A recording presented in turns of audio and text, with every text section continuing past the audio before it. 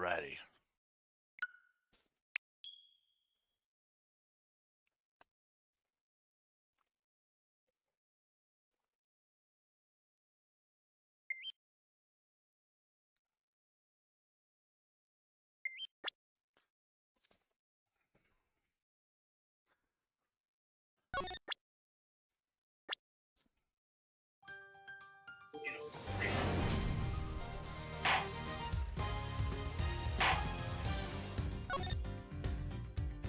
Alrighty.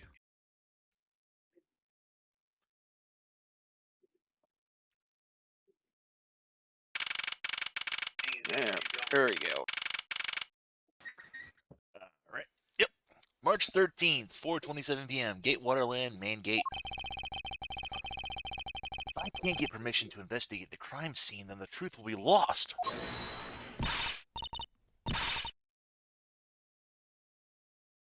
Hold it, hold it, hold it. Hold it, hold it, hold it. Okay. Hold it, hold it, hold it. Mr. Edgeworth, what are you doing spacing out? Forgotten there's only one thing you should do at a time like this. And what is that? When the people are in a boat, the hero just disappears to save the day. Look, you just leave it to me. Ryan Tate Faraday, the second of the great Yata Garasu. But I thought you were a thief, not a hero. Yata Garasu is noble and is always a thief of justice. Of course! We have enough information, I can recreate the inside of the haunted house with this. Plus, if we then factor in everyone's testimony, You can recreate exactly what happened when I dropped off the ransom money. We may be able to figure out some new information through this. It's worth a try. Agent Lang? So you want to use your little toy, be my guest.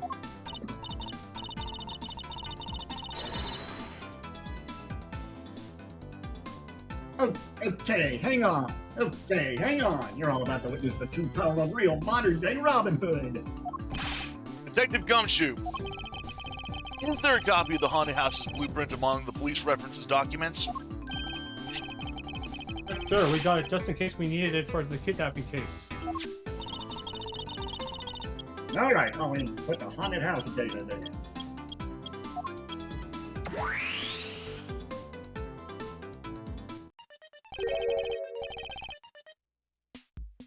What is this? Where are we?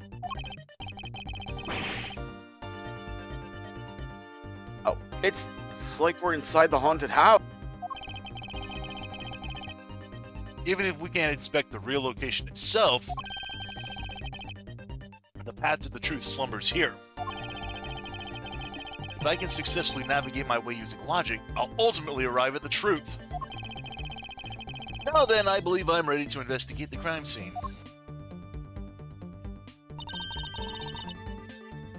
Okay, what should I recreate first? You haven't figured it out yet?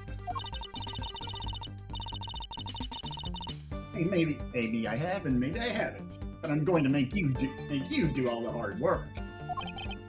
You don't know. Very well, I'd like to inspect the moment in which I was ambushed by my abductor. The two of them were definitely in this place at that time. If I can verify that, it may provide me with a new lead.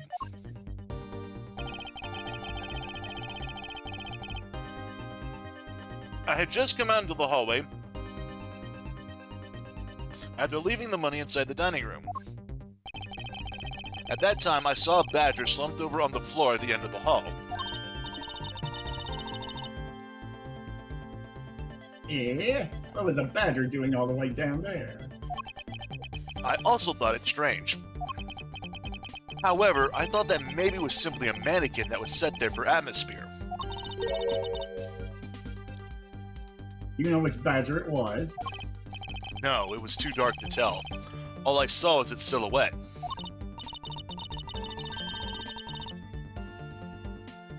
In that case, I guess I'll just program a badger show it in for now.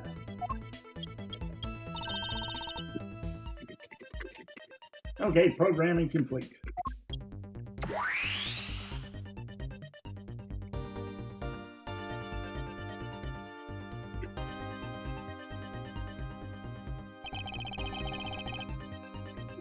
Then I started walking toward the exit.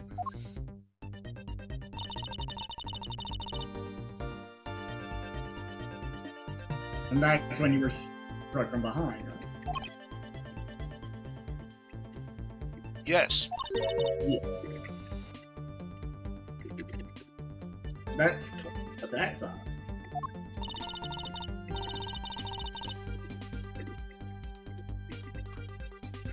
The hallway's a dead end. Where did your assailant come from? There's only one location I can think of. I believe my assailant was lying in wait here. That'd be at point B. Take that!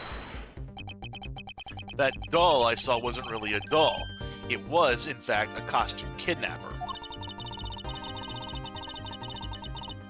Okay. Oh, so he used the costume as the perfect camouflage to blend in with the rest of the house. Precisely. He waited until I had made the drop-off and was about to leave. Then, just as he saw me take a step toward the exit, he stood and launched his attack. I can think of no better hiding place than this.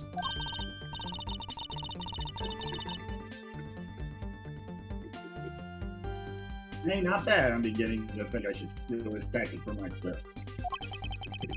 Just don't use it to do anything criminal, Kay.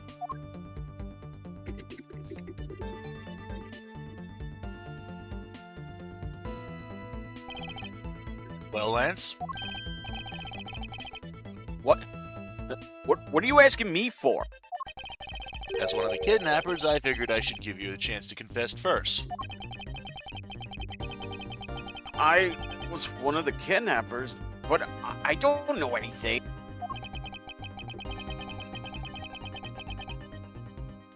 I did come up to the haunted house, but I never set foot inside.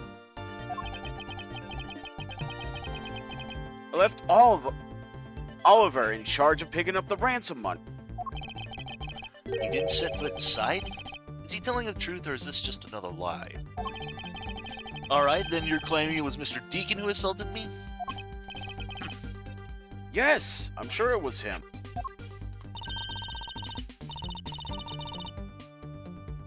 Okay, inputting the new info now. Mr. Deacon was the bad badger, right?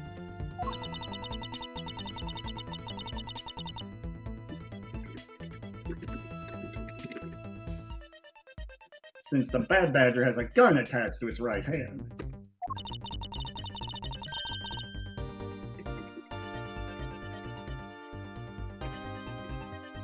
I'll have to change it so the weapon is in its left hand.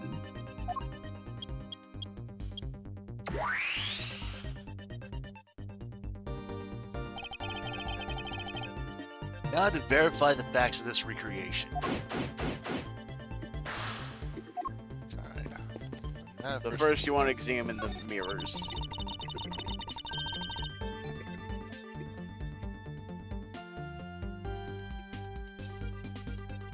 When you take a look around, it almost feels more like a house of mirrors. Indeed. Who's ever heard of this many mirrors inside of a haunted house before?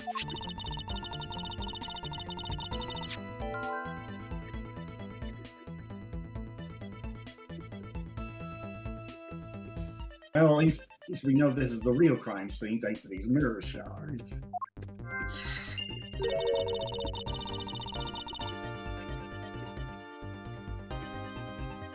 Hey, wait, these shards, there's something different about them. Oh?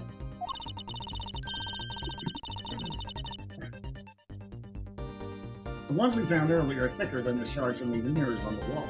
And there's a wall.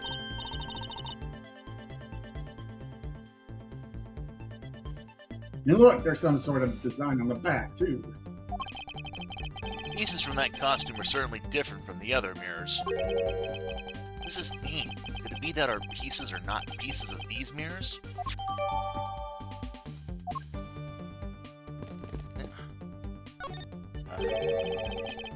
You didn't recreate the weapon.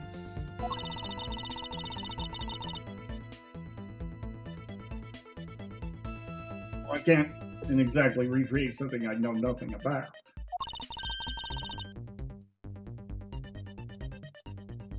So tell me, what were you hit with? The attack came from behind, so I have no idea. But I doubt it was somebody's bare hands.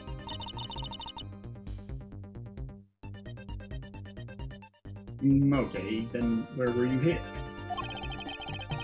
It's hit on the right side of my head, just above my temple.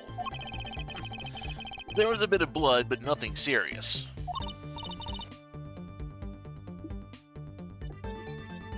Ah, sounds painful. Why are you smirking like that when you say it? It's just your imagination. Now, let's see. Imagination my ass. I wonder if there's anything in the hallway that could have been used as a weapon.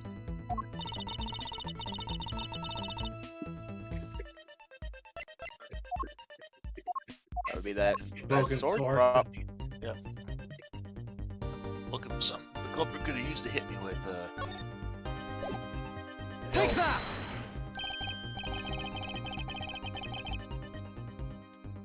I have it. There was indeed one such object lying here in this hallway. Propped sword.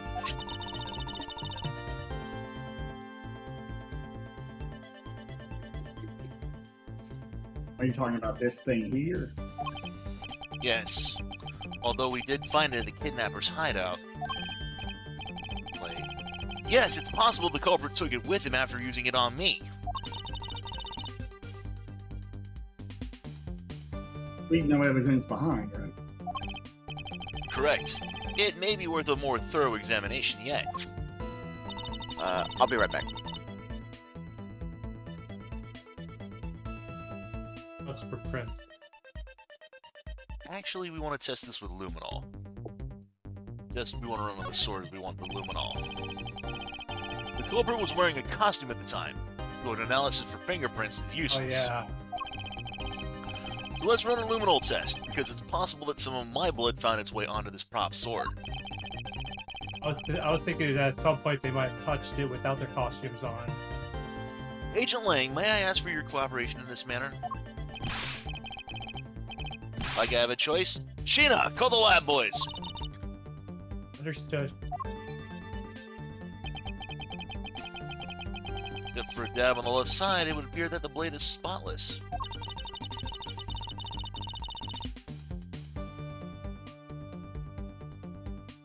Okay. Well, it must have been the left side of the prop sword that hit you, right?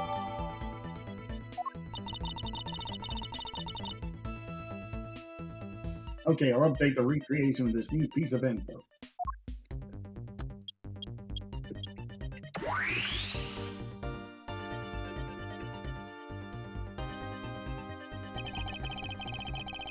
I won't rest until I've inspected every suspicious-looking nook and cranny. He said he got hit on his right side, but Yeah. as you could see, he should have hit his left side of his head. Yeah, there's something wrong with the scene, so let's go ahead and look at the sword. Because... Actually, let's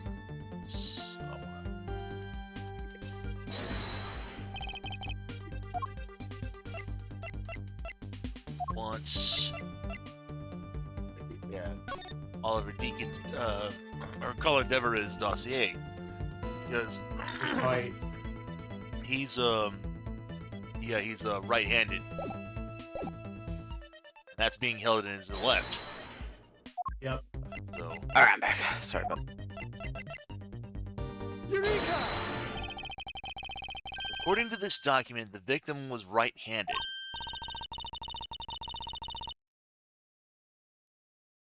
Ah, I guess I should change which hand is holding the weapon then. Hold on, you two. You didn't think I was going to ignore something like that, did you?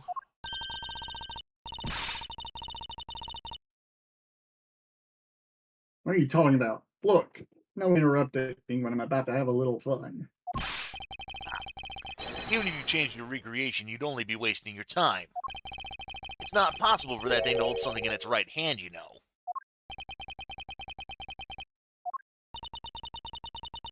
Mr. Edgeworth's logic is... What's that thing called? The bad badger? Just take another good look at its right hand.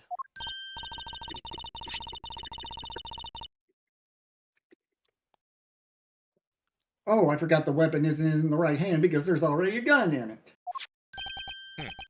Precisely. You knew that already? Yes, and I also know that the badger was holding the weapon in his right hand. Huh? Are you aware of what's coming out of your mouth? You just contradicted yourself! I have evidence, of course, proof that the culprit held the sword in his right hand. Sounds interesting. Alright, then show me this evidence. This piece proves the culprit had the weapon in his right hand when he struck. The victim...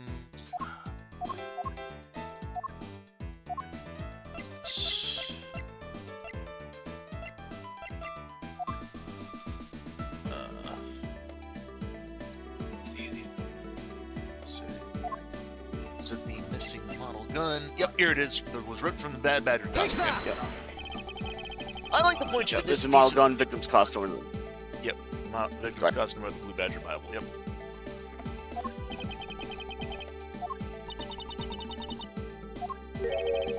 What the hell kind of proof is that supposed to be, Mr. Prosecutor? Can it be? Hey, you don't know your left from your right? Oh. That wasn't the evidence I was looking... Oh. Oh. What are you doing, Mr. Edgeworth? Get your head on straight.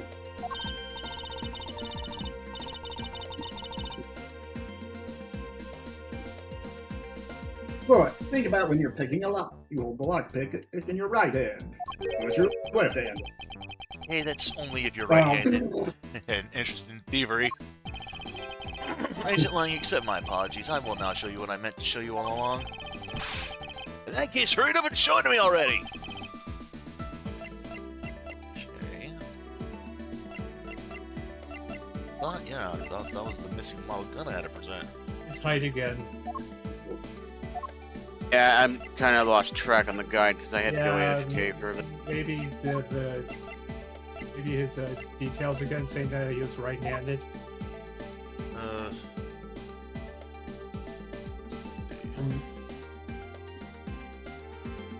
Or maybe the badger no. had his the We need to present this, the broken prop sword. The answer is the weapon itself.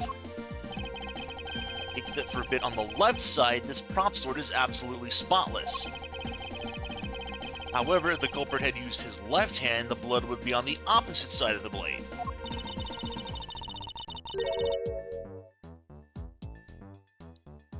But the Red Bad Badger isn't holding the sword in his right hand.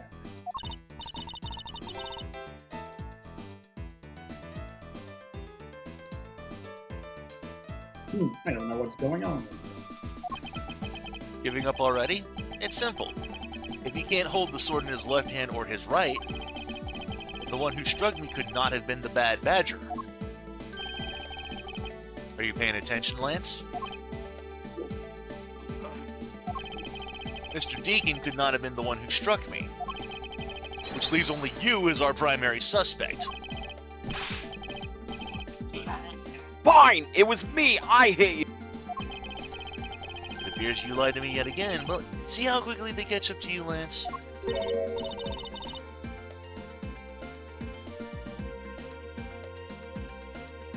left-handed people are. Wait, isn't Lance left-handed? Yes, but that's what makes this deception all the more interesting. He used his right hand to make it look like Mr. Deacon had been the one to strike me. For you see, firing a gun with one's non-dominant hand is difficult. But that level of dexterity isn't required to swing a prop sword. Also, people who are left-handed are have a dexterous. meaning they could use both hands effectively. Okay, please input this new data. The one who hit me from behind was Lance. Or should I say, the Proto-Badger.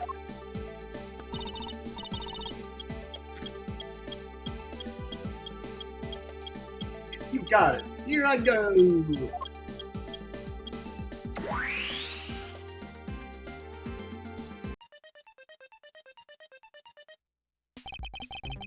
Now we have the faithful recreation of the situation around the attack on me.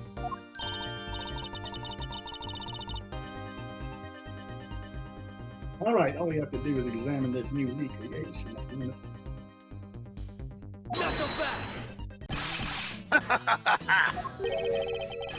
And what exactly is so funny, Ancient Lang? That amusing little gadget sure packs a punch, right, Sheena? Yes, it was all I could do to hold my laughter in.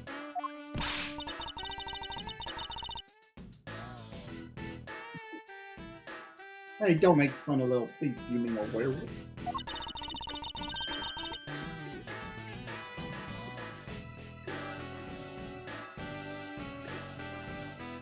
He and Mr. Edgeworth bring out the best in each other. You've had your little fun, but now it's my turn. I sat quietly by, listening. But the crude conclusions you two keep spewing don't whet this wolf's appetite. There's no guarantee your toy will always show the real situation at any given time. All it displays is what information you put in there, right? Well, when you put it that way. Your suppositions are wrong. It's not your fault, so I'm gonna let you in on this. There is a trick to this haunted house.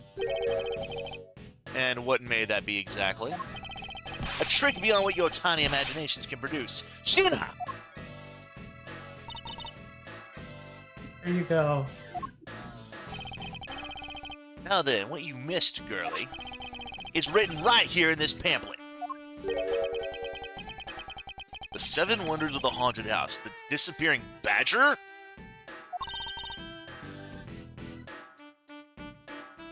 What is this? I'd say that someone around here is fond of theatrics. And as you can see, they set a doll down at the end of this hallway for that purpose. Basically, the blue badger you saw was just a stupid doll. This be! Guess that throws your whole theory about it being your attacker right out the window.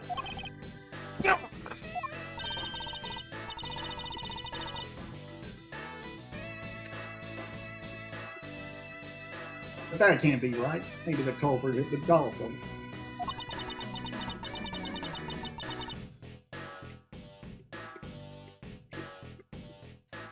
And then he laid down and pretended to be it instead.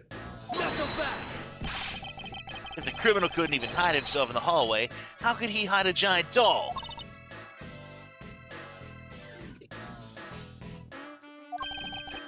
You get it now? Thanks to your presumptions. Your logic started off weak and led you to the completely wrong conclusion. Now get off your high horse! Mr. Edgeworth. Okay, I wonder if you could please input the new information for me. You don't know when to quit, do you? I can't quit, not until I declare that I've found the truth. Agent Lang, for the additional information, you have my thanks. There you go again. Well, see if I care! Okay, yeah, I'm updating the recreation now. Right.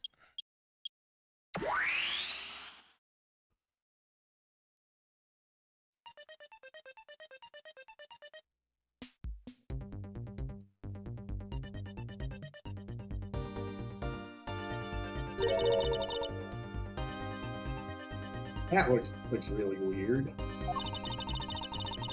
Look at how it changes from the blue badger into the proto badger all of a sudden. If the slumped over badger was just a doll, then where was my attacker hiding?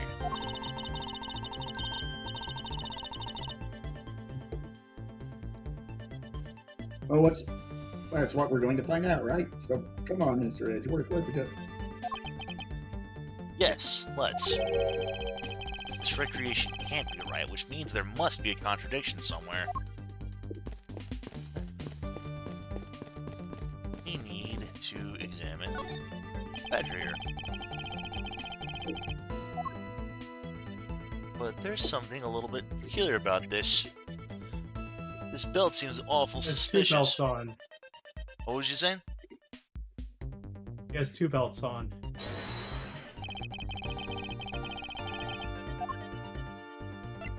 It's less that he has 2 belts on, more than the belts on in reverse. Good. Yeah, there's I two almost belts. didn't catch that. Hold on a second here. There's something wrong with this blue badger. Like what? The way the belt is on him is opposite of how it should be. Did you make a mistake?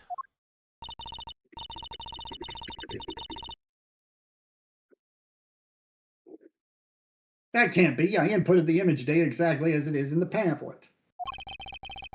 So then why is the blue badger dressed up in reverse?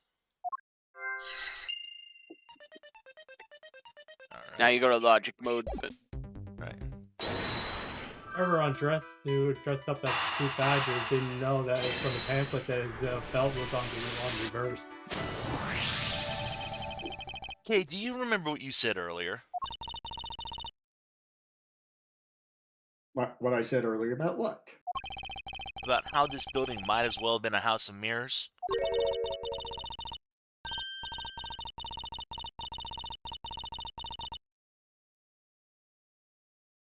A house of mirrors? Oh, that would explain the reversed or mirror image.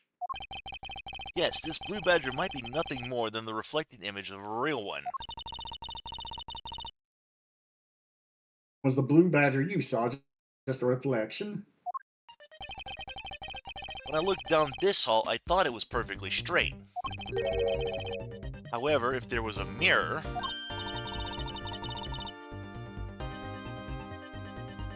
Oh, then it would Oh. actually be an L shape, right? Clever. Precisely. I was deceived. The hallway was almost pitch black, and there was a beam in the way that obstructed my view of the other hallway.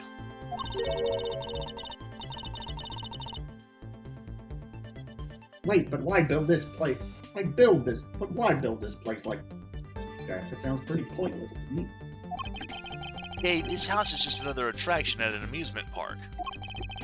They created a mirror wall for a very specific purpose, one I can point out to you.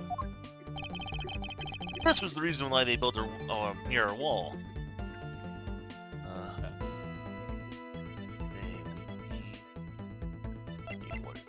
present the Gatewater Lane pamphlet.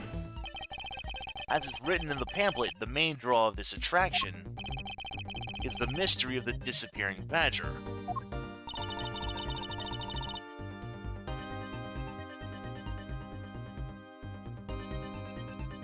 They built the mirror for that trick alone.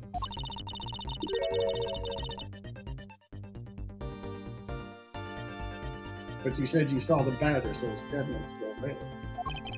That was true at the time. However, doing this allows someone to make the blue badger disappear in the flash. Move the mirror wall. To remove a reflected image, you simply remove the mirror. First, the mirror was constructed so that it could be moved. Then, beyond where the mirror was, an empty hallway had to be created.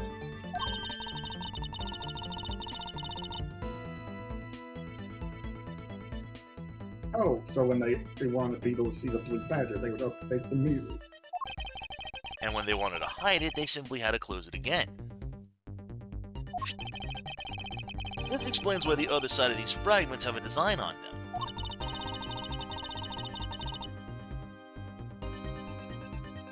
Ah, and if the pattern is the same as the other walls in this hallway. Then when the mirror is closed, it would blend in with the rest of the walls. This is the mirror trick that this haunted house employs. And this also proves the existence of a hiding place for the culprit.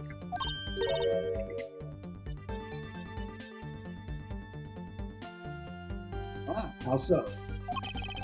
Think about it, Gay. There was a place that was outside my field of vision.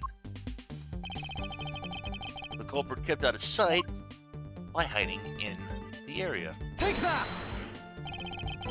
There was a very large blind spot, one I could not see beyond, and it was right here. If my assailant hid on the other side of the movable mirror,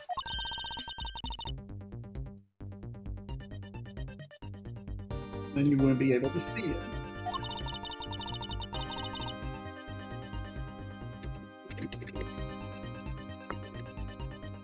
He didn't even need to do anything to the blue badger, though. exactly. All he had to do was wait for me on the other side of the mirror.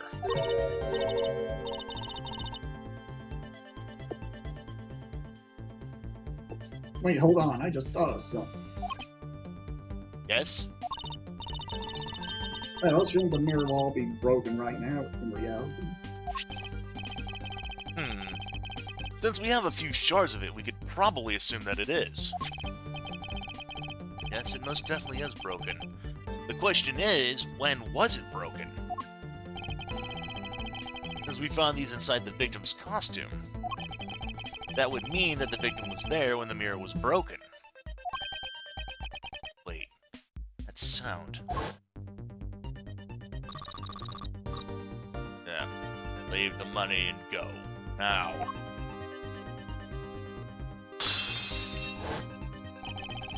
That sound I heard was most definitely the sound of a mirror breaking.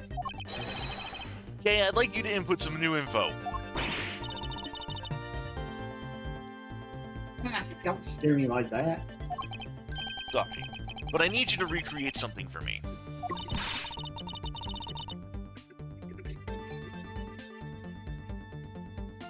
Sure, whatever you need. So what do you need then? So what do you need then? If you could first recreate this hallway just before they entered the dining room.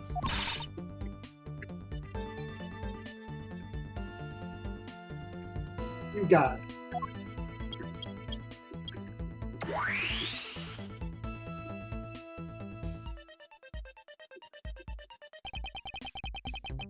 Now this, I believe this is how it was right before I entered the dining room. Although at the time, I thought it was but a single straight hallway. Then I went inside. It was around then that I heard the sound of the mirror shattering.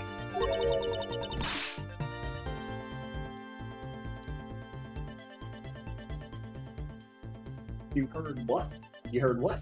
Then Yes, I believe it was then that the mirror was broken.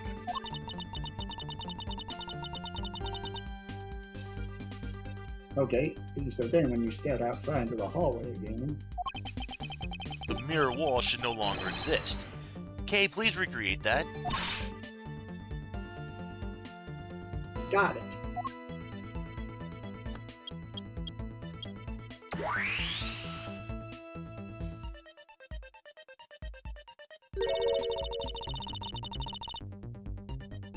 Wait, but with the mirror gone, the culprit lost his life.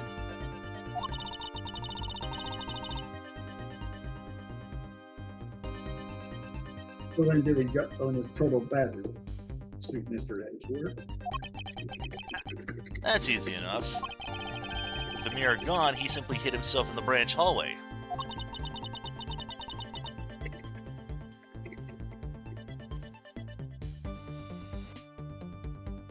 I think this about wraps it up.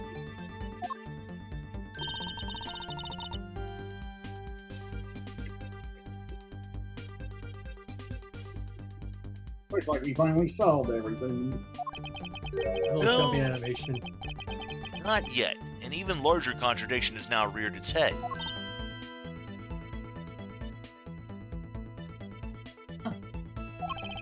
Perhaps you did not notice, but this recreation contains a very troubling inconsistency. The inconsistency between what I saw in the recreation lies here in On the the empty empty corridor. straight corridor. Take that! Okay, take a good look at the end of the hall. Oh, there's no blue badger there. Exactly. The blue badger I saw in reality is not here. this is the final point on this long chain of logic. The last remaining contradiction.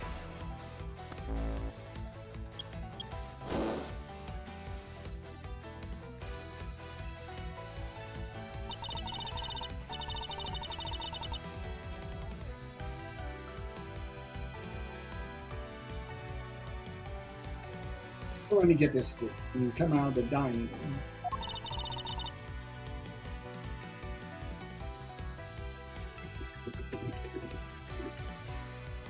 you saw a badger, right? And that is precisely where the final contradiction lies. Something that shouldn't exist was there before me. Who or what do you suppose it was?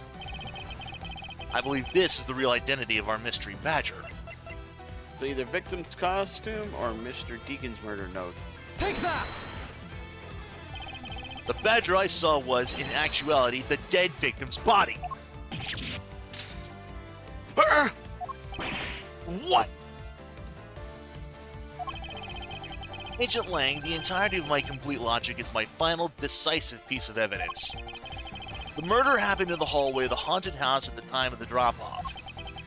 And you can consider the moment I heard the mirror breaking to be the real time of death for Mr. Deacon. No! Maybe it was due to their fighting, or perhaps it was the life-shattering bullets. But no matter what the cause was, the hallway mirror wall was broken. You were in the house at the time, right? Are you telling me you missed the sound of a gunshot? Objection! There are a variety of sound effects playing at the time. All for theatrics, I assume. The gunshot must have blended right in.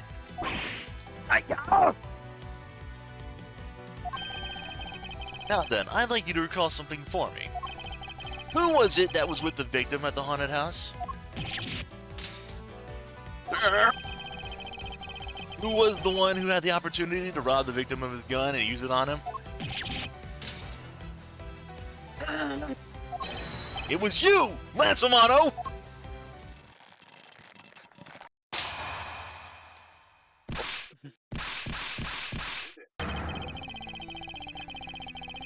I'm sorry!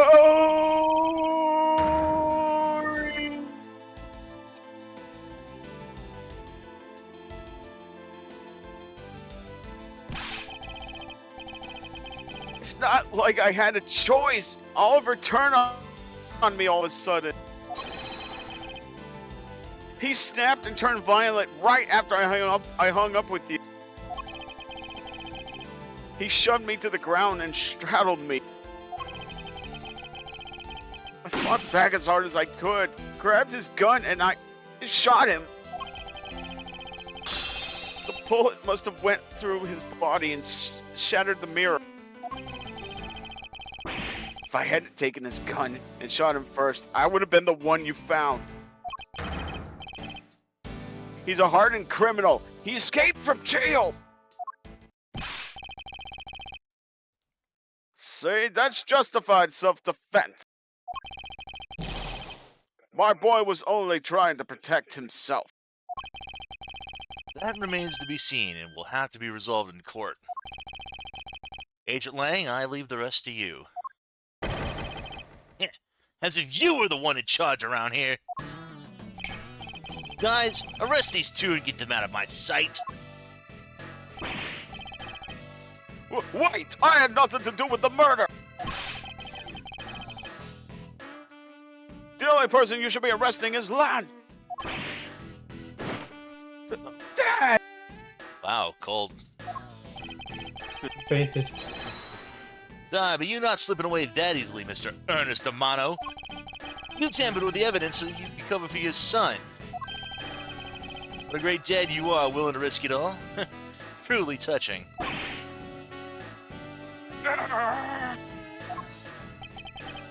By the way, you know why I'm really here? And how could I possibly know the answer to such an asinine question? You wound me. I came all this way from across the sea just to see you, you know. You came to see me? What's that supposed to mean? I have a few things to ask you, Mr. Amano, about a case from 10 years ago. Case from 10 years ago? Oh, what's the name that you use here for that case? Gina. It's known as a KG8 incident.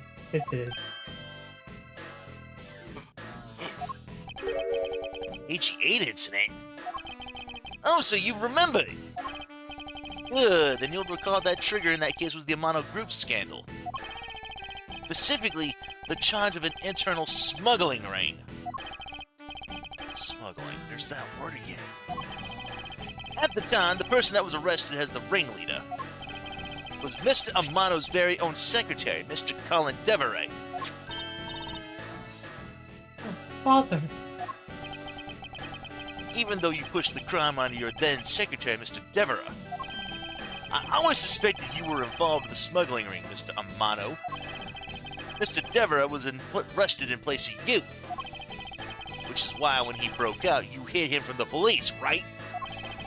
You hid him in exchange for his silence and your little dirty secret. No. Please calm down. I honestly have no idea what you're talking about. Yeah, pretend to be ignorant all you want. We're taking you down to the precinct anyway for a nice long chat.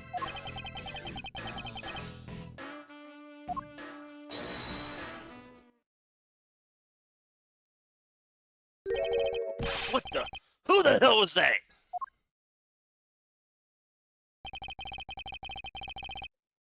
Oh, that's the other prosecutor. I think that's UG. I'll take him down to the precinct if you don't mind. And who the hell are you? Yep. I'm Jacques Portsmouth. I'm the prosecutor in charge of this case. Oh, Jocks. Thank goodness you're here. Don't jerk me around. This is an Interpol case. You keep your paws off my suspect.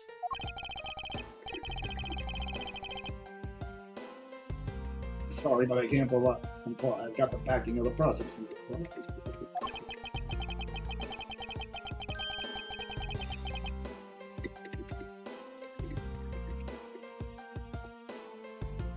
In this country, we prosecutors work with the police to bring cases.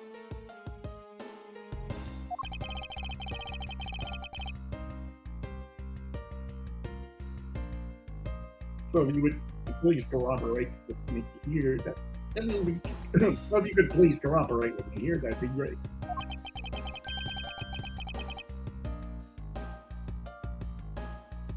Now, how about a handshake to seal with you? Sorry, but I hate prosecutors. The whole lot of you! Guys, arrest the two suspects! Sir. Oh, I almost forgot. Prosecutor Miles Edgeworth, is it? I'd like to thank you. Thank me? Yeah, for working so hard to fulfill my goal.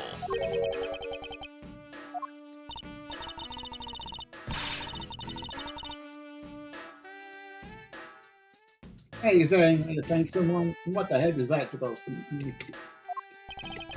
You were so relentless with Lance that you forced Ernest to tamper with the evidence. Thanks to that, I finally had a legitimate reason to arrest him. How does it feel to bite the hand that feeds you? The hand that feeds me? I'm not sure I follow. Yeah, it's no use pretending with me. You're the one, right? You're the corrupt prosecutor working for Mr. Amano in the smuggling ring, right? No, I would never do such a thing. What the heck? Our intel's never wrong! In your prosecutor's office, there's definitely someone working with the ring. Ah, so Agent Blaine suspected my relation to Mr. Amano. That must be the real reason behind his antagonistic attitude. On top of that, your mentor was Manfred von Kammer, right? There were non-stop rumors flying around about forged evidence with that guy. You're not twisting the truth behind those closed courtroom doors too, are you? courtroom is a place where the truth is revealed. But don't you worry, it's not only you. The whole lot of you can't be trusted. Prosecutor who never lost in 40 years, every defendant must be found guilty?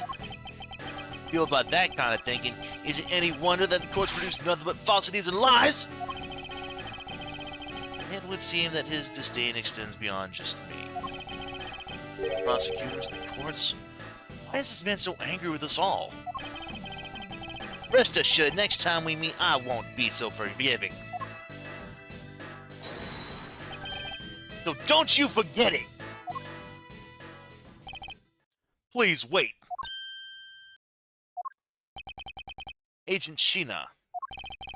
Why does Agent Lang hate all prosecutors so?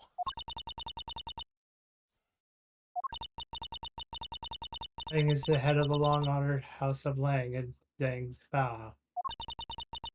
The heads of all police-related divisions in that country were of Lang blood. Word.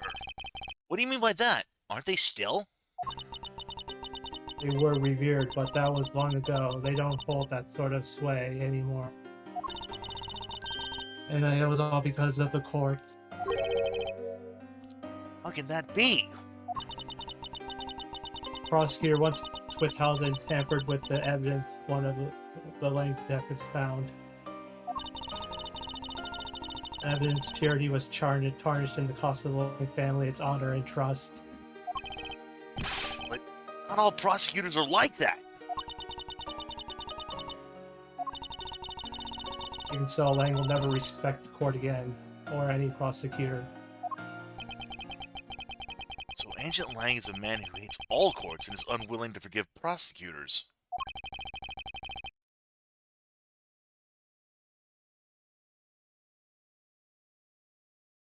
Noise is me. Yeah. That's you. Man, what a piece of work that guy is.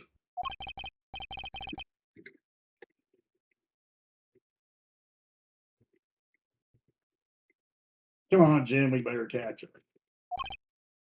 Yay.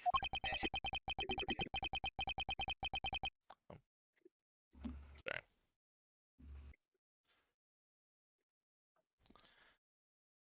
Still got to deliver that thing to the old man after all.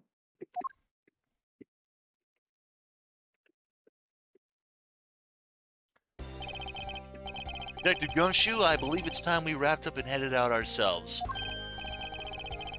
Yeah, are you going home, Mr. Edgeworth? No, I've done nothing but be entangled in one mess after another since my return. If it's alright with you, could you drop me off at my office? No problem, sir. Excuse me. Yeah, what is it? That is, thank you very much. That's okay, no need to make me pally. Just doing my job as a detective. Guess I was fooled pretty badly by Land. Just a second. Yeah. Yep.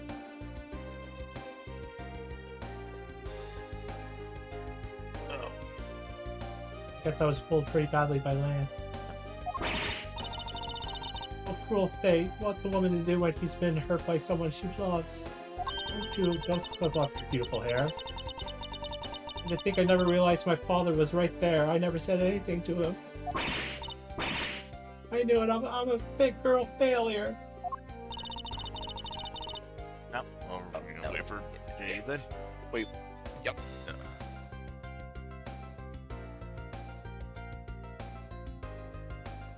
Actually, isn't she not getting arrested too? Oh. I guess not. So here's what really happened. So a decade ago, the Amano Group was revealed to have an internal smuggling ring, which caused the KG-8 incident. The group's secretary, Colin Devereux, was arrested as the ringleader. Some agents suspected that it was the company head, Ernest Amano, pinning the crime on him. Devereux soon broke out of jail, bringing with him a guard's gun, and he took the alias of Oliver Deacon to go back to his former employer to seek hiding. I know all that. It's just that I just wondering it. I may not have known all that, but she still played along with the kidnapping, though. Yeah.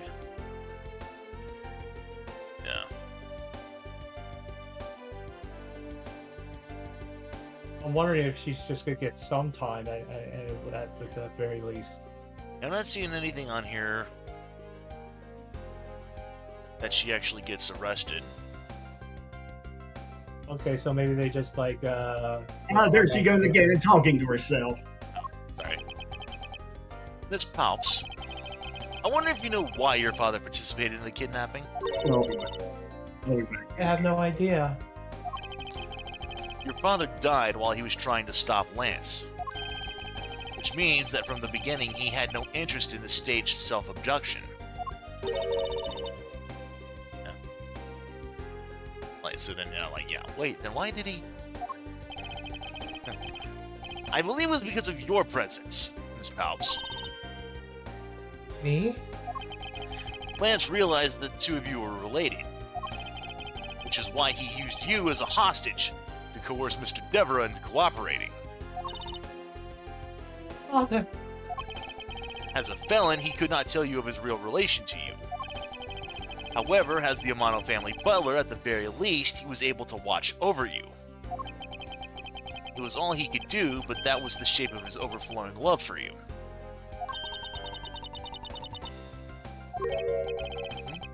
Go on, speak your mind.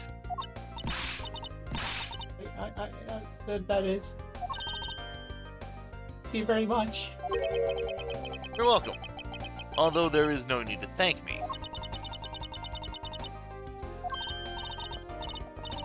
Oh no, Lauren, stop. I mean, this man's so much more older than you.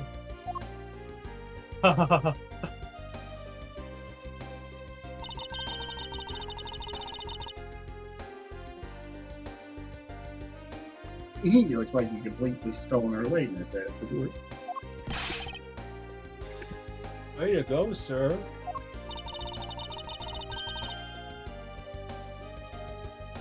Your technique is way beyond the level of a great thief. What are you going on about now?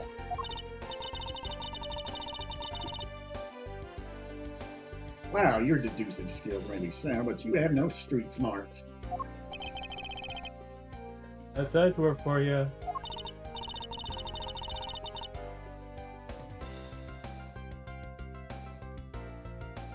Yeah, I mean, he still hasn't figured out who I am at all. Hmm?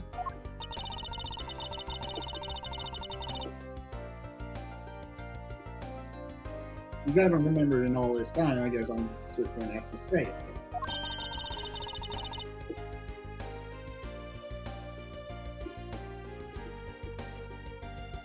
This isn't the first time. What do you mean by that, Pally? Mr. Edgeworth, how do you know this girl?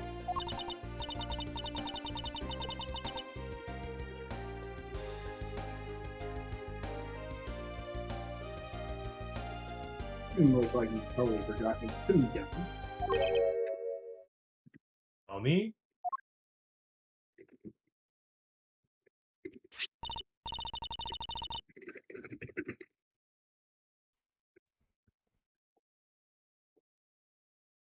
Here, maybe this will jog your memories.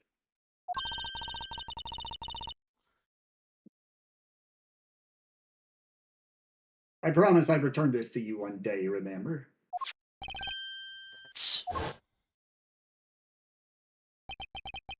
That single piece of cloth took me back, far into my past. To that fateful day 7 years ago, when I first met the then child Kay. And Detective Gumshoe. Ooh. Is that You gotta see Tiny Francisca. Save our progress? Yes. Go ahead and save it here. But before we go about going into episode 4, I do want to bring up a little something. We do have a couple of new characters that are coming up for being voiced. 2 of which, DM, you've actually already inadvertently taken. The thing is, I want to let you know I am going to go ahead and just temporarily take over one of them for now, and that's only because between the characters that you've got, you are going to have a lot of talking. And by that I mean Quite a Okay. lot. So, um, so the character I'm going to be voicing, I'm going to be taking over temporarily. Will be going back and forth between me and Edgeworth. Whereas the character you will have is basically going to have a lot of banter back and forth between Gumshoe. So, um, that's kind of what I wanted to do. That we're going to take a quick break here. I'm going to go ahead and use the restroom and stuff. I'll be right back. And when I get back, when I get back, we'll go ahead and we'll dive into episode 4. So, Sounds good. funny thing, have you noticed that with every episode we've gone further back in time? Yeah. The first case was basically like in like the modern day, but then like then the airplane one was like a couple of days, like a day prior to that, and then this one was even further back than that. So Tim's like, hey, gotta get back in time. So yeah, but yeah, right. Like I said, I'll be right back. Yep. Might grab a water then too, so I'll be back as well.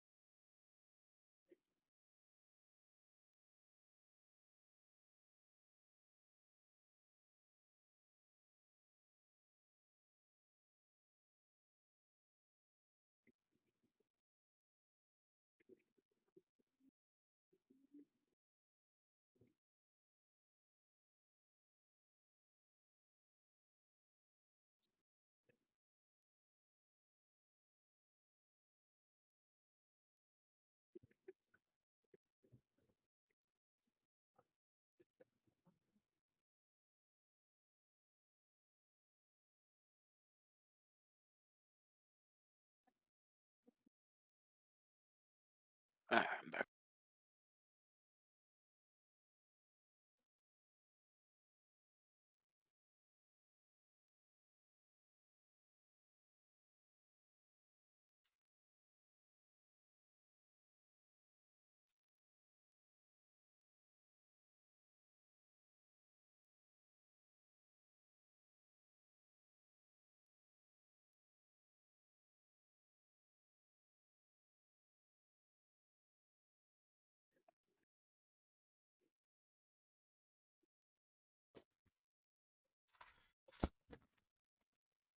Alrighty, we're good to go.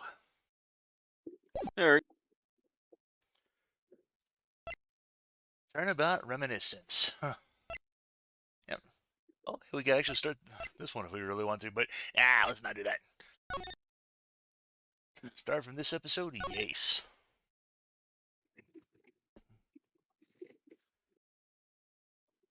Also know they didn't make the you know, like the when you completed the chapter. Oh, yeah. Kate Faraday, the young lady who calls herself the second Yatagaru-sa.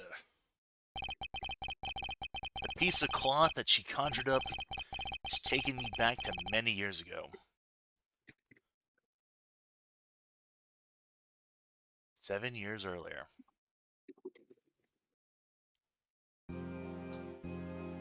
Also, gee, look who's returned as well.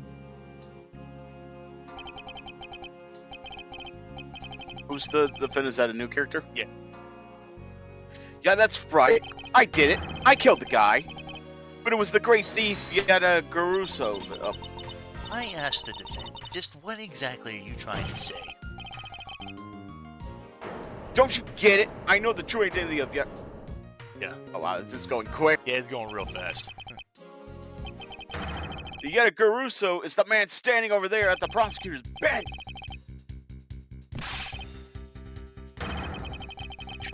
Dare deny it. You told me you killed him when you snuck into the embassy.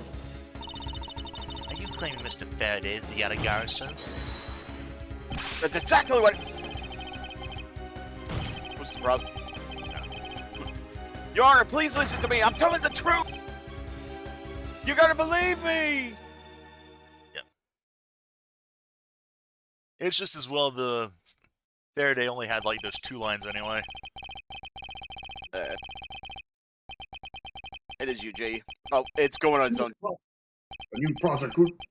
This court will be in recess until the new prosecutor is ready.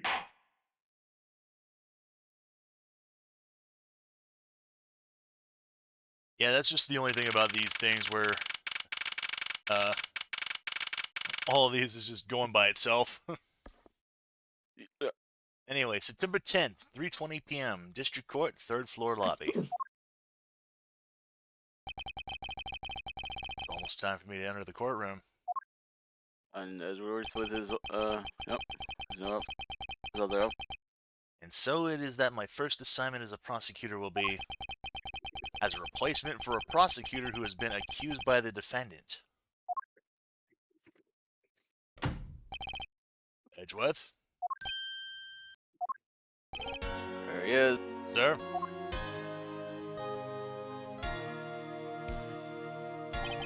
Have you read over all of the documents regarding this trial?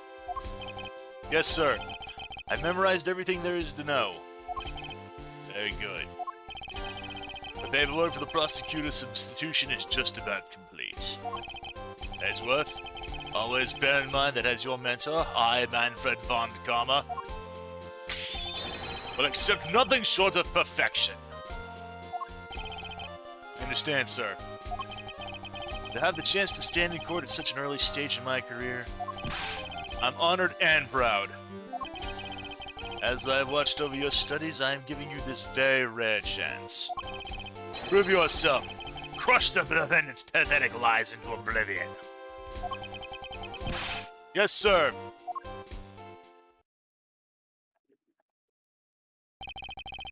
That such a legendary prosecutor will be watching and judging my performance. I have to be perfect in every way.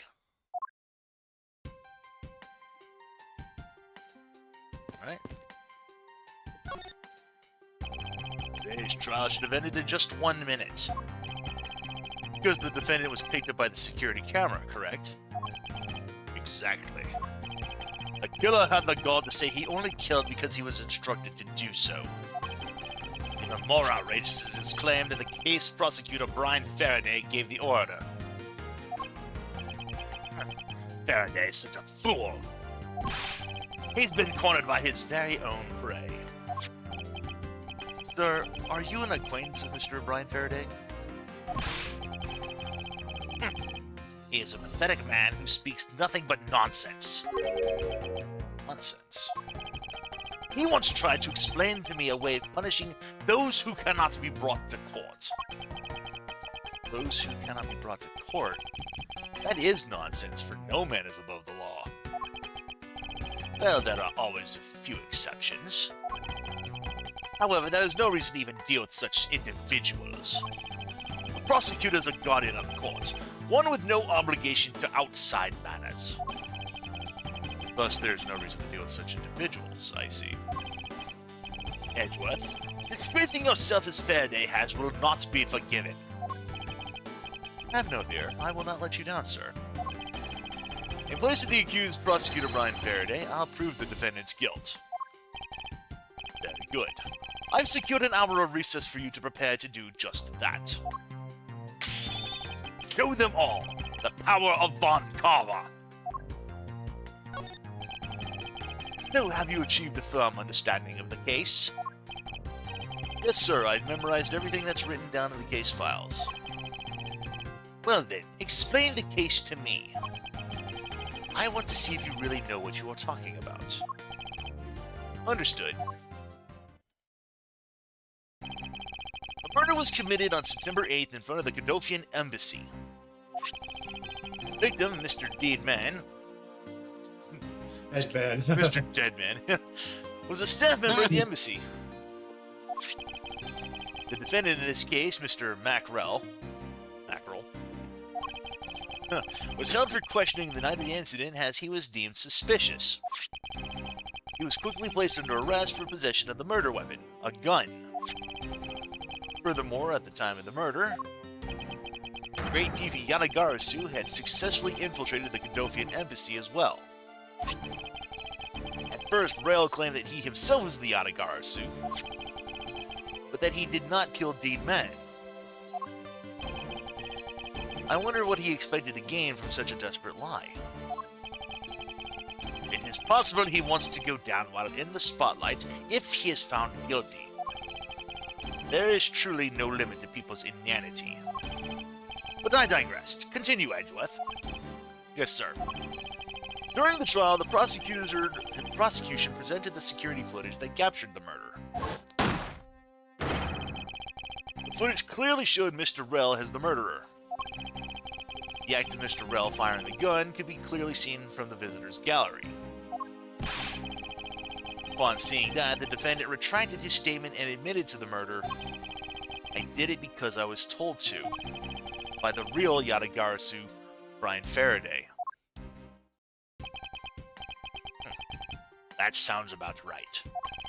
However, you've forgotten one thing.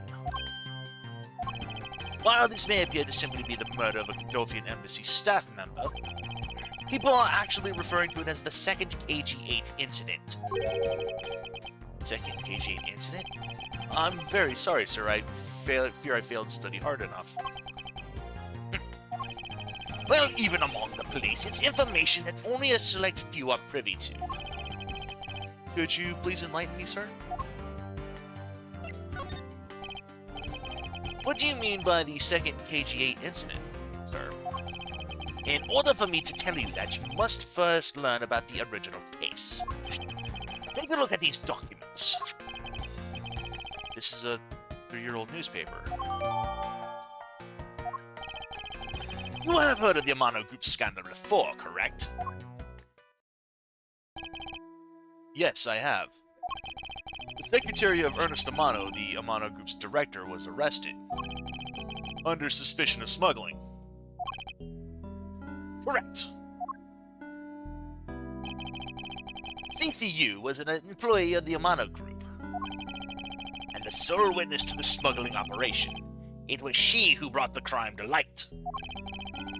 However, Miss Yu was silenced before she could testify in court. Wasn't a Cadofian embassy staff member arrested for the murder? Yes.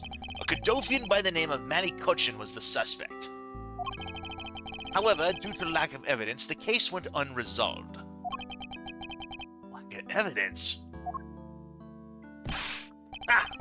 If only I was in charge of the case. I would have done everything in my power to prove his guilt. Make sure that all criminals are found guilty. My mentor really is dedicated. Faraday was the prosecutor on the case then, and he was as pathetic as ever. Mr. Faraday was in charge of the KGA incident as well? That's right. And now, once again, the victim of the case you are currently assigned to was someone who is scheduled to testify against that smuggling organization. And just like last time, the victim was murdered right before he was to testify. You're catching on! The victim was murdered just before his day in court against the smuggling organization. Events are occurring almost exactly the same way as they did 3 years ago in the first KG-8 incident. So that's why it's being called the second one. Yes. Yet there is one difference between these two incidents. And what would that be? The so-called noble thief that is sending everyone into an uproar. The great thief Yadagarasu. Yadagarasu? I'd better find out more. If it's true that the Yadagarasu showed up at the Cadofian embassy, what could he or she have been after? No doubt to steal any suspicious accounting records and release them publicly. Or more likely to steal secrets from the Cadofian embassy itself, since the item that the Yadagarasu stole from there was sent to the police. What was it that the Yadagarasu sent to the police? I don't know the details. Anything related to the Yadagarasu is getting top-secret treatment. Still, I find it very ironic. By returning the stolen item to the police, it was proof positive that the Yadagarasu had infiltrated the embassy on the same day the staff member was killed. Criminals have a way of incriminating themselves, wouldn't you say? That would have to be the first time the Yadagarasu left evidence behind, correct? Yes, indeed. If you wish to learn more about the Yadagarasu, then I suggest you ask Faraday. Mr. Faraday? He happens to be the prosecutor in charge of the Yadagarasu case as well. Is the prosecutor in charge of both the KG-8 incident and the Yadagarasu case? Mr. Faraday really has a lot on his plate. Oh, there she is! What is it, little girl?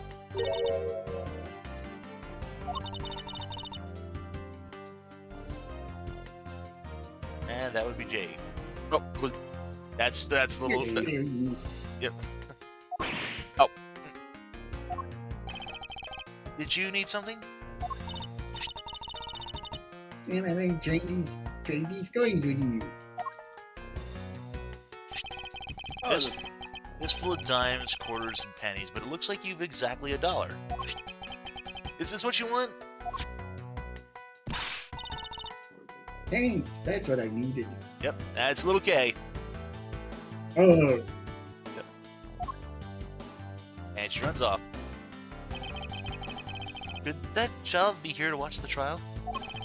How disrespectful for a child like that to be running around inside the courthouse. Does no one have respect for this country's judicial system anymore? and Joy says, what American currency doing in Japan? Right?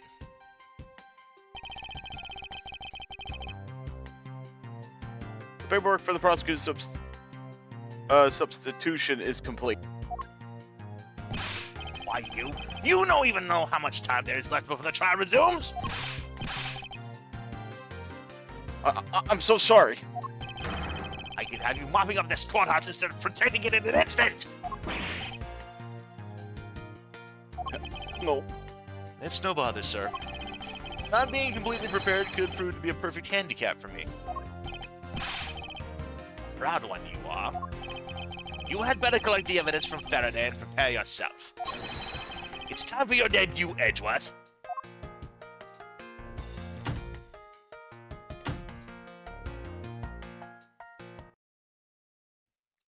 I can just imagine the cops just go, motherfucking cocksucking try to live it.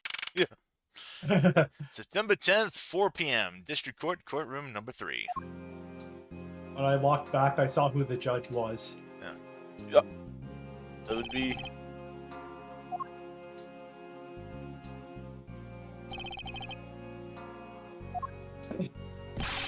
Just what is going on? Why isn't Faraday here yet? How is it possible that the defense is not prepared yet either? Bailiff, where's Mr. Faraday? I'm not sure. I wasn't really paying attention. Oh, there's the judge. Here come the judge, here come the judge, here come the judge. Must be the one Mr. Von Karma recommended.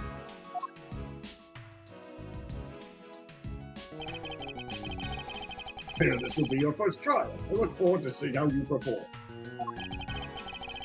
Oh, by the way, was there someone celebrating a birthday during the recess? I could have sworn that I heard a popper going off. Come to think of it, the other day with my grandson. Sir, it looks like the trial's about to resume, however. Yes, it will be all but impossible to prove the witness a liar. Without the evidence from Faraday, what is that blasted buffoon up to?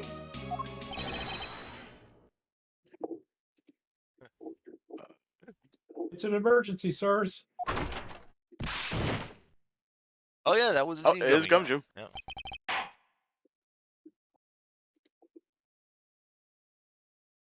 So silence! There shall be no yelling in a sacred hall of law. Bailiff, remove that man from this courtroom at once. Please. Wait, you have to listen to me. It's an emergency. Defendant lobby number 2, Mr. Faraday and the defendant. The two of them. They're both dead, Your Honor. What? What? What? What's all around? What? September 10th, District Court hallway. Everyone just comes rushing on in. This is you, DM. Hey, back.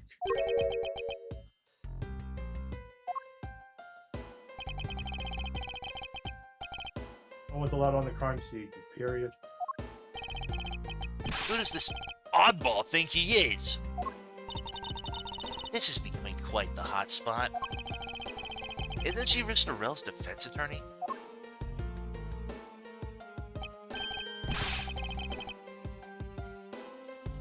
Hey, you, no running the hallway, pal. And who are you to tell me what to do? I'll never find out what's going on like this. It's time for some civil discourse.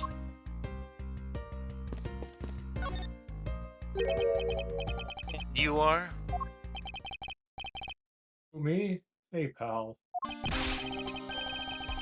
Common courtesy to tell someone your name first before asking theirs. Point taken. My name is Miles Edgeworth. I'm a district prosecutor.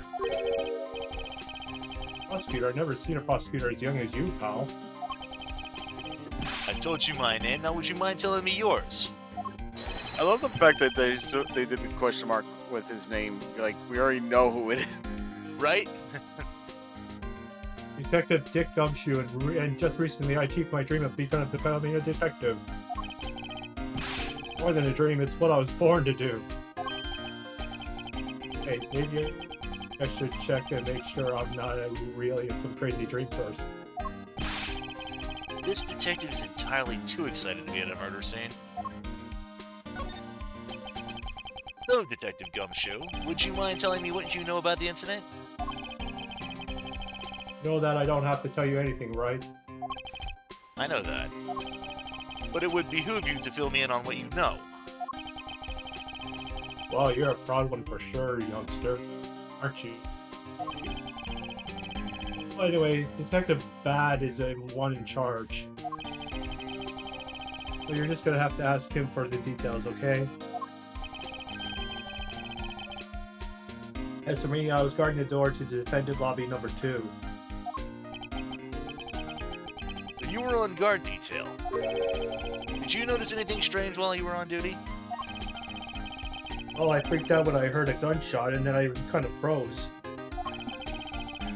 You're a detective, and a measly gunshot scared you that much? Then again, I can hardly claim to not know what it's like to hear one at close range. Detective Bad came running to the scene.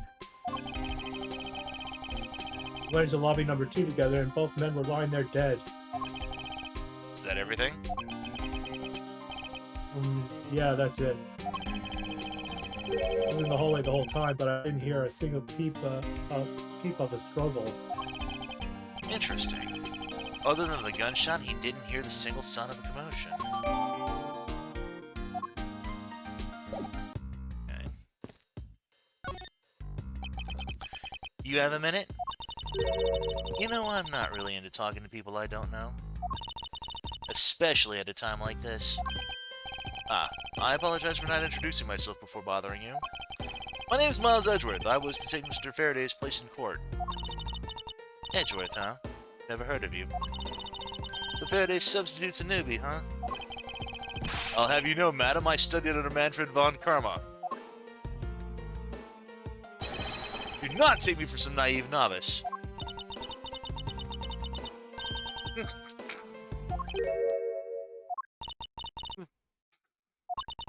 Do not take me for some naive novice.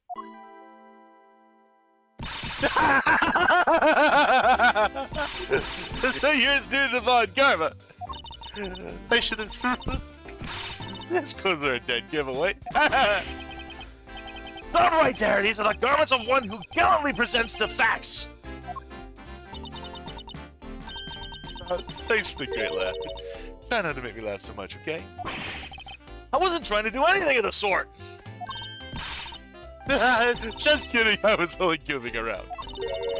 By the way, do you know who I am? My name is Callisto Yu. You're telling the truth, and we were about to go head-to-head. Go on.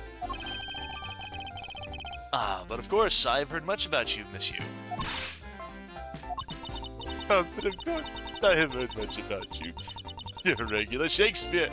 Did I say something funny? I'd like you to update me on the situation. I don't really know anything.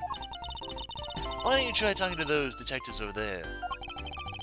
If that's the case, then why are you here?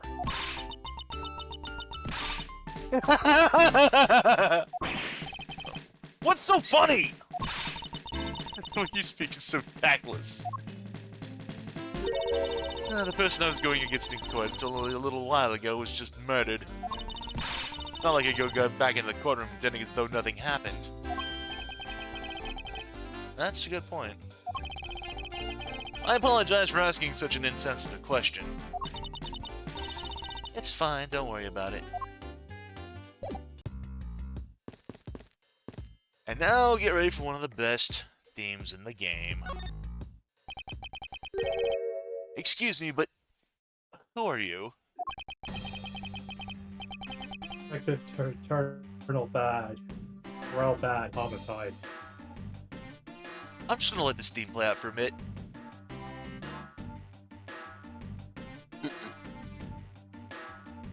Have we heard? Oh yeah, we haven't heard of this thing yet.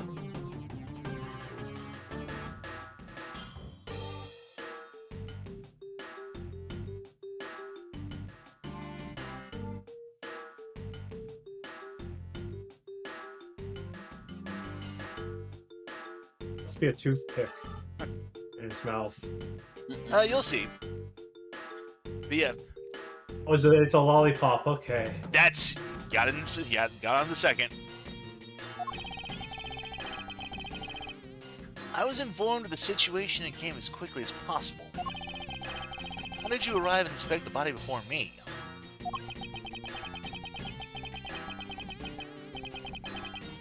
Faraday requested for me to testify in the trial.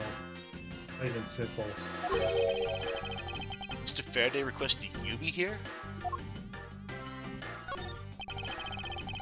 I already contacted HQ about this situation. I've got nothing to say to you, no. Kid. I'm Mr. Faraday's substitute in today's trial. Therefore, I insist you update me on the situation. Can't back down here. I have a right to know. Do I need to teach you a thing or two about how to talk to adults, you know? Is he threatening me? Is he going for his gun? I just love the look on his face right there. But then... it's just a mirror! How dare you trick me like that? Faraday was stabbed to death with some kind of blade, and he had a gun in his hand.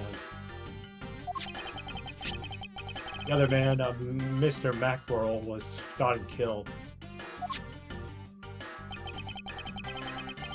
He was found holding a bloody knife in his hand. Is there anyone else who went into the defendant lobby number 2? Yeah, that big lug over there. His name's Gumshoe. He was in charge of guarding the place. He's claiming that no one else entered the room. If that's the case, then they must have killed each other, correct? Maybe. Such impudence. This guy's really testing my patience.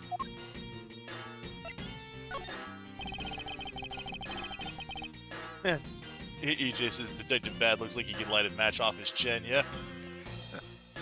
Why was I not... Yeah, was... actually strike a chin, yeah. Oh, yeah. Why was I not informed that you were going to testify in court? Homicides aren't my only gig. The Yatagarasu case is also on my assignments. So you were called upon to comment on the Yatagarasu's characteristics in order to assist if Mr. Faraday really was the Yatagarasu or not. Oh well, looks like you just might have a brain in there after all, kid. Son? I'm not your son, Pops.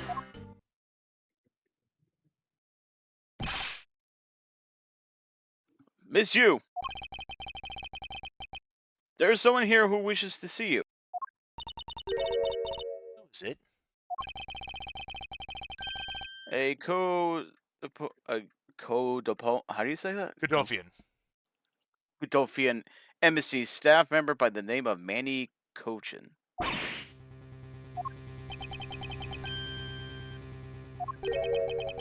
What's going on? Detective Bad misused moods just changed all of a sudden. Wait a second. Wasn't Manny Cochin? I'll be right there.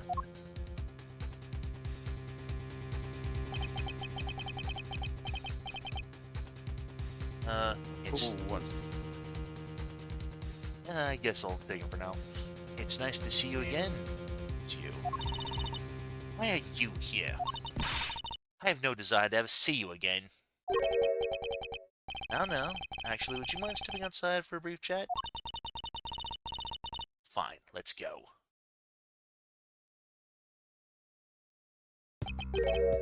Bad. On karma. Been too long. I knew you would show up.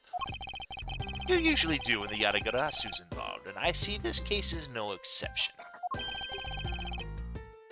Do you know Detective Bad, sir? Yes. He's like an old bloodhound that never leaves the scene of a crime. If only he would get a promotion and move on. It's a crime scene where a detective is most useful and effective. It's not like I don't know that. Moving on, though, Bad. That man that I just passed by. Was he not the suspect from the KG8 incident? So I was right.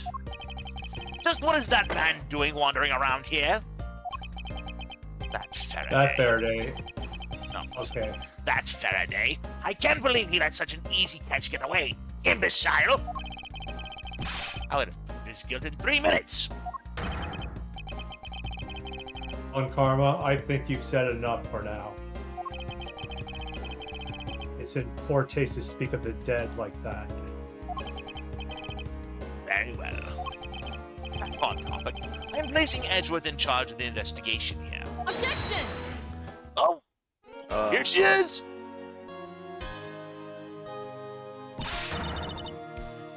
Papa, how can you place him in charge?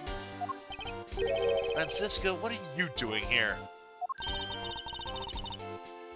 I'm here for summer vacation. What else?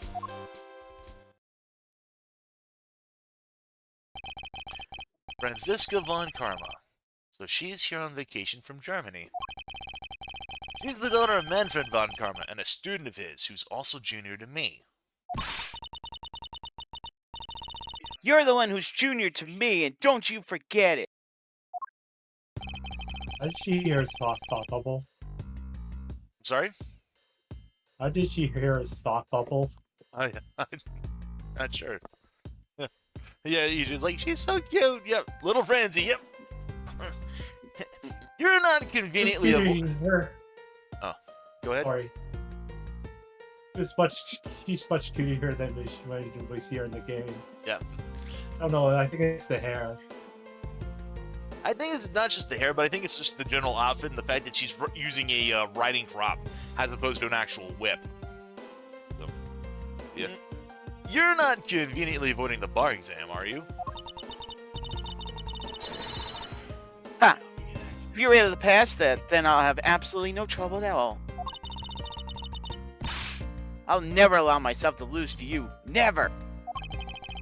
Why does she always have to be this competitive? Anyway, Papa. Are you really assigning Miles Edgeworth to cover the case? Yes, I am. Why do you ask? Well, you know, I'm close to becoming a prosecutor myself. And I am 100% confident that I can do a better job than him.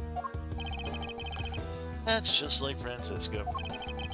He has no problem bad-mouthing someone right in front of him. Bad? Yes? These two will be conducting the investigation. What? This is no playground for your kid. Want me to let both of these kiddos loose on the crime scene? Ah, this is a perfect opportunity for them to work on their prosecutorial skills. Crime scene is not a place for children to play pretend. I am the one with the authority over this crime scene, Bad. And I will not tolerate complaining. Edgeworth, Francisca, I leave this case to the two of you. Understood, sir. Yes, Papa. I'll go take care of the paperwork now. Remember, I'll accept nothing but a perfect report from the both of you. Do not disappoint me.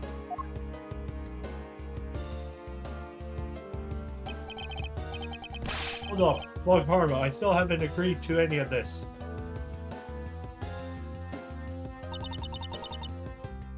Miles Edgeworth. It's been quite some time, Francisco. This will be the perfect chance for us to see which of us is truly worthy of the Von Karma name. Would it kill you to at least say hello? Long time no see. Very good. Just because you became a prosecutor first doesn't mean you can act all proud. She hasn't changed a bit. Miles Edgeworth. As I was saying, we shall see which one is worthy of the Von Karma name. Crying out loud, I've been reduced to a babysitter.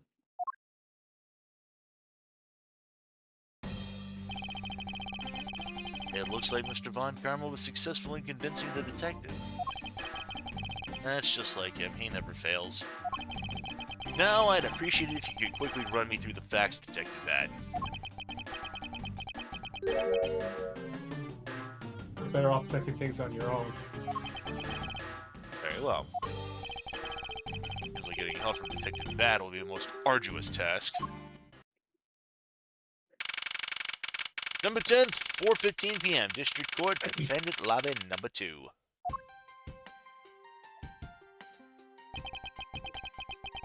It's the only real explanation that they killed each other simultaneously?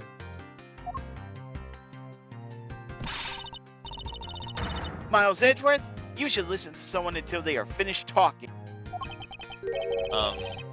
What are you talking about? I'll only say it one more time. This is a competition to see who is truly worthy of the Von Karma name. A competition? The person that figures out the truth first wins. The person who doesn't discover the truth is the dishonored the name? Exactly. I don't care that you become a prosecutor before me. I simply refuse to hear any more foolish things come from your foolishly foolish mouth. Fine. Whatever makes you happy. Can I take that as you accepting my challenge? Once again, whatever makes you happy. Ha! Well then, let us begin the investigation, shall we? I'm going to find the perfect evidence and prettily present it like the professional I am. Competing to discover the truth behind a crime. How delightfully childish.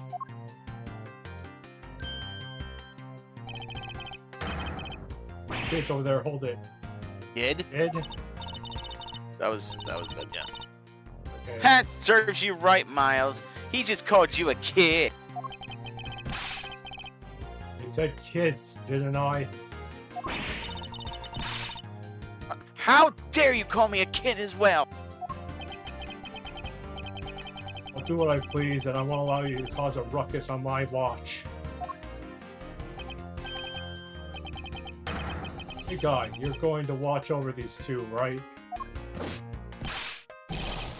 Yes, sir, Detective Pat, sir. Now, we'll do what I say from now on, kiddos, okay? You better not get in our way, Scruffy. You'll feel the bite of my whip if you do. You have a crop. Then you prosecutor boy. Let's get your investigation started already, alright? Great. Now even that detective's treating me like a child. Alright, it's time to get investigating. Get a move on, prosecutor boy. My name is Miles Edgeworth. And if you were to call me Prosecutor Boy one more time, it will be my duty as a prosecutor to look into your monthly salary. What? What would you do if my salary out there I saw how much it was? Well, that's up to you now, isn't it?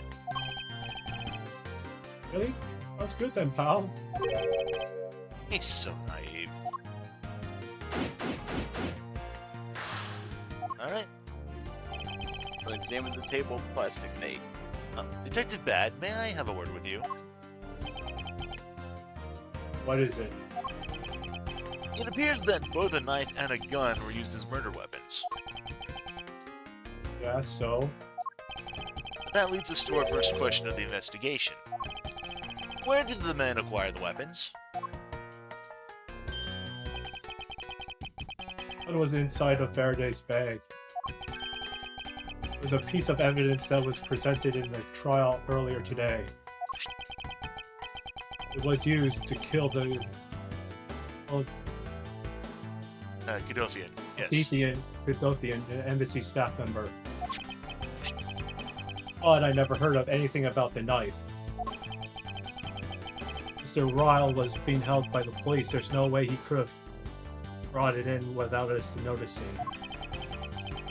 Which means it's possible that Faraday had the knife on him as well from the start. It had been a piece of evidence that had yet to be presented? But then why doesn't Detective Bad know about it? Wait, what if...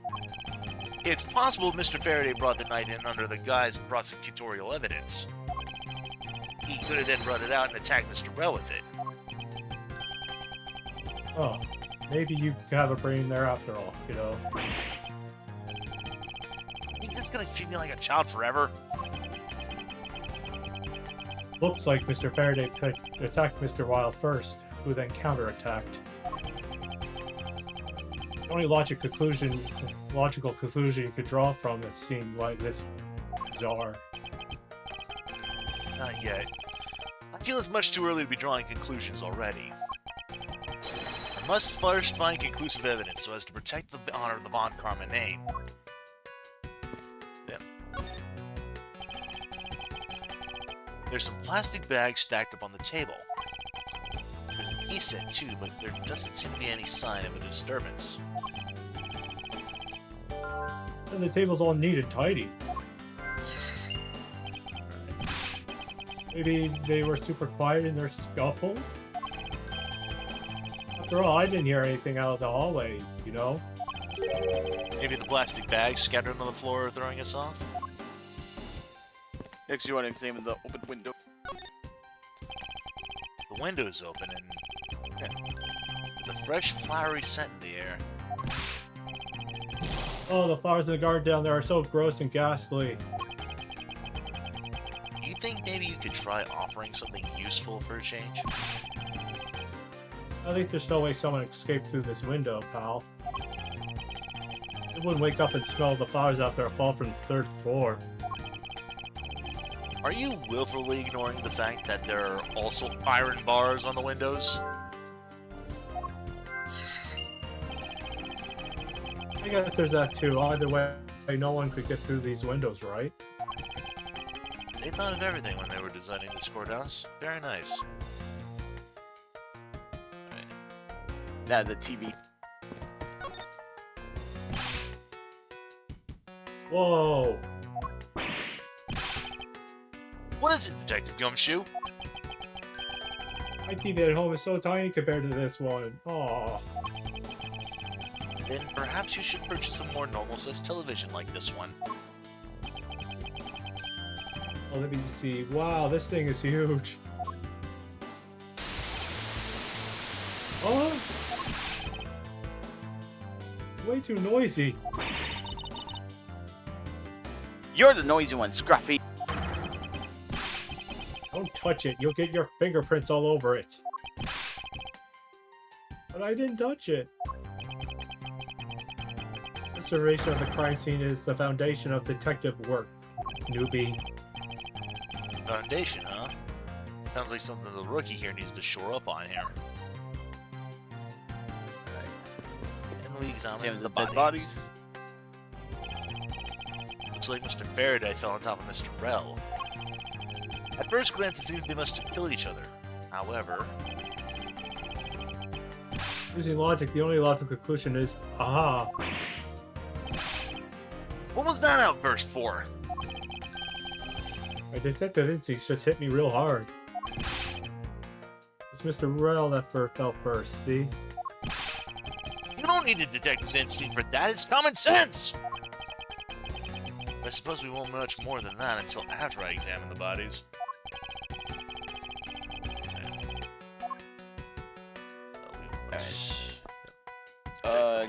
Examine the plastic bag strewn about. Looks like Mr. Rell died with the knife in his hand. There's some blood stuck on it. He must have used this as a weapon. Yep, no doubt about it. Is Mr. Faraday carrying on this on the personages? Did he bring this as a piece of evidence for the trial? Or did he bring it with a very different intention in mind? I should jot some notes down about that. And we'll check the plastic bags. Why are there plastic bags scattered all around? These bags are for keeping evidence safe, Pally. I know that much, Detective. Sure good at this stuff, aren't you? Normally, I'd be happy when someone compliments me, but what's this guy? Ooh. Anyway, could these plastic bags be evidence of a fight between the two men? Alright. I examine the gun.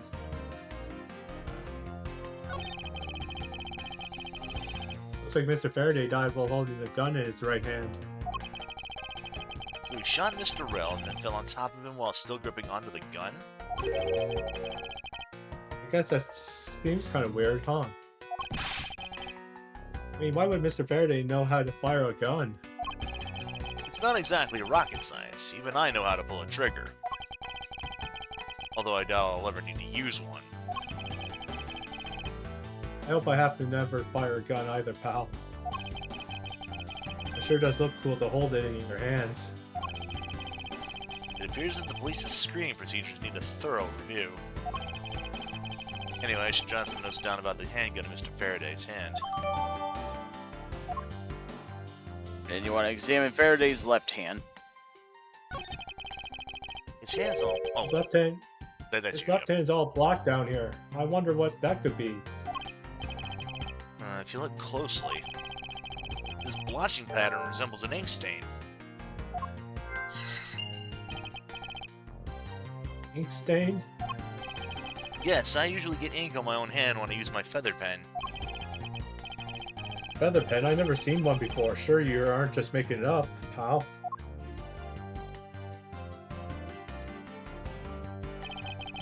Mr. Rell's cause of death was from being shot, correct? That's what we think, but it's hard to tell with him lying down. That is bad enough, but it's truly lamentable that someone would try to hide the truth. Are you sure you were trying to hide? They were trying to hide something? I can't confirm Mr. Rell's cause of death with his body position like that. Detective Bad, I'd like to examine the bodies in further detail if possible. What's this? You're not able to form a theory with them the way they are. I believe an examination of the bodies is vital to finding the perfect evidence, don't you? I suppose you do have a point. Well, hurry up and get on with it. Labby. Yes, sir. We've taken enough photos of the scene, sir. There you have it.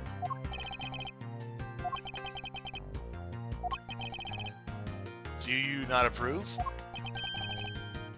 Of course not. What? Investigation of a crime scene is the work of a detective, so don't touch a thing. Hey, big fella, turn over the bodies for me, will ya? Okay. Please forgive me, Mr. Faraday, sir. Do not get emotionally involved. Remember, you're a detective. Yes, sir. Understood, sir.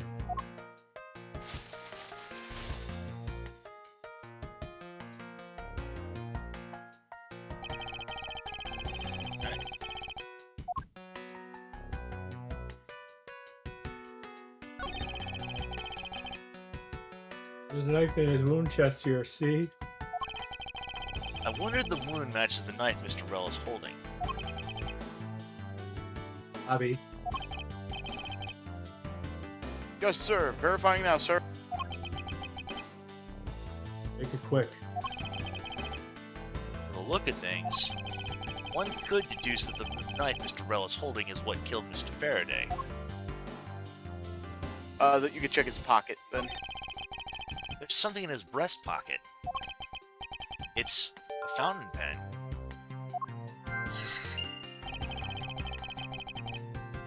You know, I always keep a pencil behind my ear.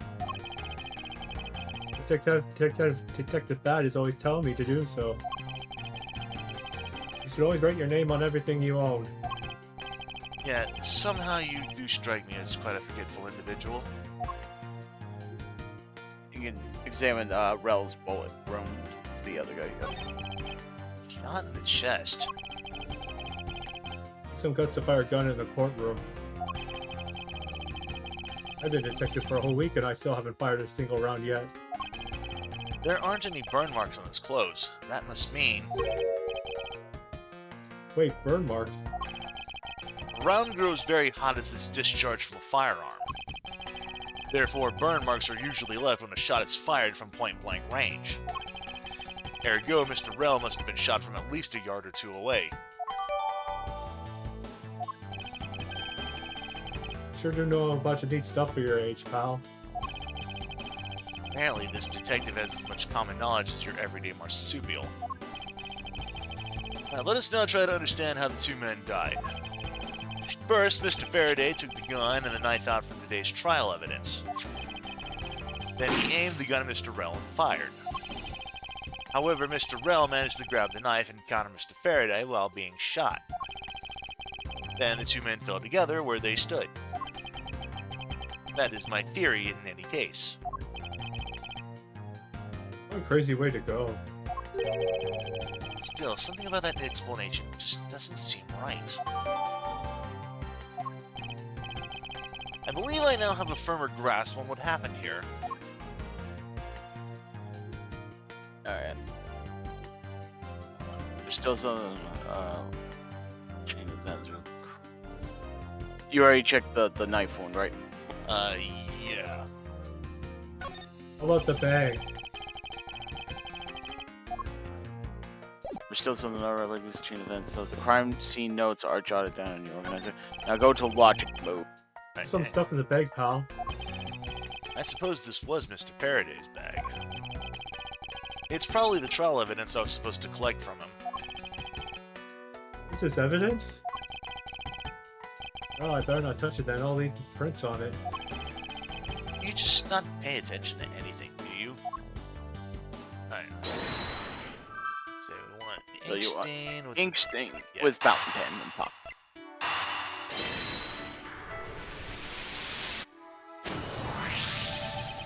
that splotch on Mr. Faraday's hand.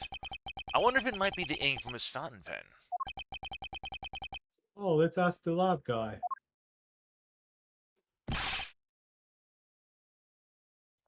Dr. Gumshoe. I confirm that the substance on Mr. Faraday's hand is the ink from his fountain pen. I see, good work.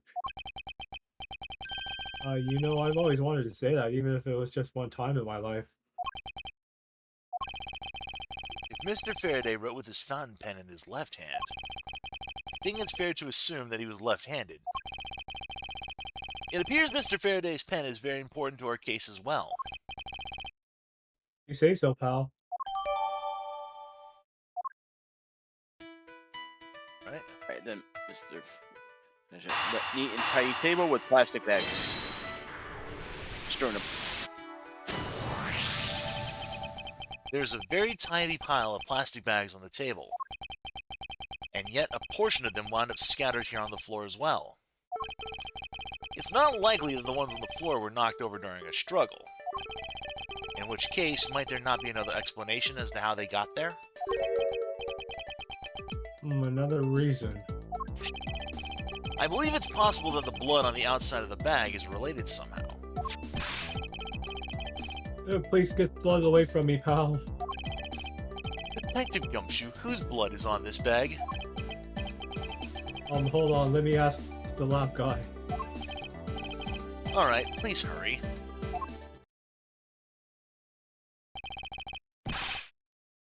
Until you get a load of this, pal, it's Mr. Faraday's. Well, the technician said he didn't find anything else on or in the bag either. It would appear that this bag is a very important piece of evidence. Okay, if you say so, I leave it in your hands, pal. I guess there's not much left to investigate, huh? They really did kill each other. No, we can't conclude that quite yet. there's still something I find very peculiar here. The theory that they simply killed one another is too simplistic in this case. In fact, there is actually a contradiction that shows that there's another possibility. Oh wait, really? I suppose I'll just have to show you the contradiction of this crime scene.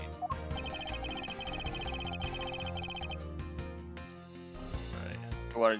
You want to deduce the gun? Yep. And present Mr. Faraday's fountain pen.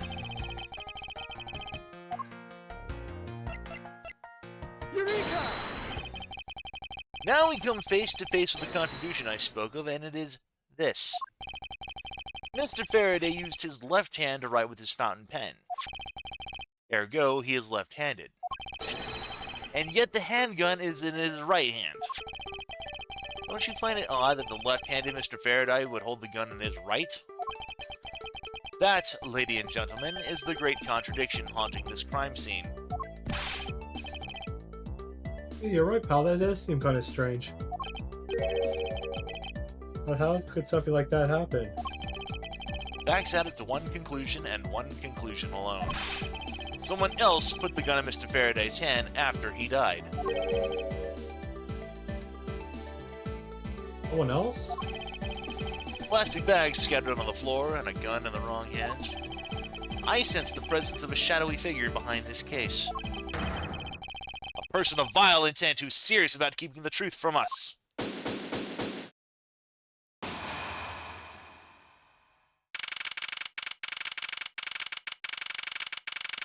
September 10th, District Court, Defendant Lobby Number 2.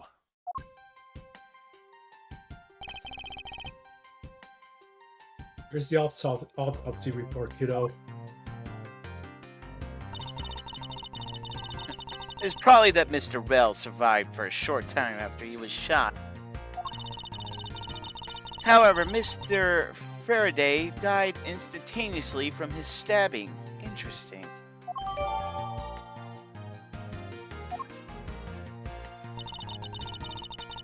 It looks like we now know everything we need to know about this case.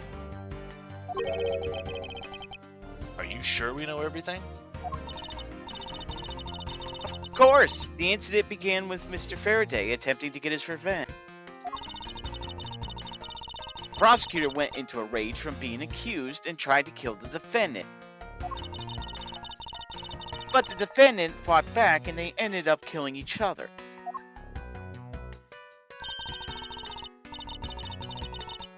It's all very clear and simple. There is absolutely no margin for doubt. No margin of doubt. You really believe that to be the truth? Ha! Are you saying that just because I figured out the truth before you? That you don't want to believe it's true?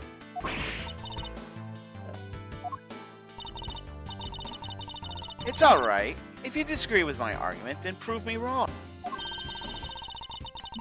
Well, if there are any contradictions to be found, that is. Don't worry, I will.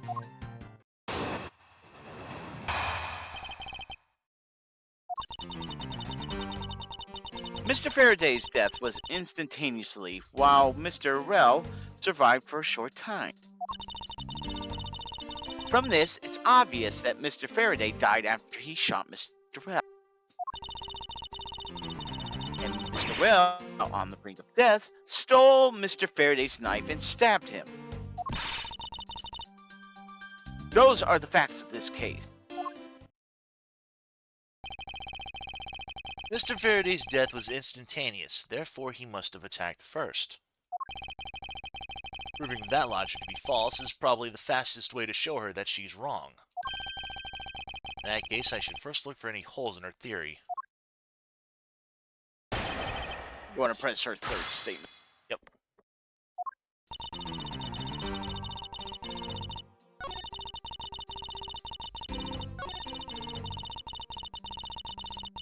Hold it! So you believe that the dying Mr. Rell stole the knife from Mr. Faraday? Mr. Rell became desperate as he did not want to die. Human beings can do amazing things when they are put to the test. So the two men struggle. And in the end, Mr. Rell was able to grab the knife and stab Mr. Faraday. The messy condition of this room is a testament to their struggle. Yes, my logic is perfectly sound. Can you really say that it's perfect? What are you insinuating? Nothing. However, I can't let what you said slide by without further inquiry. One must be clear and precise, so if you could append that statement to your testimony. Fine. Alright, struggled and... Yep. They struggled, and Mr. Well used the last of his strength to counterattack Mr. Faraday. Present Detective Gumshoe's testimony. Objection! If the two men were fighting, their struggle would have surely caused quite a bit of noise. However, Detective Gumshoe testified he heard absolutely nothing. Ha! You place too much faith in that detective's testimony, you know. But for the sake of argument, let's say there wasn't a fight. How then did Mr. Rell get his hands on the knife? Mr. Faraday's bag was sitting right here in lobby number 2. It's not hard to imagine that perhaps Mr. Rell saw a chance and took it out at some point.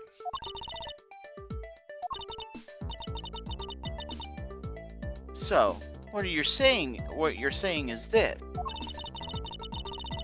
Mr. Rell took a chance when he saw the opportunity and took the knife from the bag. And then Mr. Faraday shot Mr. Rell after being stabbed. Isn't there something strange in Francisca's statement just now? Yes, something is off. Wait, something doesn't add up. Oh, really? It's simply not possible for Mr. Faraday to have shot Mr. Rell after being stabbed. Crime scene notes. Take that! According to the coroner's report, Mr. Faraday died instantaneously, meaning that he died immediately upon being stabbed by the knife. Ergo, he could not have possibly fired the gun afterwards. Oh, you got me. But of course... Well then, if the report is correct, then there's only one correct explanation.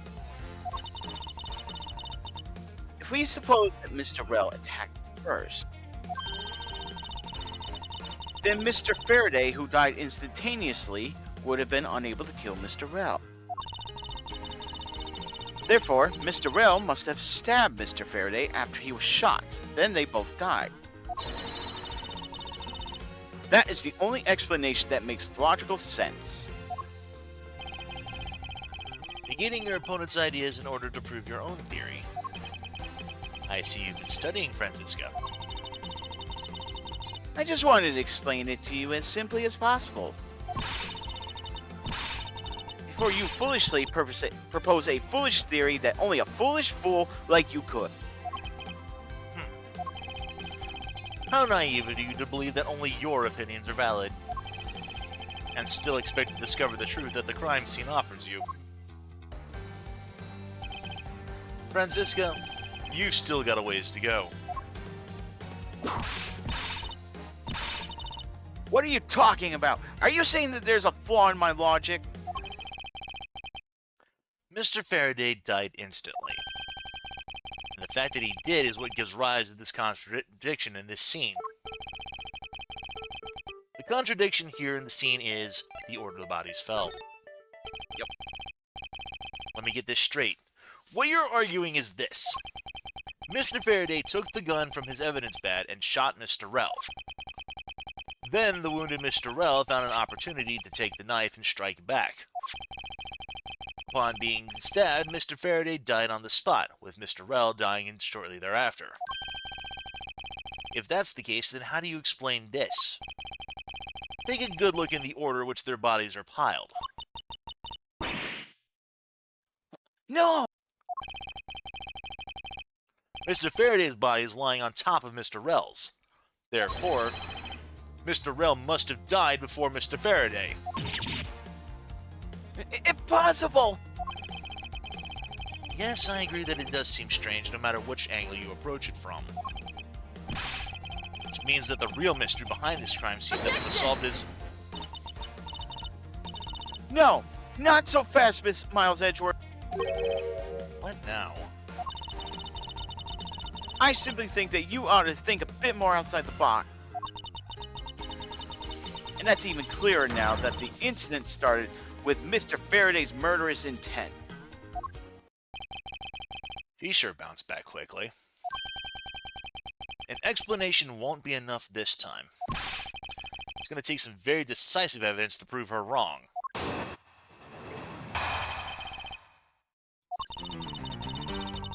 It was just chance that Mr. Faraday's body fell on top of Mr. Rel's.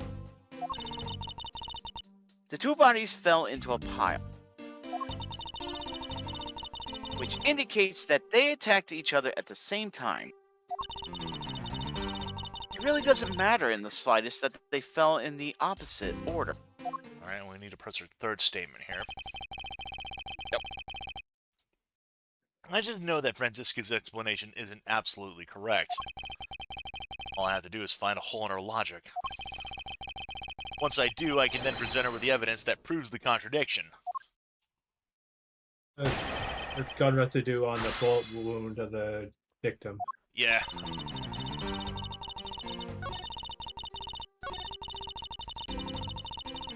Hold it! Now, what do you mean by they attacked each other at the same time? I assume Mr. Faraday had the two different weapons in his hand. He made to attack Mr. Rel while holding both the knife and revolver. And then, after Mr. Faraday fired the gun, Mr. Rel grabbed the knife as he was falling and stabbed Mr. Faraday. That is how Mr. Rel wound up at the bottom with Mr. Faraday on top. At close range, that is more than possible. Yes, it's possible, but... Well, if you have any other ideas, then show me what you got! Oh, I will. And to that extent, I'd like for you to append what you just said to your testimony. I don't see any point to that, but as you please. The fact indicates that they attacked each other at the same time from close range. And then as DM The said... crime notes or they hint. Yep. As DM said, yeah. The bullet that killed Rel was fired from a few yards away. Objection! Yep. And we know that because... So you believe they killed each other at close range? Sorry, but that's not possible. Just as it's written in the crime scene notes, the firing of the handgun did not leave a gunpowder burn on Mr. Rel's clothes, as DM just pointed out. Therefore, Mr. Rel and the gun must have been separated by a distance of at least 2 or 3 yards. Ah! Yes, and this is by far the biggest contradiction. The two bodies are piled on each other, yet the gun was fired from a distance. And with there being no chance that Mr. Rel moved that far after being shot, that leaves only one possible explanation. What a completely foolish line! A foolish thought from a thoroughly foolish fool! If I'm not right, then who was it that made the first move with the intent to kill, huh? Who? The person that attacked first with the murderous intent. Well, that would be neither. Either, yeah. Here in this room, contradictions appear no matter which man we claim attacked first. Thus, there can only be one explanation. There was a third person here. It was that third person who killed both Mr. Faraday and Mr. Rel, and set their bodies up to make it look like a double murder. That third person is the real culprit. Miles Edgeworth, there's just one thing you're missing.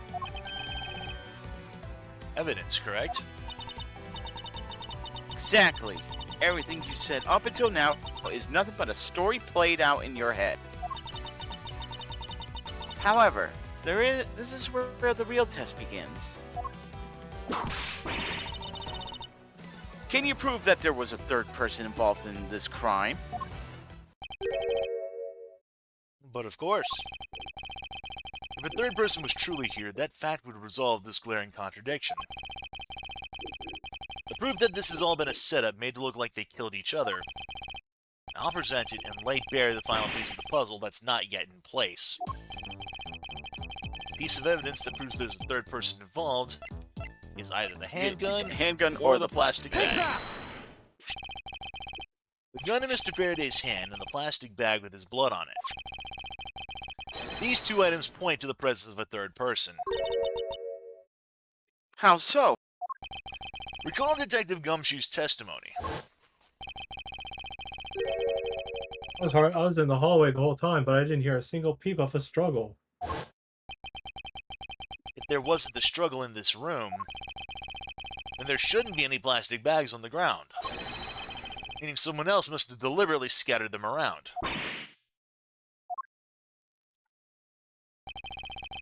Do you not see the possibility in this? Disregarding the gun for a moment, there's a high probability of a blood splatter when the knife is used on a person. If the culprit held a knife with a plastic bag around it, they can use the bag to catch any blood splatter on it from when they withdraw the knife. Then, by spreading a few more plastic bags around, mixing the bloody one in with them, and arranging the room to make it look like there was a struggle between the two, they were able to conceal their presence.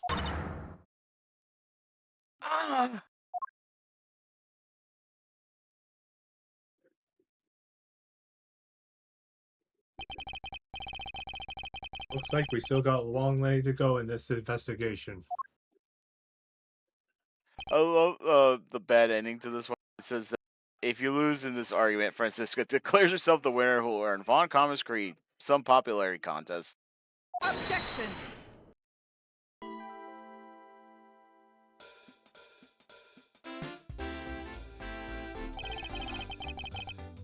What the heck's up with you, pal? Mr. Bad, I advise you to place Detective Gumshoe under arrest. What? What's the meaning of this, you? Looks like you're not man enough to discipline your own subordinates. Don't you dare. That detective claims he was there, standing in front of the door the entire time. But I have it on good authority that it was all a giant lie. Yes, you. I ask that you please explain that last statement. I'll let His Honor explain it himself. Oh, this is you, Jay. Mr. O'Violet, I know who that is, I tell you. During the recess, there was a period of time when there was no one in the hallway. What? See, Mr. Bad? So I ask you, why would a detective who was supposedly doing his job the whole time want to fabricate such a lie? Shu? Did you kill Faraday?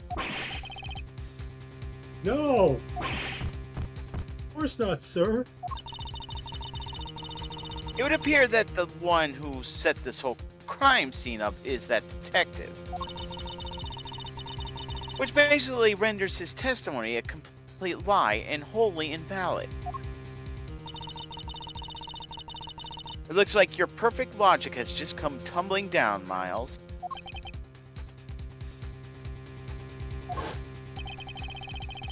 I was in the hallway the whole time, but I didn't hear a single peep of a struggle.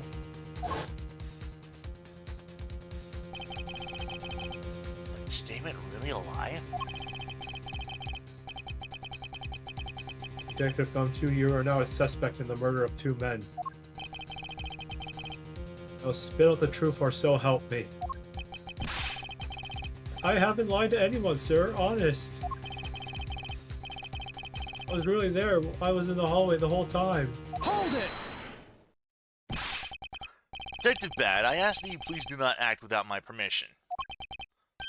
After all, I am the one that's heading up this investigation, am I not?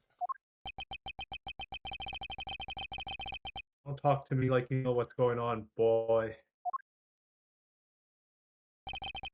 All I want is for this investigation to run perfectly. Perfection is the only wish of a disciple of Von Karma, after all. Therefore, before you take Detective Gumshoe into custody, I'd like to set the record straight on something.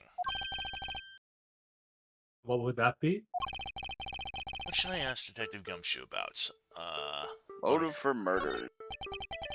I suppose the one thing I'd like clarified is Detective Gumshoe's motive for committing this crime.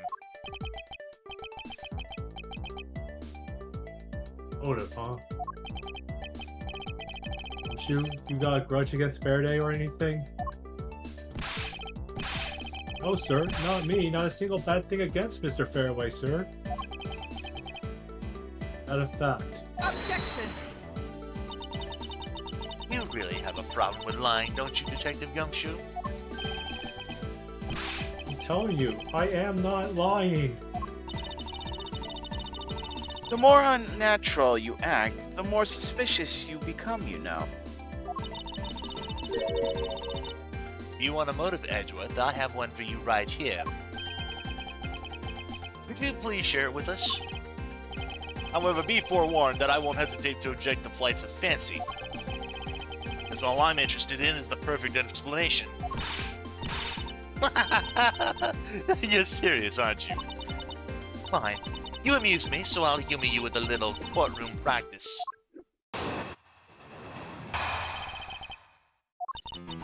It was about a week ago. I saw the detective get chewed out by a livid Faraday in front of the precinct. He stood there, fell as Mr. Faraday yelled, "That's a salary cut for you, you nitwit!" A brand new detective suddenly getting his salary cut. That's reason enough for a grudge. Well, how's that for your perfect explanation? You totally misunderstand me, pal. No matter how mad I get, I could never hold a grudge. Quiet, we can't trust anything you say right now.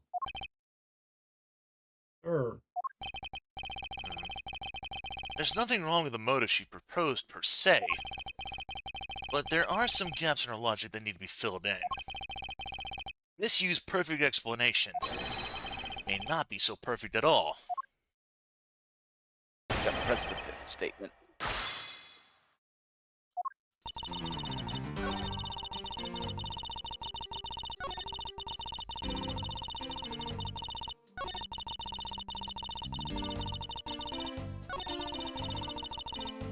Hold it! You call your explanation perfect. It's not to your liking. Unfortunately for you, it's just not up to my standards. Is there something you wanted me to clarify in that case? What should I do? Should I raise an objection? Yes. Alright, if you could clear this one thing up for me. His motive for killing Mr. Rell.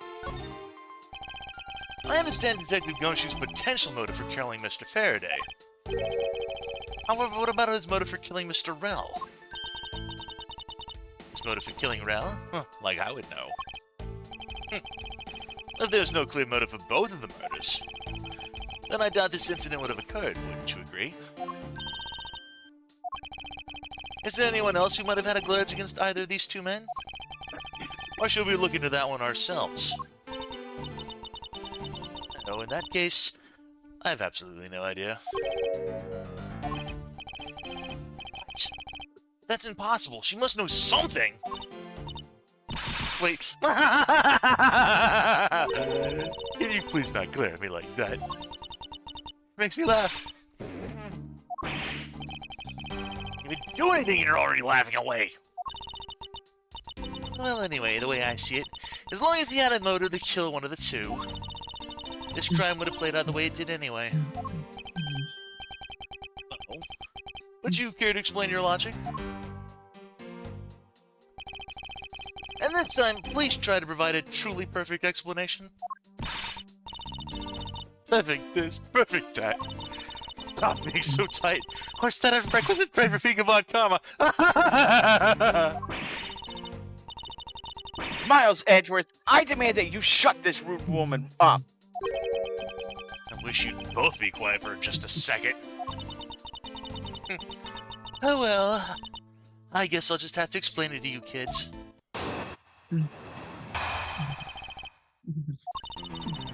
There's no one out there with the motive to kill both Mr. Faraday and Mr. Rell. All you really had to establish is someone had a grudge against one of the two men. Mr. Rell, who happened to be there, became a witness to Mr. Faraday's murder. Ergo, he was killed out of necessity and to set up to look like they had killed each other. I wonder if that's really true. Is there no one out there with a grudge against both men? I should take another hard look at the evidence for this morning's case. The second KG-8 incident, as people are calling it, involving an embassy staff member, and the two men who both wound up as suspects in this case. Is there someone else I'm overlooking who is somehow related to them?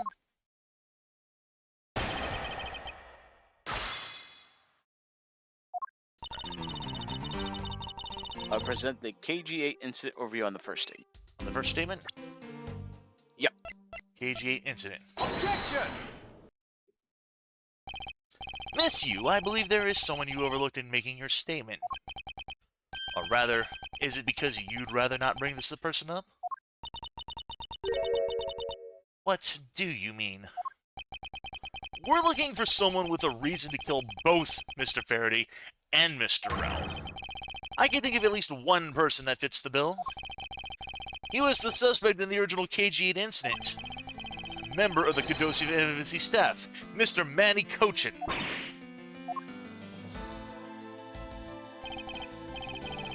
That's right, the very man who came to visit you earlier out in the hallway. The man who killed a member of the Cadosian Embassy staff, Mr. Rell, and the man who's the lead prosecutor of the KG-8 incident, Mr. Faraday. Are you telling me that Mr. Cochin has no reason at all to kill both of these men? Well, I suppose he might have a reason or two. You covered for me, pal.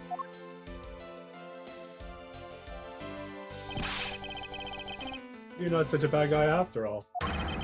Don't get ahead of yourself. You're still a suspect, make no mistake about that. Perfect evidence, the perfect testimony, these are the only things I wish to hold. I didn't do it. You will stay under my authority and go investigate Mr. Manny Cochin for me. And remember, I will not be very forgiving should any of this leak out. I want to investigate Cochin?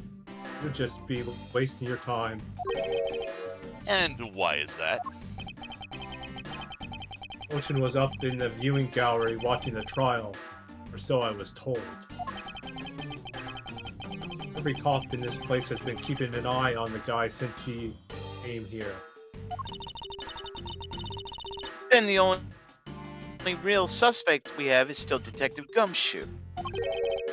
I suppose so. No way, come on, Detective Pad, you can't believe me, sir. I really was in the hallway the whole time. Never took a single step into this room, sir. Okay, then are you saying there was someone else who passed through the hallway? No, there was no one else, sir. Why should I believe you didn't do it, Gumshoe? That is one incredibly foolish detective standing right in front of a crime scene all by himself. It's as good as a confession of guilt. I have to admit it is a bit strange. Most criminals will fabricate some sort of lie to escape their crimes. And if that detective really wanted to prove that he's innocent, you'd think he would at least, the very least, offer up a "I spaced out while on duty" or the like. Come on, Gumshoe, time for your interrogation. It's just bad.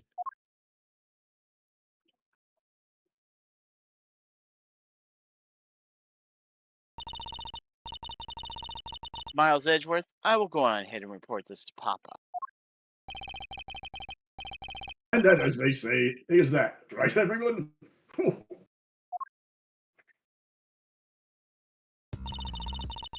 Well, I suppose we should both be getting back to our real jobs now, Before we do, Miss Yu, there is something I'd like to speak with you about. What is it? Yep, you talk to her. So, what did you want to ask me about? The current case of the murdered Kodofian Embassy staff member. I've heard that people have begun calling it the second KG-8 incident. Only among you law enforcement types. And what about it? I'd like for you to tell me everything you know about the original incident. I'm afraid I can't help you. I don't know anything beyond what was reported in the papers. Well, I believe you know much more, since you're directly tied to the KG-8 incident. I'd appreciate it if you'd stop with the false accusations. Baseless outbursts are useless both inside and outside the courtroom, don't you know? I do. But I also know that I do have a leg to stand on here. I think you can stop making that ultra-serious face in front of me. You can please stop laughing for just a second. I'm not gonna make any headway like this. I'm just gonna have to show her exactly how related to the KG-8 incident she is. Alright. And you present the KG-8 incident overview. Alright, I have to... Miss Yu, I believe that I have proof of your connection to the KG-8 incident. That file is your proof? Very well then. Why don't you tell me exactly how I'm related to the KG-8 incident? Are related through the victim. Through the victim. Your connection to the KG-8 incident is through the victim. The victim's name is CCU. You will note that she has the same last name as you. Can you really still tell me with a straight face that you are not related to this case?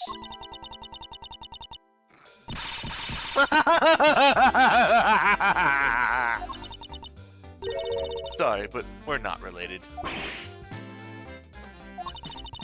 Just kidding. You asked that question with such a serious look on your face. And I couldn't help it.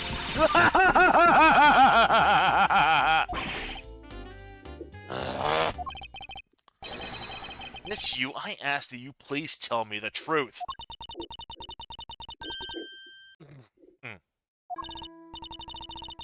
Alright, I'll tell you everything I know. As you guessed, the one who reported the smuggling activities of the Mono Group was my sister, CCU. As I thought.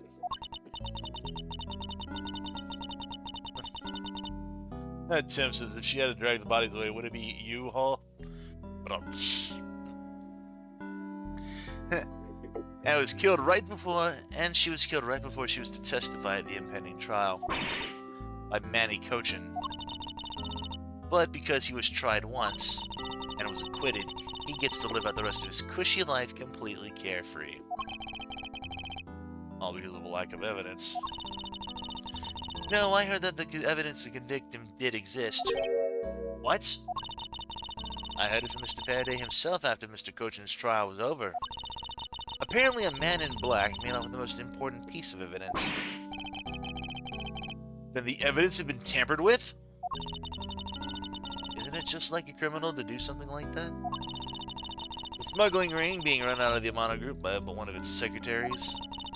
They bailed Mr. Cochin out. Turns out they were in league with each other all along. How big was that smuggling ring? Was it a large operation?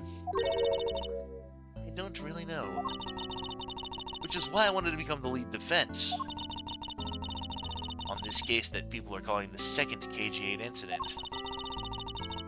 But I haven't learned anything new at all. I was probably expecting too much, I know. You mean this? You think this case has nothing to do with the smuggling ring? I don't know what to think. Why did Mr. Kochin want to meet with you earlier? Actually, he came to watch the trial. Apparently, he only found out that I was the defense lawyer on this case after he arrived. He figured he should say hi and one other thing.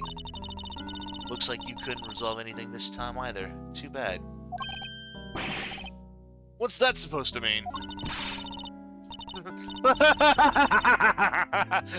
Boy, stop it with this scary face already. I'm fine, really. I gave him a good 5 fingers across the face. The way she talks about slapping him as she laughs away is kind of creepy. Ahem. But it's just as Mr. Bad said. He's not related to the double murder. I asked around, and people in the gallery claimed that he was in his seat the entire time. Talk about cruel fate. Well, this is about all I know. Sorry. Guess I wasn't much help, huh? That's not true. Sorry I made you recall such a painful time in your life. Edgeworth, you really are too serious for your own good. You need to learn to relax. Wouldn't want you to die of stress, would we? Don't take life so seriously, you ain't getting out of it alive. Thank you for the advice, but there's no need to worry. I work in my own way. I will catch this criminal my own way as well. You'll see.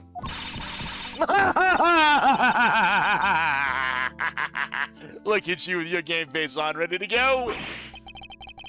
I'm making no such face. Did you know laughter's the best medicine, Edgeworth?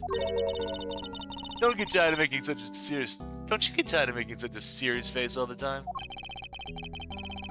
I'm charged with making sure that all the criminals of this world are found guilty.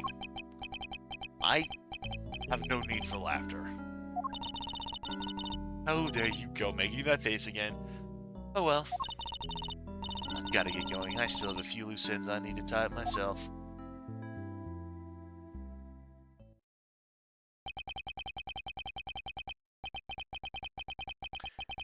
The KG-8 incident in this murder investigation.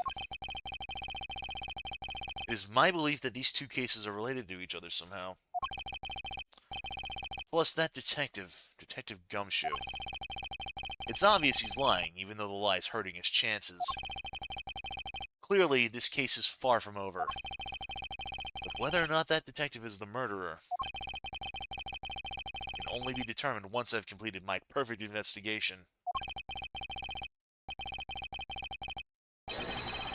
Mr. Von Karma, I swear to uphold your honorable name, or my name isn't Miles Edgeworth.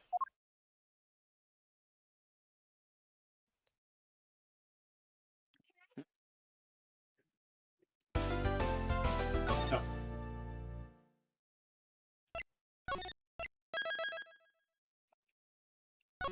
Alright.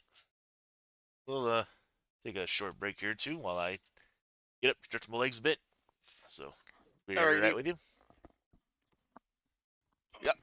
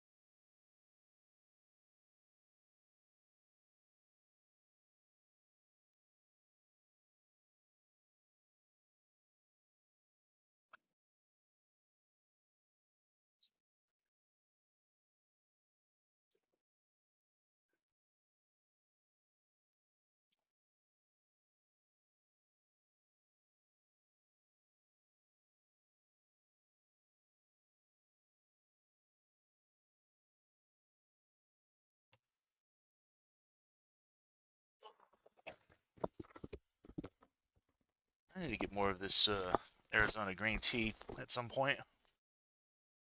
I love the taste of the little the honey and the ginseng. Plus, it's technically healthier than the soda that I usually have. September 10th, 4:45 p.m. District Court, 3rd floor lobby.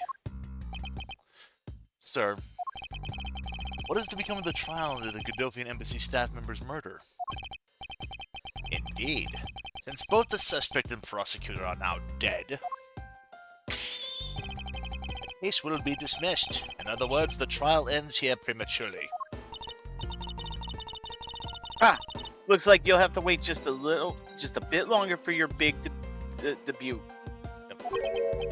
Indeed, remember, Edgeworth's actual debut case was against Mia Fey.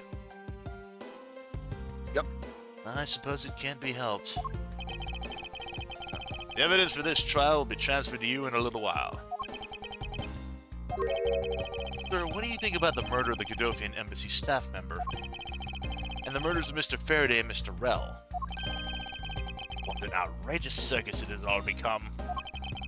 And Faraday brought it all upon himself with his naivete. An outrageous circus. Right, sir? I grow weary of this topic. Edgeworth, I will have you assigned to a different case.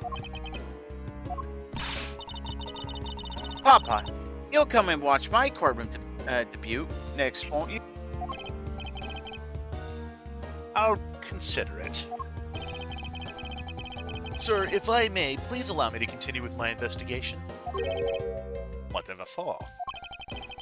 I know that there's already a suspect in the murder of Mr. Faraday and Mr. Rell. However, there's not enough evidence to prove that it was he who committed the crime. I'd like to continue investigating in order to find the perfect proof of his guilt. The perfect proof? Don't make me laugh! A worthless person like you has no right to claim such a thing as perfection.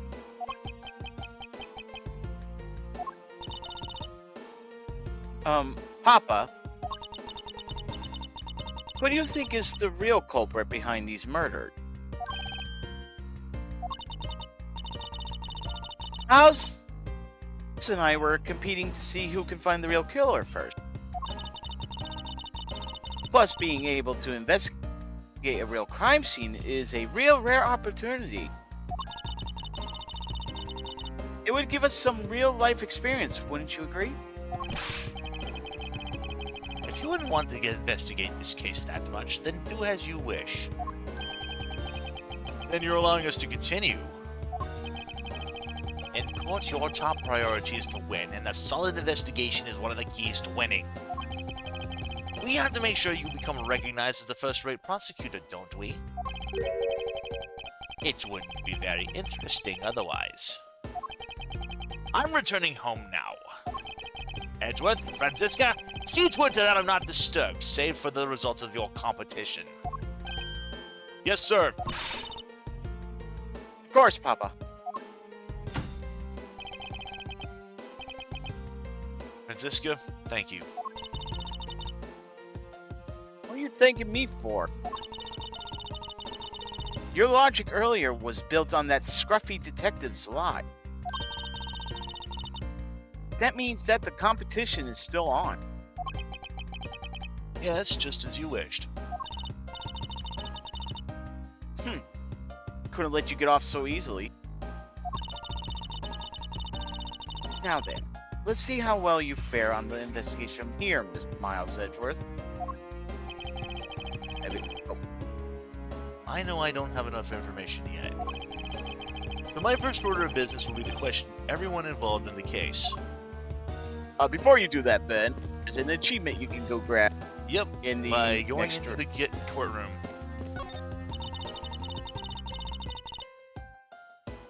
Any day now, I'll be taking my rightful place behind this bench. By that time, I should already be standing here.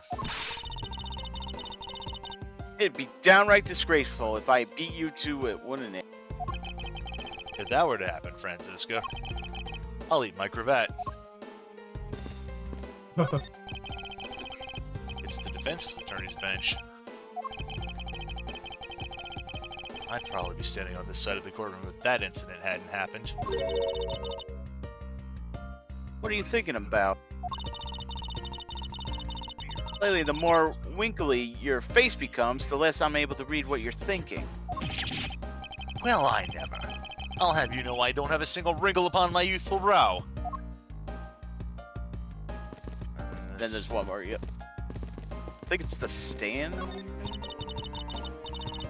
This must be the judge's desk. You can tell by the gavel sitting on top. I had a dream once that I was being squashed from above by this gavel. Oh, we're going. I think we're getting called back from Ace's or Phoenix stream. Remember when he was such a weakling, Miles Edgeworth. You have no idea how frightening it was. Right, behind each bench, yep.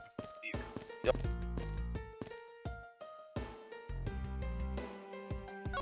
Oh yeah, it's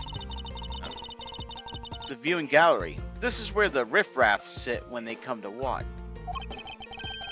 It's situated as the same height as the judge's bench. I wonder if that's to represent the intense scrutiny of each and every case from all sides. Miles Edgeworth, are you or are you not man enough to stand up to all those eyes? What sort of... Of course I'm man enough! Yeah. This is the witness stand. I'll make sure that each and every person that ever stands here will be found guilty. There are others beside the defendant that stand at this podium, you know. I don't care, just make sure you never end up standing at one of these. Or you'll be sorry. I'll keep that in mind. And we of course know that that does happen in the first game. Yeah.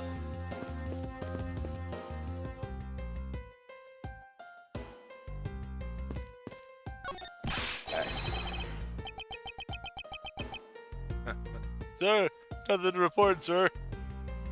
Honk shoe. Honk shoe. Is there no one who will make this man take responsibility for his actions on the job? Looks like we have no choice but to report this to Papa. Then this guard can have fun in a waking nightmare after being awakened from his dream. Actually, let's not. I kind of feel sorry for him now.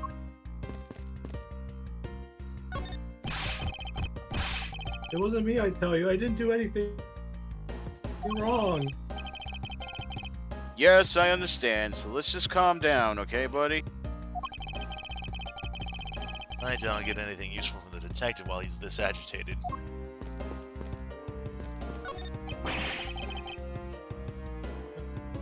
I can't stop the water, sir. This man who was here earlier broke it by drinking rum too much. Bunch of fools who pretend not to see the foolishly foolish actions of a foolish fool. Well then, why don't you lend the officer a hand? As if I should have anything to do with this. Besides, that water-drinking fool's mouth is the thing that officers should be covering.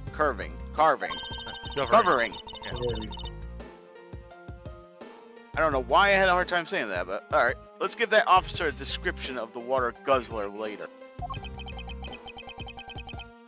He seems to have quite the grudge. Sounds to me like someone wanted a drink. Yep, you gotta talk to her. Miss you. Oh, it's you, Edgeworth. And who are you? Wait, you were at the crime scene just now, aren't you? You should be disbarred for not knowing who I am. I am Francisca von Karma, and I am about to become the successor to the family name. About to. I guess that means for now you're still just another kid. In which case it's only natural I didn't know who you were. What?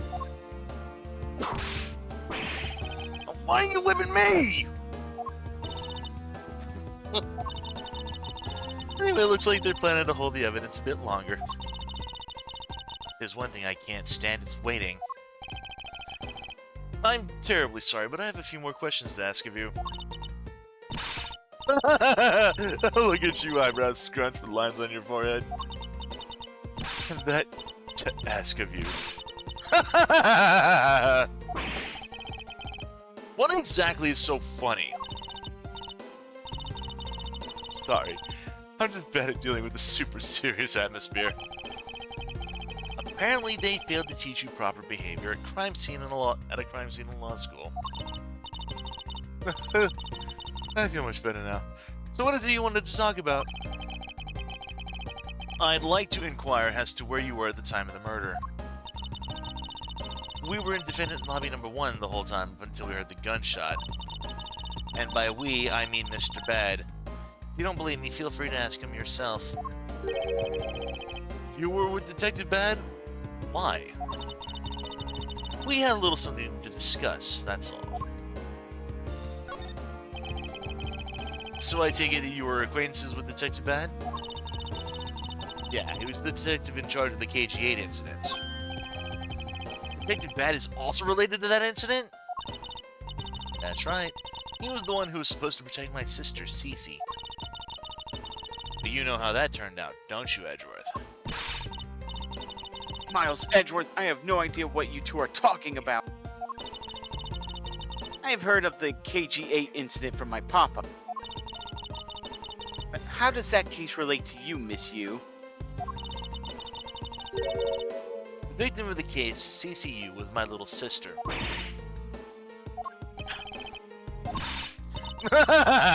There you go, making that super serious face again.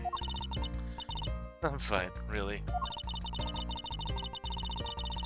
I just make it a point to rub some more salt in his wounded pride every time I see him. The way she talks about doing that as she laughs away is kinda creepy. Oh, speaking of Mr. Bad, he and Mr. Faraday.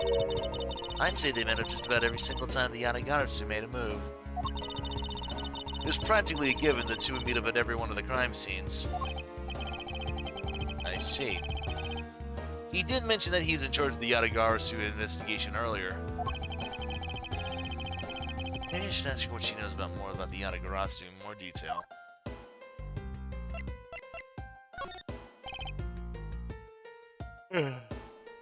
It's you.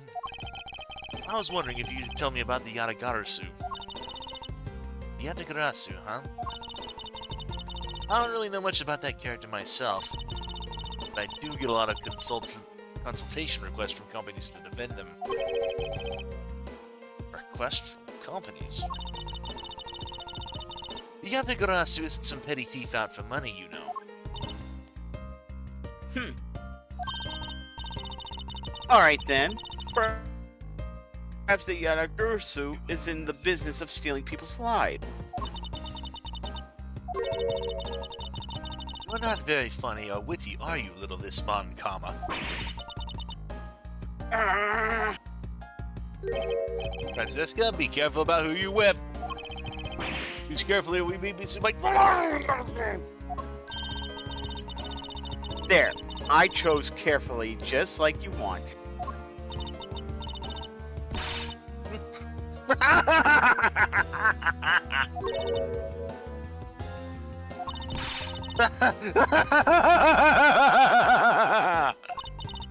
That just now was hilarious, little Missy.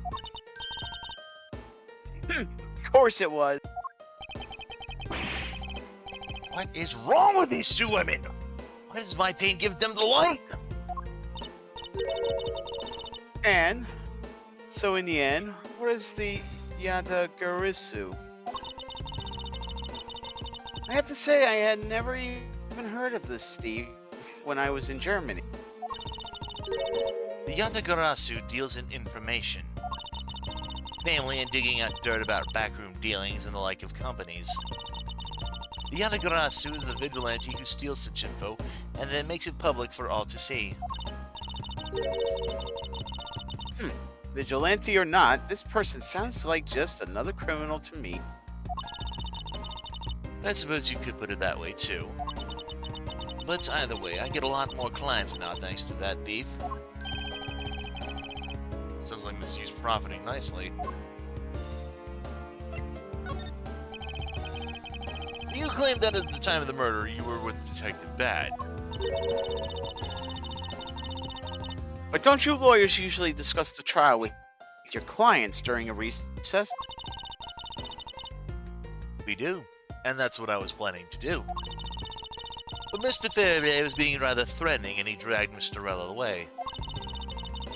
After that, Mr. Bad came into lobby number 1, so we just stayed there and talked. And what did you talk with Detective Bad about?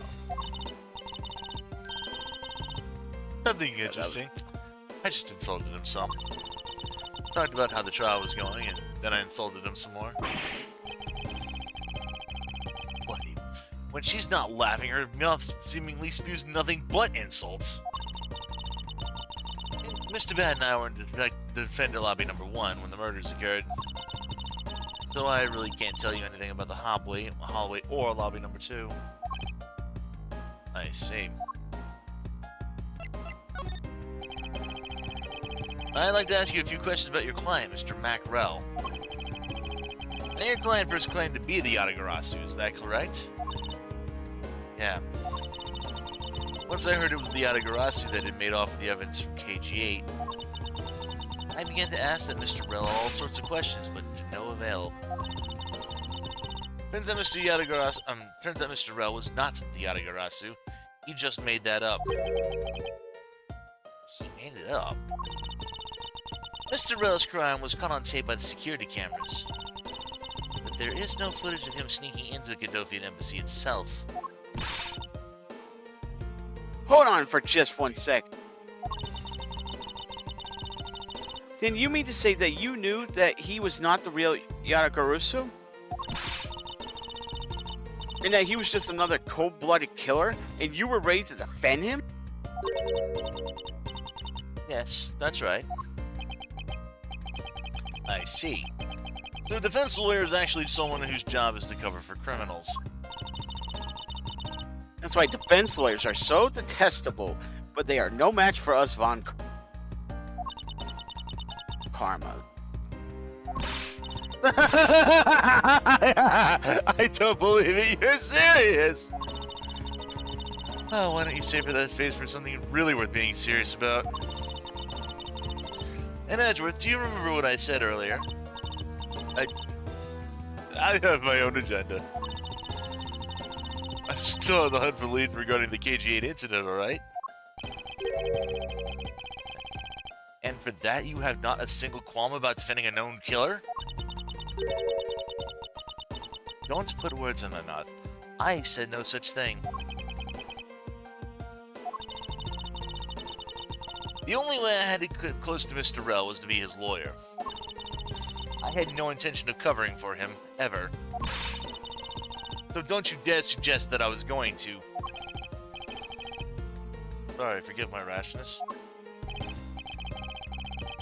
Suppose I've gotten all I can out of this you. I should move on and speak with Detective Gumshoe now. How about the guy looking into the case?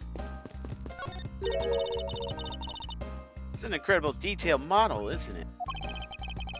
I heard it costs as much to make it as it costs to build the courthouse itself. What was the point of making such an expensive model? I felt the exact same way upon hearing it. It's so hard to understand such foolishness. Agreed.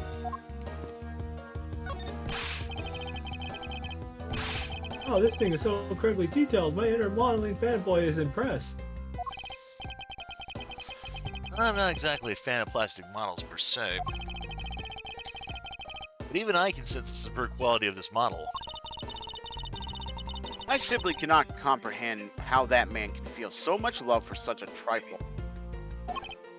Oh, I see. You're a disciple of my father. So you would do well to guard yourself against an interest in such unproductive thing. Yes, perhaps I should take up whipping people like the young lady over here. Yeah, he talked to Detective Gumshoe. Hey, it's you, pal. You're here. Ow! As am I. I don't think you needed to whip him to let him know that. I didn't do it, pal. I swear on my honor as a detective, I really didn't. Your words are useless. I place my trust only in the evidence, detective. Once the investigation is fully over, and should we find out that you are the killer, there'll be no mercy to be had for you. I have a heart, pal. I have a heart, pal. But you're not worried, right? After all, you have nothing to fear if you really are innocent. Right. Pal, go ahead and do your perfect investigation, get the real killer, okay? I would have done so even if you had not requested me to, detective. So you and Mr. Faraday had a small meeting last week, did you? And what exactly did you do to make him so bent out of sorts? I just asked Detective Bad the same thing myself, pal. Turns out he was mad at me because of my very first day as a detective. I reported in at my usual post instead of the Criminal Affairs Department. By the time I got down to Criminal Affairs, I was really, really late. That's when he gave me that huge speech. I remember doing the same exact thing in elementary school. On the first day of school every year, I always wind up going to my old classroom. How pathetic to be a detective to be pathetic for the detective to be comparable to a mere schoolchild. Oh, jeez. You claim to be standing guard in front of the door to lobby number 2 during the recess. However, when did you receive the order to do so, and from whom? I'm either at around 3:20 and from Detective Bad, pal. Today's trial took a real crazy turn. I was told to make sure nothing happened to Mr. Faraday. And yet something did happen to him, correct? It looks like it was a total waste of manpower to assign you to guard duty. Oh! Your words stink. Worse than your whip. So it was Detective Bad who ordered him to stand guard, huh? Now then, Detective Gumshoe, is there anything else you'd like to tell me? Nope, not a thing, pal. In that case, allow us to take a look at what you are carrying on your personage. Ah, wait. You can't do that. There's nothing of any particular value here. Well, my handcuffs and badge were compensated by Detective Bad, so you know. And what is that open envelope I see sticking out of your coat pocket? Oh, hands off, pal. Just show it to us already. No! Annual bonus check within $5 total. Except there's no check inside. You had your look, now give it back, pal. It's my first bonus as a brand new detective. I just got it and cashed it today. I literally had no cash on me up until I did, you know? That envelope is really special to me. Now give it back. You don't need rubbish like this. Don't worry, we'll throw it away for you later. How could you? Yeah, Detective Gumshoe's annual bonus of $5. Literally had no money on him until he cashed this. Damn. That is sad. Why do I get...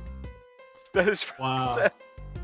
Why do I get the feeling he left and went to cash it and he got some snacks and he came back? Well, Ben, I'll give his bonuses. At least it's actual money and not any of those like gift certificate bonuses they gave. Oh, you know. That is true. Yeah. That is very true. Sorry, but I need to take him in for questioning now. Well, I think I've asked him just about everything I needed to anyway. Oh, wait. Since he became a suspect, there is one piece of evidence I should reconfirm. Officer, I ask that you wait a moment. I still have one thing I'd like to reconfirm with Detective Gumshoe. Understood, but please make it brief, sir. I want to hear it straight from the horse's mouth. I must confirm whether or not his testimony about when the crime occurred is the truth. Yep, then you want to present his testimony to Gumshoe.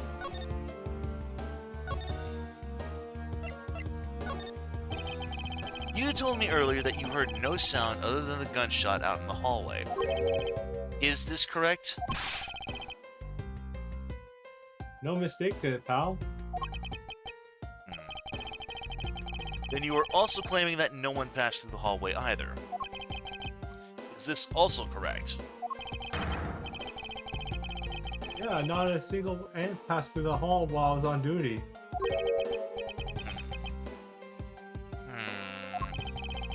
Oh. You do realize that the lie you're telling is only making life more difficult for yourself. Oh. It's true. I didn't see anyone go through the hall, and I didn't hear anything else, pal. I bet the killer found a way to kill the two guys that's beyond what I can even imagine.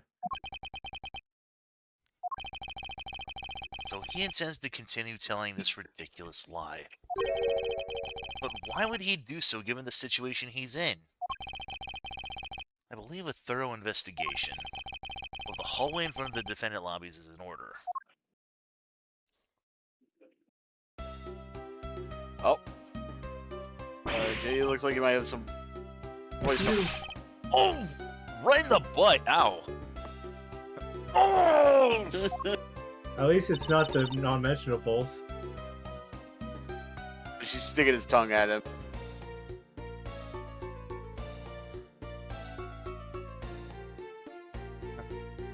That's you, Jay. Oh, is JAF okay? If he's blowing a raspberry through the thing, I don't think I hear him. No, I don't hear him either. Yeah, she's basically just going on. Runs off. How could you have not noticed that coming? And meanwhile, Edgeworth is just like thinking to himself, Motherfucking sucking child raping asshole. Getting so funky.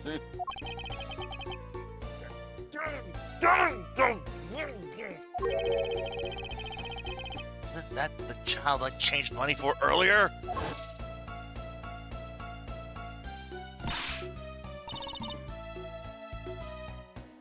Let's see if Jay's back, maybe.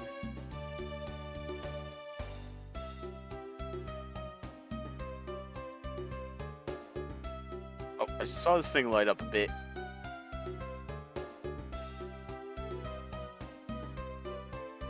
Is this microphone not coming through?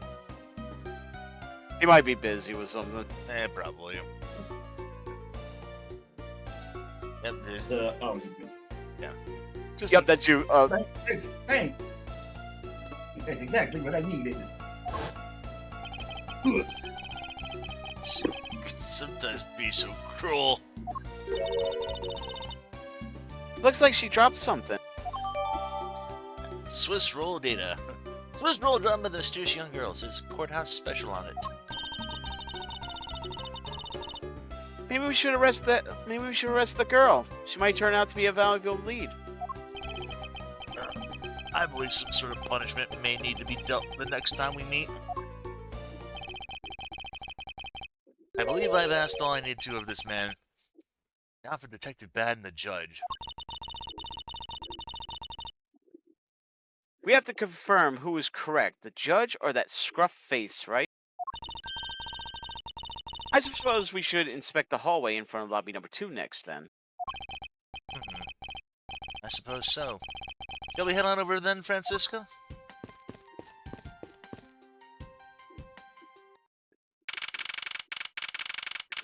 September 10th, District Court Hallway.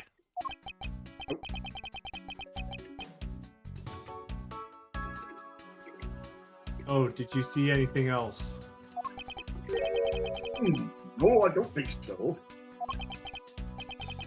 I see. Well, thank you for your cooperation. Oh, it's nothing. Just doing my duty as a defender of the law. I'll be all for now. I'll ask again if you have any other questions. If I have any other questions. Anytime, detective. Oh, you excuse me. I have a feeling said time to time. Oh, you're that new prosecutor Mr. Von Karma recommended, right? My name is Miles Edgeworth, Your Honor. And I am Manfred von Karma's daughter, Franziska von Karma. I'm set to become the successor to my genius father any day now, Your Honor.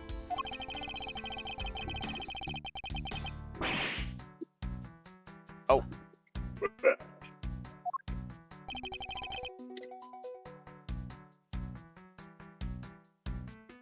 Oh wait, Ben, if you maybe wait, does the note thing on your journal from the R show like what he just said previously? Or I thought there was a dialogue thing that you can like look up. Yes. Yeah. Okay. Yeah, the judge was like, I see Mr. New Prosecutor recommended by... Mr. New Prosecutor recommended by Von Karma, Miles Edgeworth, and Miss Jen. I bit my tongue. Are you alright, Your Honor? Please feel free to refer to me as just Miss Von Karma, Your Honor. As for him, just Edgeworth is fine. Apparently somebody doesn't feel that I'm worthy of a proper title. Oh. Very well, then I shall call you Miss Von Karma and Mr. Prosecutor Edgeworth. Your Honor, Mr. Edgeworth is fine, sir. About your earlier testimony. Yes, what about it, Mr. Edgeworth? I would like to ask you a few questions about what exactly you saw.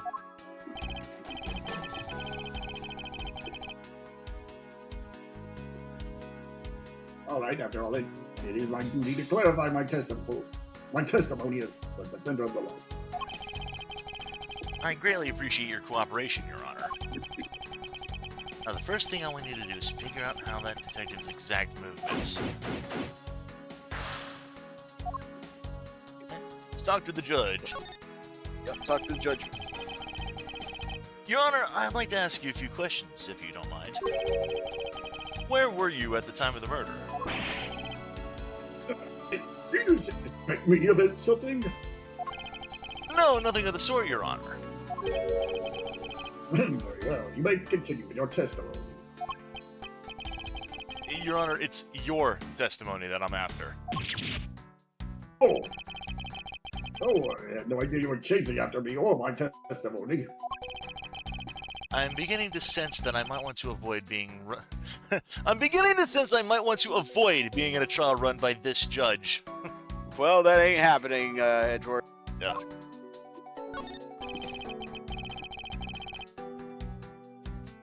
Let's see here. Now then, how should I put...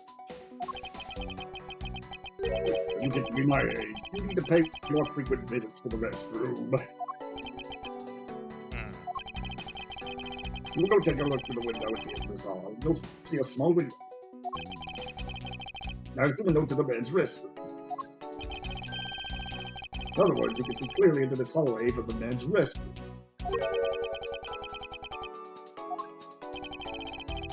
When I was going into the restroom, that detective, don't you, is it? Well, he was standing in front of the vending machine marking something on it.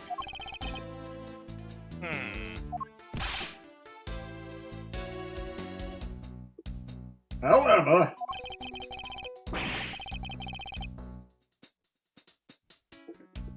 and this I couldn't believe when I was about to exit the restroom. There was not a soul in the hallway anymore. Your Honor, if you could please calm down and explain it to me rationally. Oh, I'm really sorry. Please let me regain my composure.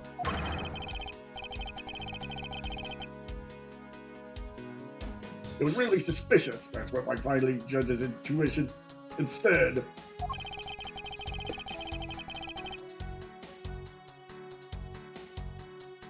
Although, well, until the murders occurred, I just sort of brushed it off.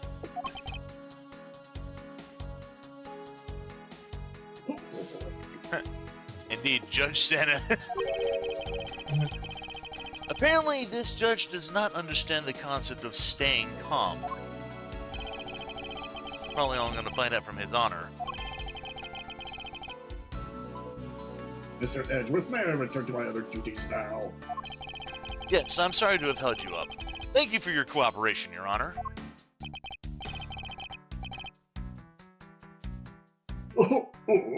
Anytime, Mr. Edgeworth. Anytime. And with presents next year. The judges in this country seem rather friendly. Yes, if not a little wishy-washy. However, I hear that they are known to hand down very fair verdicts.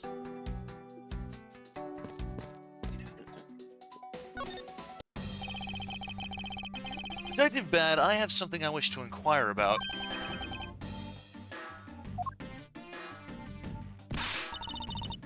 Hey, how about doing some actual work, you? I wish to inquire into Detective Gumshoe's movements during the recess. You're getting in the way of the investigation, kid. I have an order from Mr. Von Karma himself. Plus, I still hold investigative authority. EJ says, is there an ending where the judge is found guilty?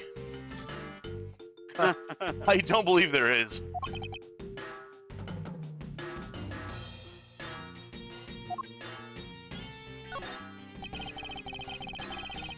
So I hear you were the one who called for Detective Gumshoe to come down here. Faraday, that guy was just accused, you know? I just knew something was going to happen. My detective's instinct told me. A lot of good it did you. You couldn't even protect one lone prosecutor with it. Hold it! Franziska, I think you need to apologize. I'm sorry. I'm terribly sorry, Detective Bad. Please continue.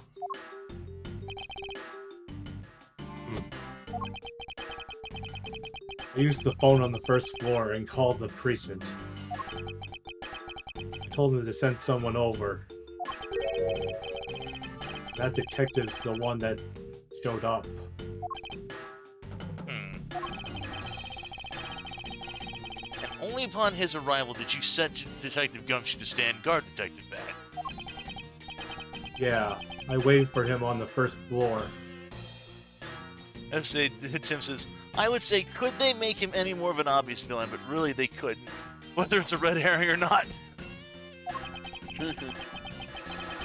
After he got here, we came to these defendant lobbies together.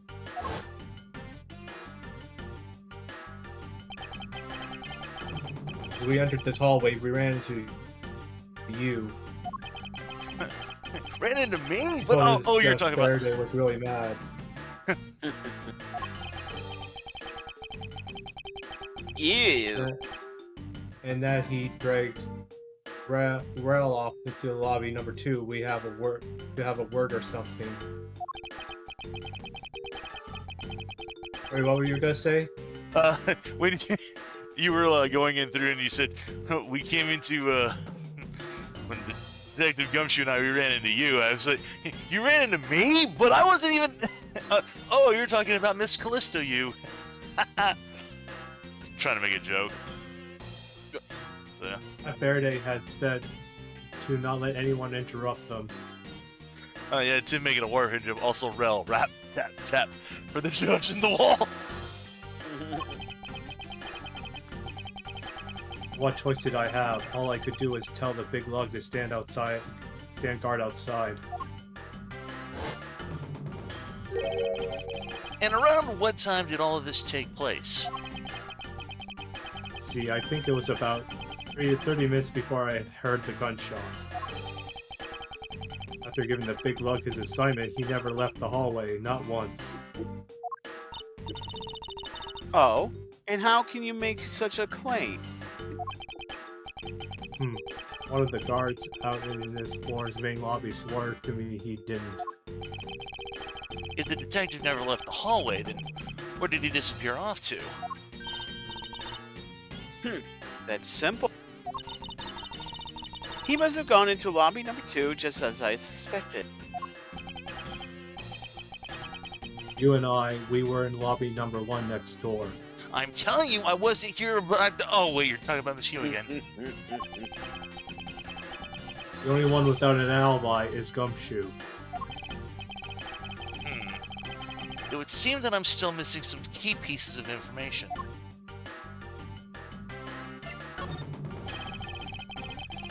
Detective Bad, you also heard the gunshot, did you not?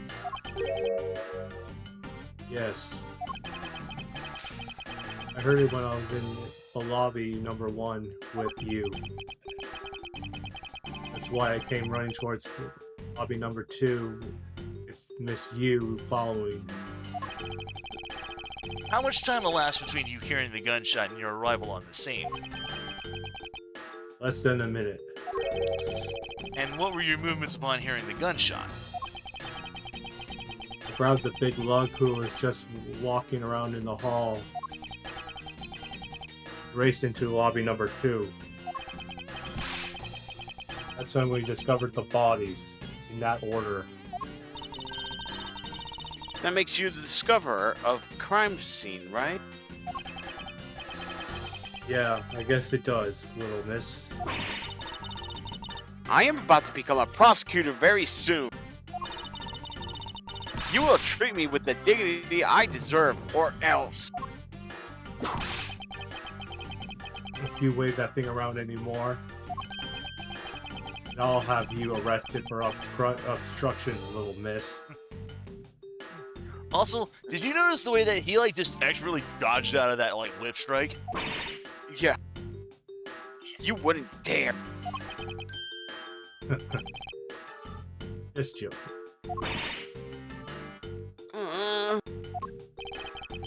Detective Bad is really something if he can make Francisca behave. Are we about finished? Is there anything else I should ask him about? Yeah, I want to ask Time he heard the gunshot. I'd like for you to tell me the exact time you heard the gunshot. It was around the end of recess. The trial was about to start again. He was supposed to make time for himself to transfer the evidence he was holding. But I got the sense he wasn't going to show for the handoff. So I figured I should go get him or he'd be late. Just as I thought that, gunshot hit the sound of the gunshot hit my eardrums. So he heard the gunshot right before the trial was about to restart, huh? Are we finished? I don't have any more time to waste. Oh, come on. All you're doing is standing in front of this door doing nothing.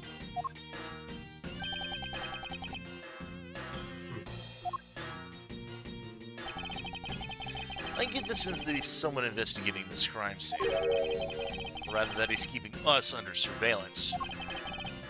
To what end? Detective Bad, may I ask that you cooperate with us for just a little longer? I don't have anything else to say to the two of you. You guys were the ones who said you wanted to investigate in the first place. Fine then. Be obstinate. We'll just do as we please. Come on, Miles. You may no longer be willing to help us. However, May I ask for the forensic scientist's cooperation? Please, you please. So before you leave, Ben, yeah, go to the vending machine, and it says that you can get and click on each one of them for some funny dialogue and stuff. Doesn't look like there's anything contradictory left in the this area. I suppose not. Let's check the snack machine.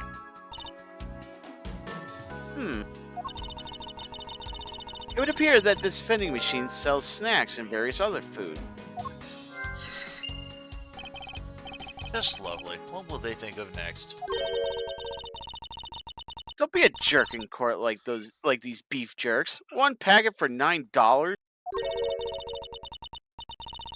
Defendant's fresh milk, 1/2 pint for $7.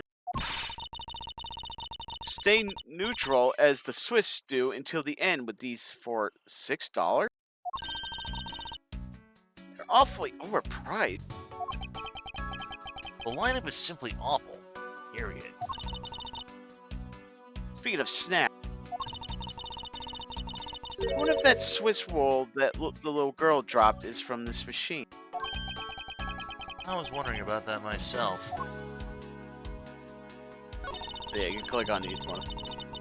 Stay neutral as the Swiss do until the end with these. The end of what? Well, I assume it means the end of the trial. I suppose this means that one should eat these during a recess? You can't eat during a trial, so I suppose the only time you can eat them is now, huh?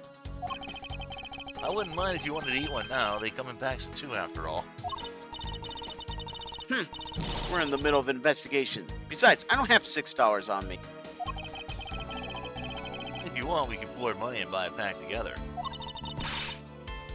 I have to split it with you, then I don't want it.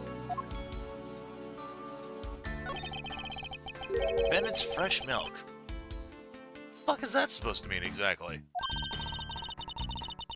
I bet it means that the milk is freshly milked by various defendants on trial right now. Ew. No. No, I think it might mean that this was milked right here from the various defendants. Which is arguably even worse. Oh. Miles Edgeworth, you can't possibly be serious. Of course not.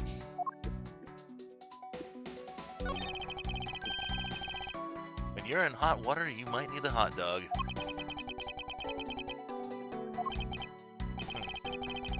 Looks like this slogan was decided through a public contest. And the winner was Prosecutor Winston Payne? Oh, God. No. Yes!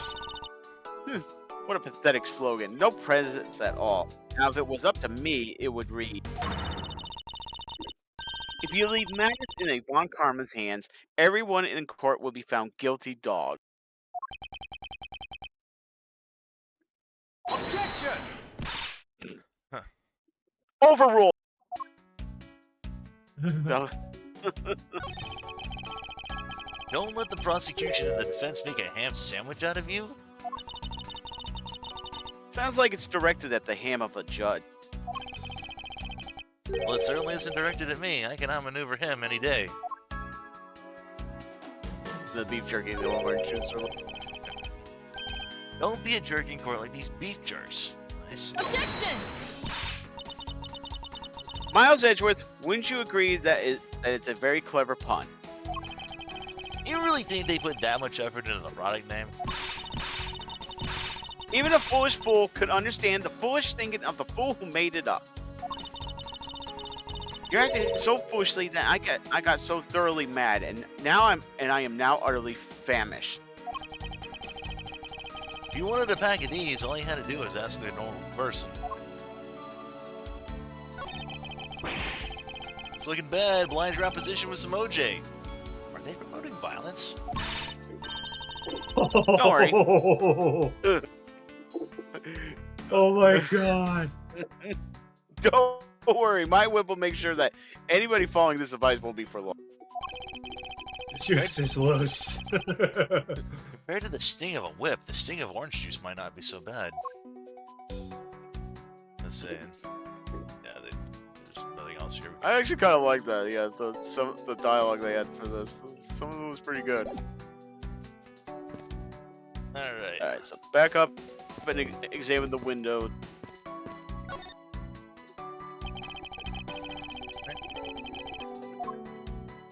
Then we want to examine the paint wrapper here. Yep.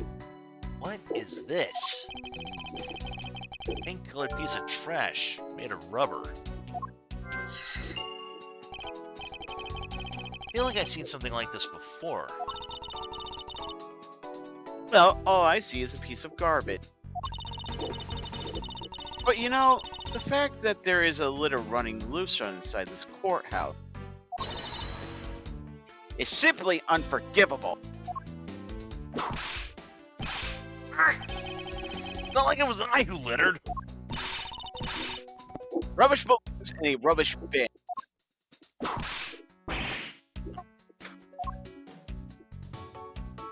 All that for a wrapper.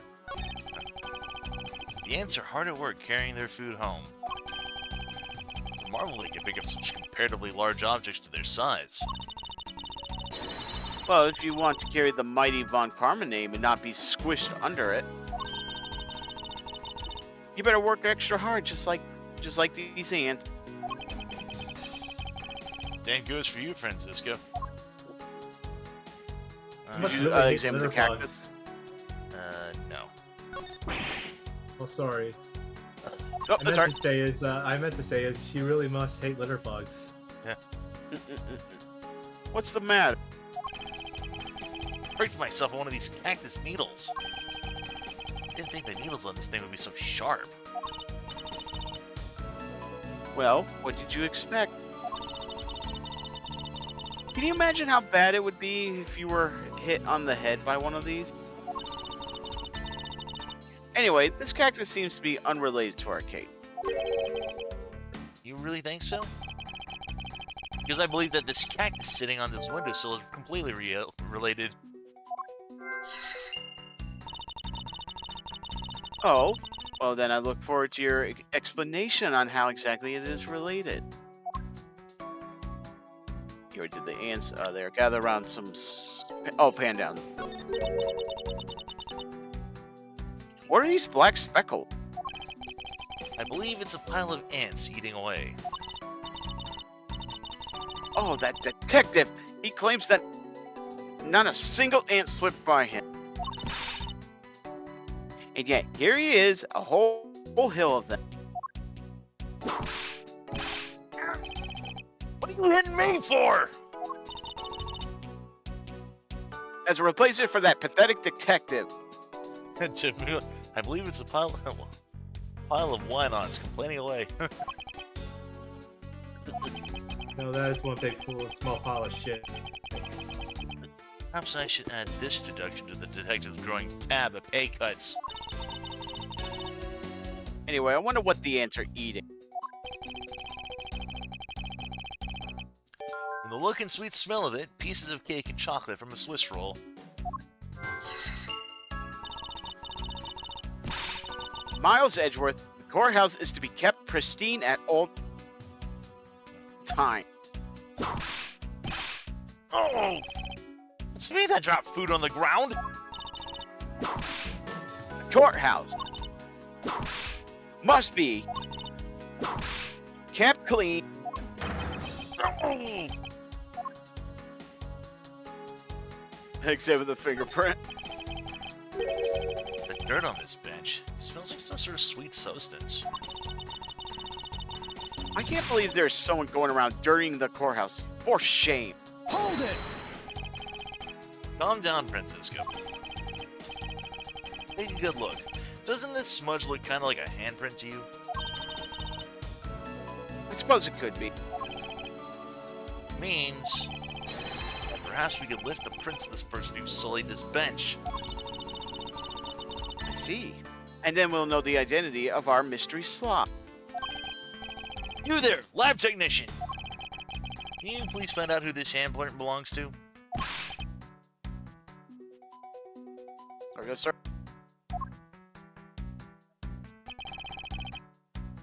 I've got the results of the fingerprint analysis, sir. And do we know who they belong to? Sir, the fingerprints belong to Detective Gumshoe. Oh, interesting. Go to work, officer. Alright. And there you have it. Yes, I suppose so. Now we know the identity of the person who dirtied the bench.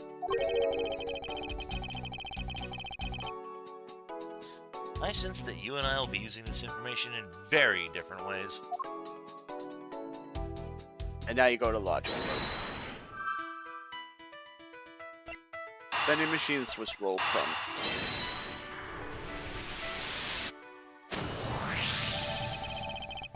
These bits of chocolate and cake, could they not have come from a Swiss roll?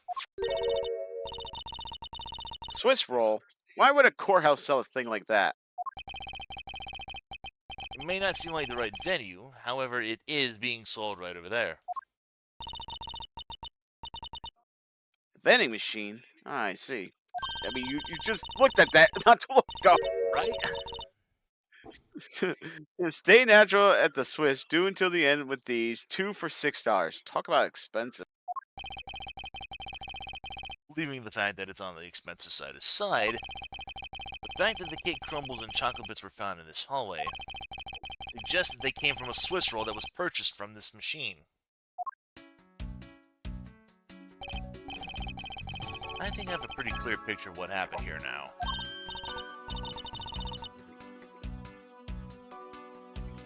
Naturally, after all, I'm here, aren't I? Detective Gumshoe must have sat on this bench as he ate a Swiss roll. And as he ate, he dropped it on the floor and sullied the bench. How could he have not cleaned up after himself? How utterly despicable. Don't you dare whip me again. It wasn't I who made the mess in the first place. Anyway, if it was indeed Detective Gumshoe who bought the Swiss roll, that creates a rather interesting contradiction of facts. Contradiction? Where? Taking another look at the special courthouse vending machines in order. Yep, so it's the name of the vending machine. And you want to deduce the Swiss roll price and present annual bonus envelope.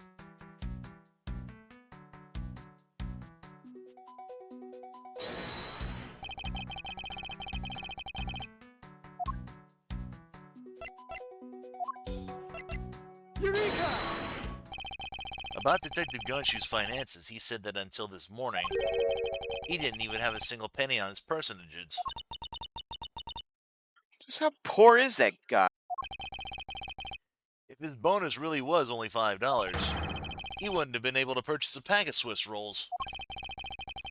However, facts being as they are, we found cake crumbs on the floor. Meaning Scruffy must have bought a pack somehow. Indeed.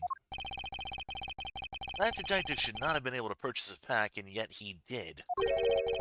Question is, how?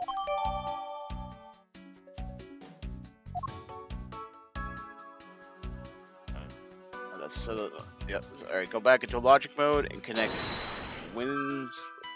windowsill cactus with pink piece of track.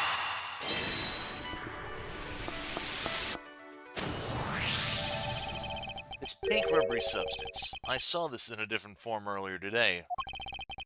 I believe this is a piece of a popped balloon. I suppose that's possible. The balloon probably got a little too close to our friend, the windowsill cactus. That would be the logical conclusion, yes. I believe I now have a very firm grasp on what happened here. Well, I do too. Alright, Francisco, would you care to share what conclusions you've come to? Why should I do that? We're still in the middle of a competition, you know. We should be checking to see if your conclusion questions are wrong first, so you go ahead. It's almost cute that she's going this far to ensure that she wins. Almost. Very well, but first we need to pay His Honor a visit to correct his testimony. Yep, Jay, you got some dialogue coming up. September 10th, 5:15 p.m., District Court, Courtroom number 3.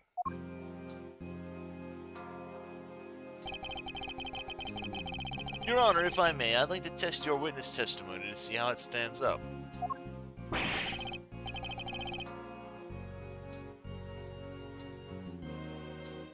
You doubt me? Am I unsuspect? In a sense, I suppose you could say that. Even you, a judge, are nothing but a common witness before a Von Karma. Silence in the courtroom! Silence, I say!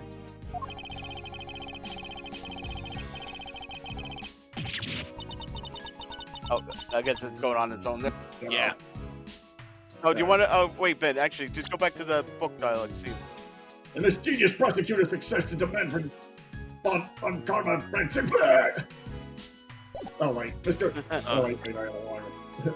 Mr. New Prosecutor recommend into my man on Karma Miles Edgeworth. The mischievous prosecutor success to demand for on Karma Branson. You bite your tongue again. You bit your tongue again, didn't you? Ahem. As a defendant of the law, I could never give false testimony. You can even place me under oath if you want. Very well then, your testimony, if you please. During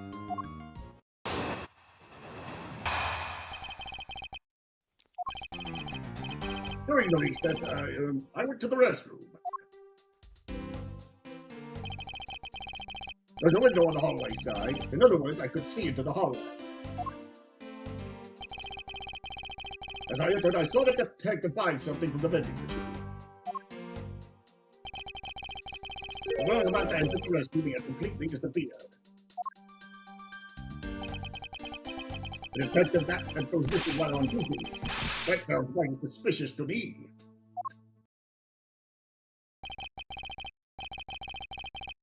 Your Honor, could you please try to remain calm?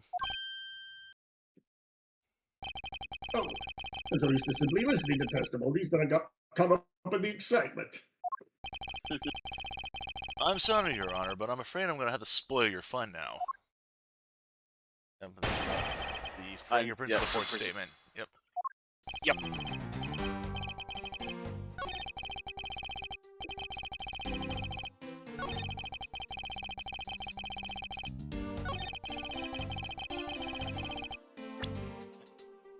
He didn't disappear, he was just sitting down.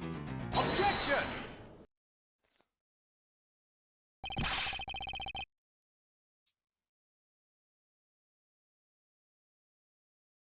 What was that finger wag? What was that finger wag for, Mr. Edgeworth?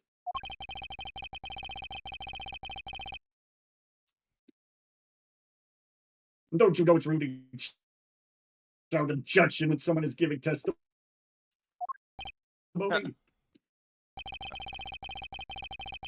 If you truly are a man of the law, then you must always be vigilant. For example, I never let an opportunity to shout objection pass me by. Miles Edgeworth, it's one thing to be passionate about your job, but this is real life. This is what some people may say is the pot calling the kettle black. Your Honor, I wonder if you might take a look at this for me? What is that, Phil?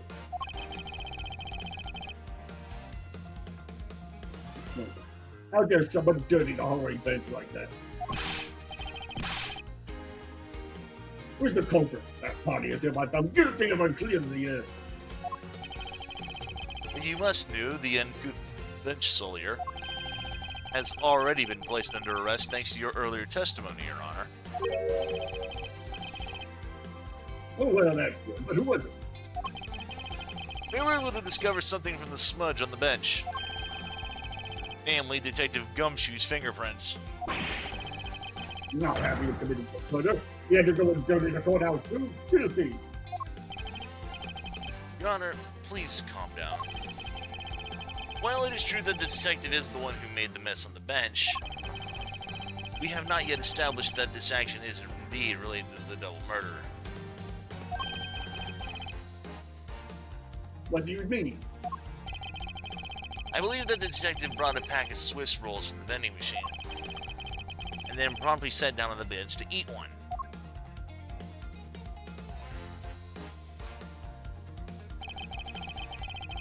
He ate crumbs and pieces of chocolate on the floor under the bench, and Detective Gumshoe's fingerprints proved my conclusions to be true. Oh, but I still don't understand. This whole thing related to how I couldn't see him as I was leaving the restroom. It is indeed. The window in the hallway was built rather high up into the wall, at around an adult's chest height. As evidence, I submit that Franziska herself was unable to see out that window.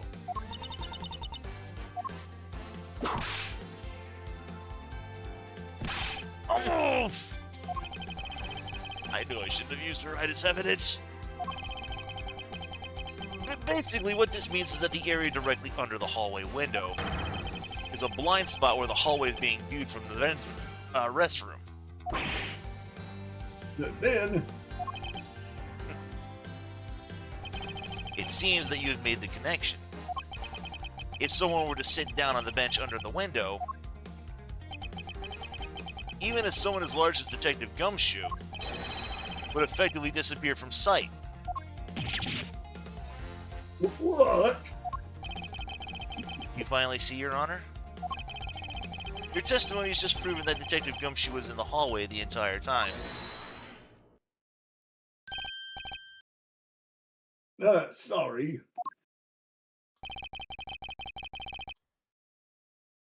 I didn't mean to say it with that much enthusiasm. All I wanted to do was try saying it once.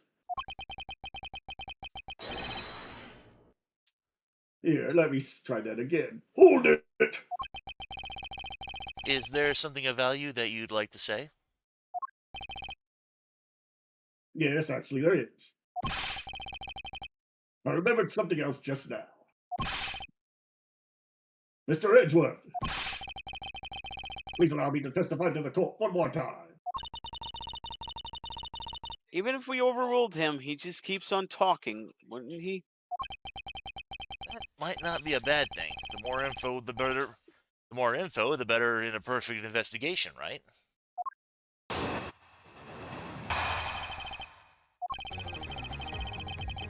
Well, it's possible you can't see a seated person from the restroom window. However, that doesn't mean that the detective was sitting there when I looked. Anyway, I forgot to testify earlier about probably the most important detail. As I was leaving the restroom, I heard the loud bang of a gunshot.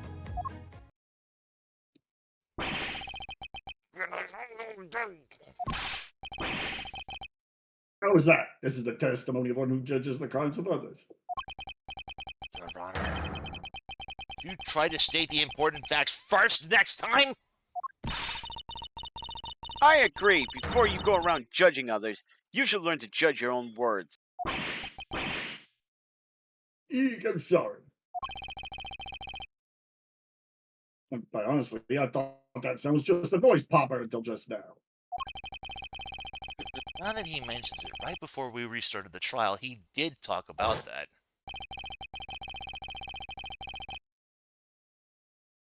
Oh, by the way, was there someone celebrating a birthday during the recess? I could have sworn that I heard a popper going off. And to think of it, the other day with my grandson. The most critical point in his argument is when did the judge look in the hallway? And whether that lines up with when the gun was actually fired. Your Honor, if I may, I'd like to clarify a few details in your testimony. Yep, and press on the second statement.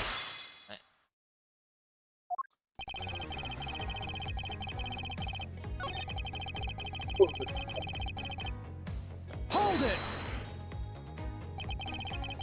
As we established, you went to the restroom during recess.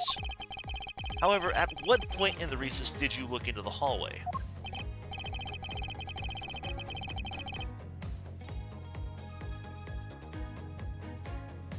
And back over me as I handle the change of proper security.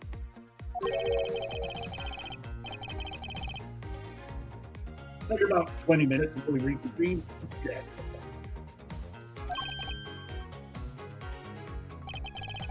Just as I expected. What were you expecting? I demand to know what that all-knowing smile is for. Your Honor, that statement you made just now is very important. I'd like for you to append it to your testimony. All right, if you insist.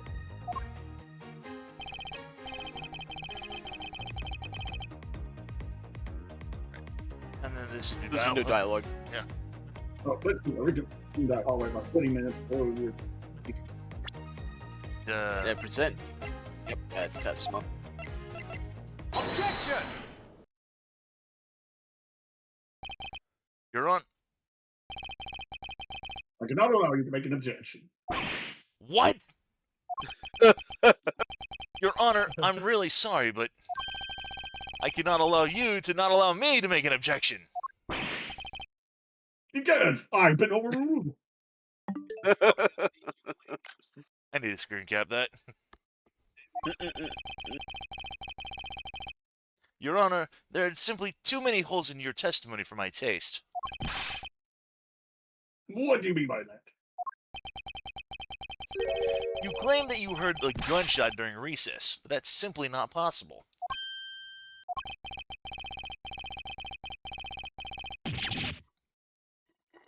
Mr. New Prosecutor recommended by Manton.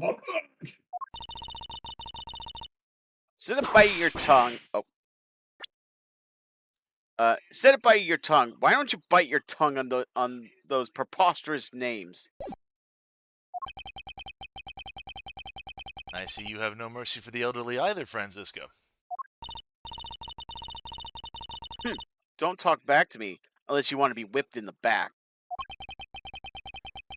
Your height, you'd need a stepladder or four to accomplish that. Mr. Edgeworth. My ears are not that far gone yet, I'll have you know. I can still hear you just fine.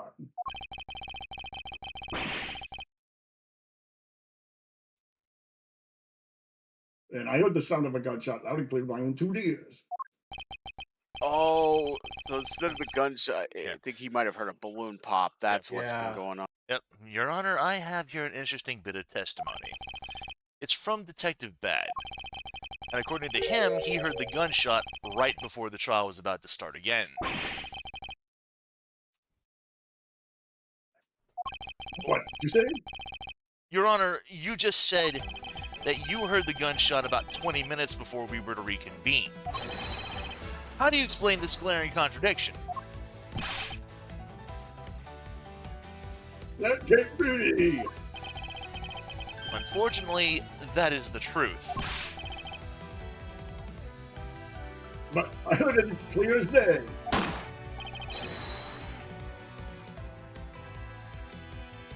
And the loud sound of a gunshot. The sound of the gunshot, we keep returning to this point of contention. And that piece of evidence, I always did wonder why I found it where I did. However, now I understand what the gunshot the judge heard really was. Unfortunately, Your Honor, this is what really produced the gunshot you heard. Take that! I found this object in the hallway earlier. What is that pink substance?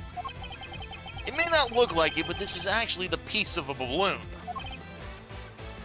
I see. I suppose you could like me if you'd accept that pink balloon into the court record. I also hear that I love that they had that little like no, accepted in the court record. Yeah. Your Honor, I present this piece of evidence in order to overrule your testimony. What? Your Honor, your argument goes as follows. You saw no one in the hallway when you heard the gunshot. There is no guarantee that the detective was sitting on the bench at that time. Therefore, you believe he must have been at the crime scene, defendant lobby number 2. Am I correct? Yes, I did that.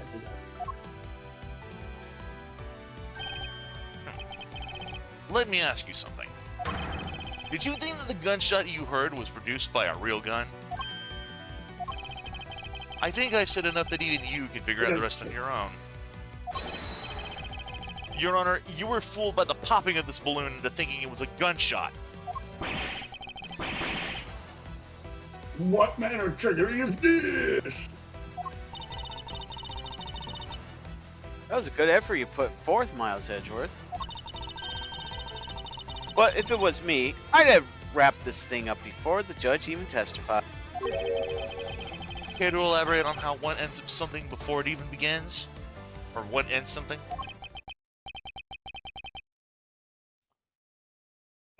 Well, to be honest.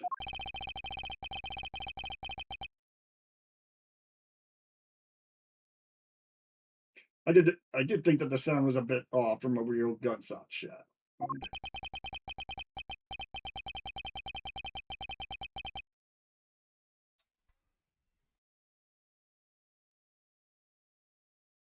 But who could have guessed that someone would pop a balloon in a place like that?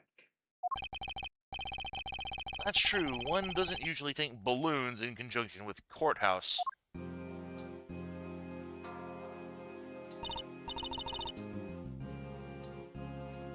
Little K again. I want to trade these coins with you. Say, that balloon that girl was holding, that explains everything. Your Honor, if it makes you feel any better, you didn't lie once in your testimony. However, I can't really vouch for its accuracy.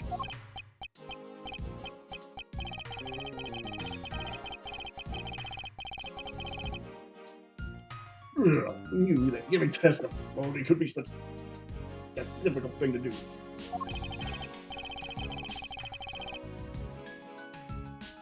What have I done? I have taken a very, very big apology.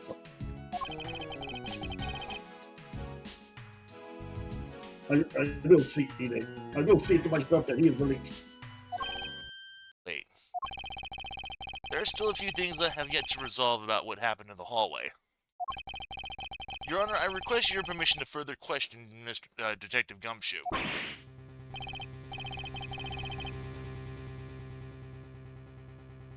Look, why? I thought we just cleared his name. Whether we did just now or not, I still cannot say. The only thing I can do for now is continue in my quest for the perfect explanation. And to that end, I must resolve the remaining issues pertaining to the events that occurred in the hallway. Very well. Bailiff, please bring Detective Gumshoe into the court. I must fulfill my mission and find the perfect explanation of this case.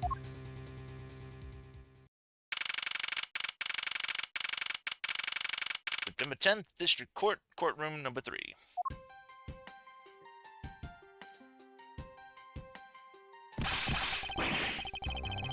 What is it now? Is it time for my trial already?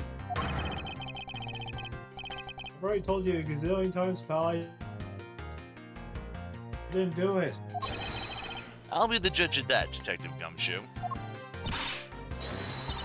No, you won't. I'll be the judge of that. Oh, no. I'm the judge around here, and I'll be the judge of that. Why can't you guys be a little less judgmental? Yes, let's be taking judgment. Wait, I must apologize for Aaron Jones. Your Honor, I don't believe you should apologize just yet. We have yet to prove he is completely innocent of his crime.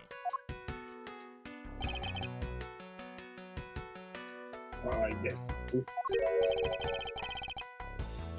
What are you guys talking about? In any case, I would like you to testify as to your actions while you were on guard duty. please remember you are not on trial. This is all just part of the investigation. As such, you may still find to be innocent. But if you should give false testimony... Yo. My whip will eject. My whip will eject. Loud and clear. If you are found to be lying, you will be held indefinitely. Understood? Gotcha. Thinking back on the state of the crime scene and the judge's testimony, it's obvious that Detective Gumshoe is lying. And if I can't break his lie, then we may never get another break in this case.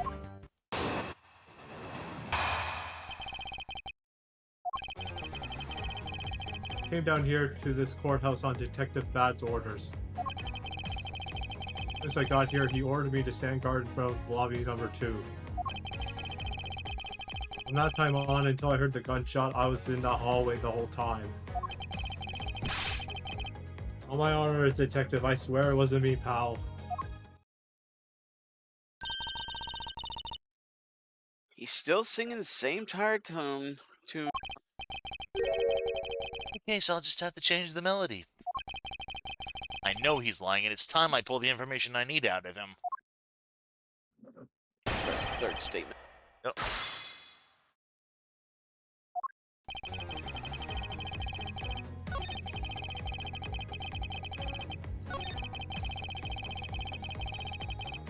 Hold it!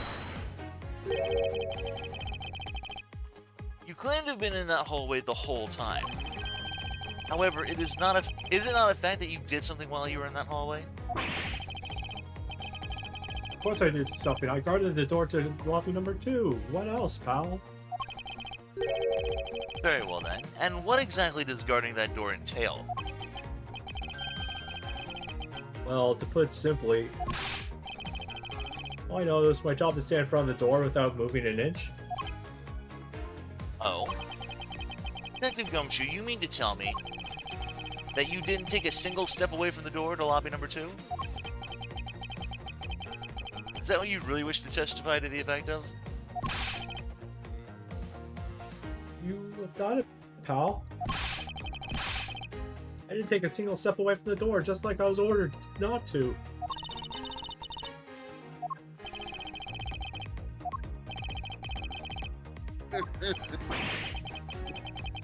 Why is everyone so quiet all of a sudden? Because we were all in shock and awe of your utter stupidity. Scruffy, if you're gonna lie, at least tell us a more believable one. No! I'm not lying. I should hurry up and bring this insipid testimony to a close. There's no dialogue. And until I heard the gunshot, I didn't take a single step away from the door. Yep, you can present the Swiss roll or Detective Gumshoe's finger. Objection! I have an objection. What is it, pal? Detective Gumshoe, I wonder if you might recognize this from somewhere? Hey, it's one of those things, the courthouse special Swiss rolls, right? Precisely. In that case, I suppose that you also recall the Sully Hanley bench. Hey, you know what? I think it was probably me that did that. Captain Gumshoe, you know you can't go around dirty out the courthouse like this. You inconsiderate I can't say that for some reason. Slovenly pig. You inconsiderate, slovenly pig! Slovenly. Probably. I promise to clean it up later, I swear. Now then, shall we get down to business? Defeat the Huns? Defeat the Huns? About the fact that you didn't even move a single step from in front of that door? If that were really that case, how are you able to buy a pack of Swiss rolls?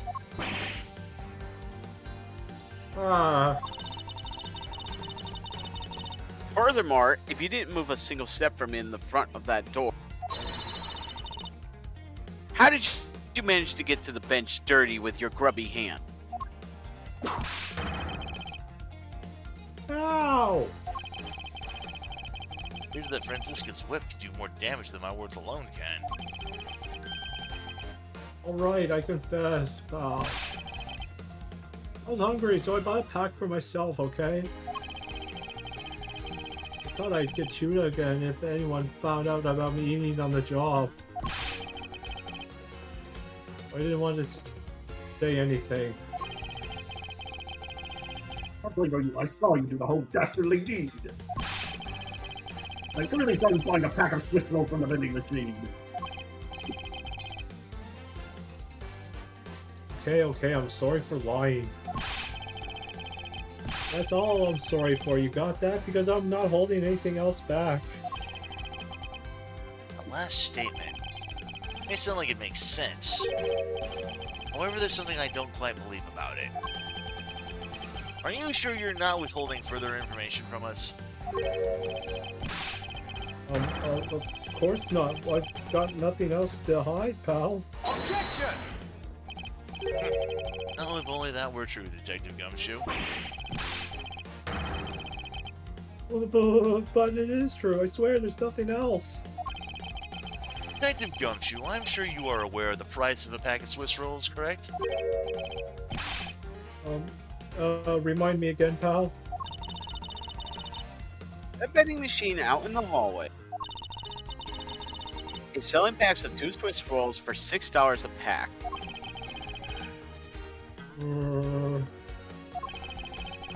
And yet, according to you, you didn't have any cash on you until you cashed your $5 annual bonus check. Isn't that right? Oh. Let me ask then, how did you manage to purchase a pack all by yourself?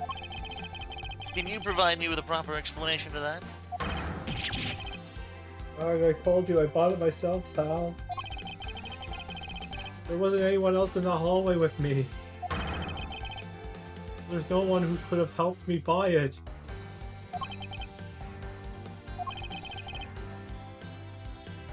Wait, don't tell me. Got some kind of proof that there was someone else in the hallway? Correct. As if you could. I mean, what are the chances of that?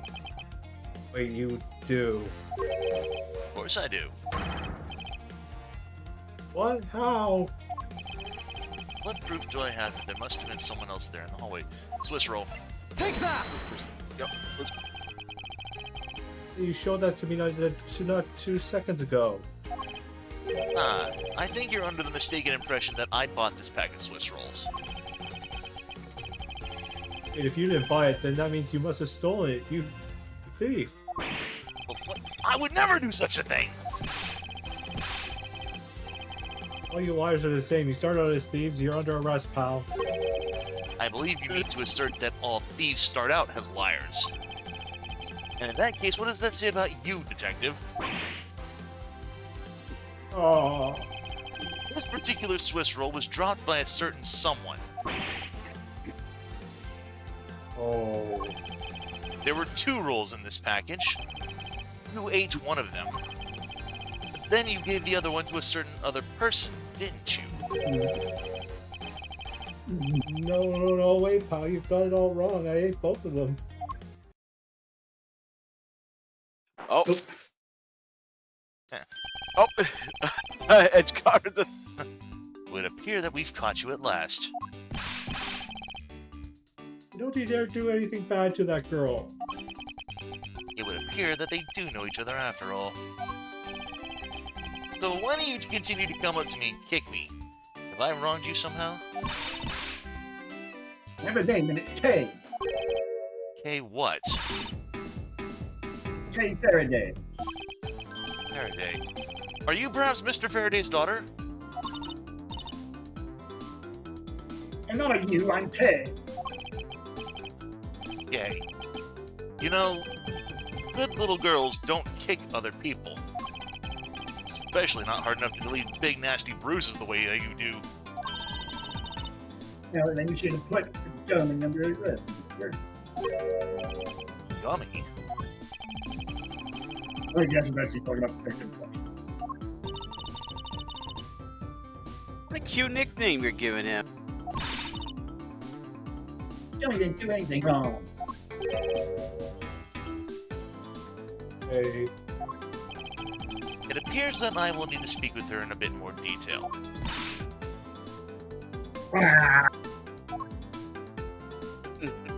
Alrighty. Oh, there is an achievement here. Yeah. Let's see. Oh, Oh, yeah. Oh, this is it says if you're playing the AAI collection version, present it to her afterwards during the promised 6 and 7 achievement. Alright. So. Just say. Part of me kind of wants to call it here, but at the same time, I mean, we're so close to the end of the segment. We might as well just Oh, go yeah. ahead and carry this out. Yeah, just get through Yeah. the middle bit. Yeah. Now then, Kay. It's like a cat. Jeez. She's like a stray cat. See, even the game takes the words out of my mouth. Wonder if I should feed her something. Yeah, let's give her the Swiss cake roll. Take that! What was you saying? Is that a hiss into the mic right there? I don't know. Oh yeah, I didn't hear that. I'm sorry. I did hear a little I hiss. didn't- I hardly heard you. Okay, I promise to give this to you if you calm down.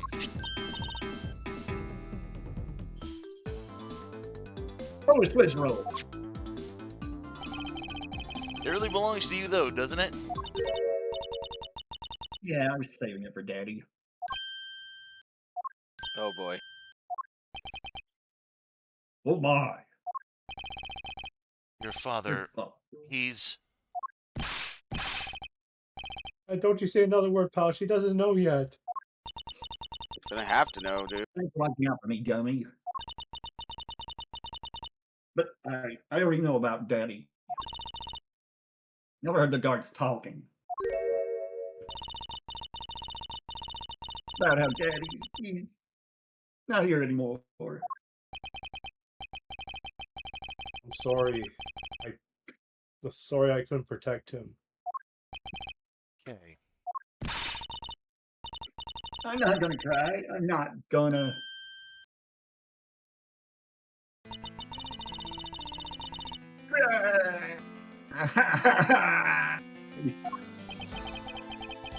Alright, let it all out.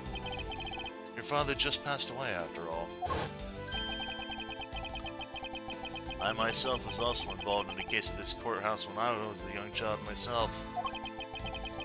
A case in which my father, who was a defense attorney, passed away. All of my dreams of becoming a lawyer were crushed into fine ash on that nightmarish day. Even now, the wound festers deep in the depths of my soul. Ever since that incident, I've dedicated myself to locking away every criminal I can. And now to have this happen right in front of me. Child, I feel a certain shared fate, common bond between us. Miles Edgeworth, what sort of gentleman are you? Are you gonna just stand there and watch a lady cry? Ah, you're right. Sorry about that. Okay, here, how about we use this handkerchief here and dry your little eyes?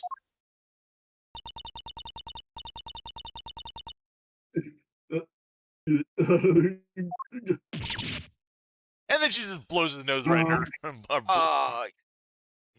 right into the fucking cravat too.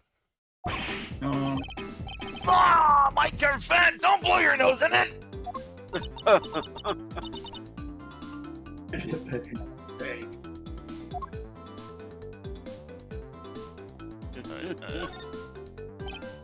Okay.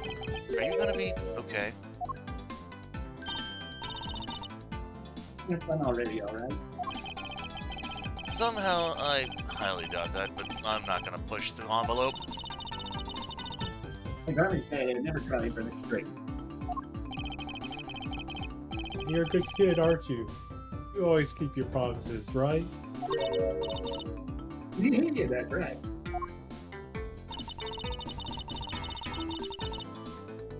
Even though I can't see Daddy anymore, I'm still doing the people all I trust. You're a very brave girl, Kay. You're a very good child for keeping the promises you made to your papa. I'll even testify that you didn't cry just for you. Thank you very much. It's nothing. I'm only telling the truth after all.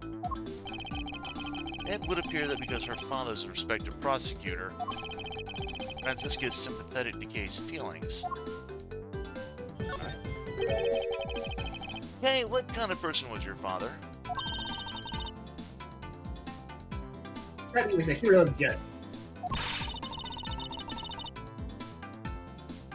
His job is to protect all the bad people in the world. So to you, a prosecutor's a hero of justice, huh? I suppose we are in a sense, as we are the ones who seek guilty verdicts for criminals. Well, you know what? Never I came to the courthouse. Then you remind me when I have to make retreat. So, Oh? I'm gonna be a hero of justice someday, just like Daddy. I've been working really hard. I see. And what have you been working hard on?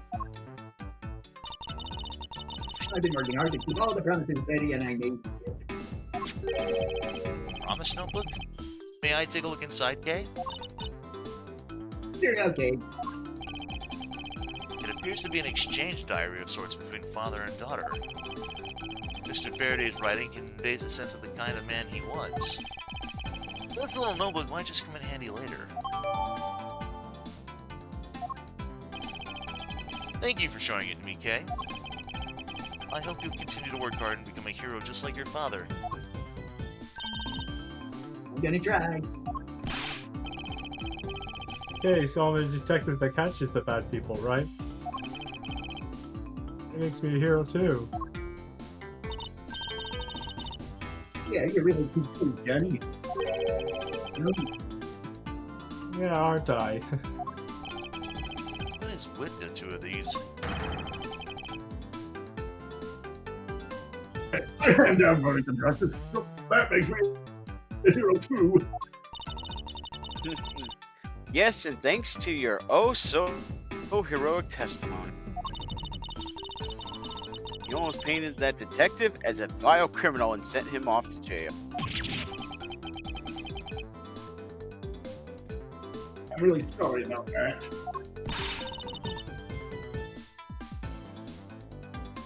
Johnny is not a bad man. Oh, that poor judge. He's being Okay. treated. That poor judge. He's being treated like a vile criminal rather than a hero of justice. I like the way she's doing the little Street Fighter style fight that she's got. Yes. Oh yeah, I mean- bouncing from one foot to the other. Yeah. Yeah. That reminds me of Sagat. Here's that you and Detective Gumshoe are good friends, Kay. Yeah, we're friends. In that case, would you mind telling me a little more about him? It says you can present notebook to her. Yep. Kay's promises to Daddy: never take things from a stranger, never go anywhere with the stranger. Always greet people with a smile, even people you don't know. Never cry in front of strangers. Always try your hardest to learn about things you don't understand. Daddy's job is to make sure that everyone follows the rules. Kay, be a good girl and promise that you'll keep your promises to me, okay? Love, Daddy.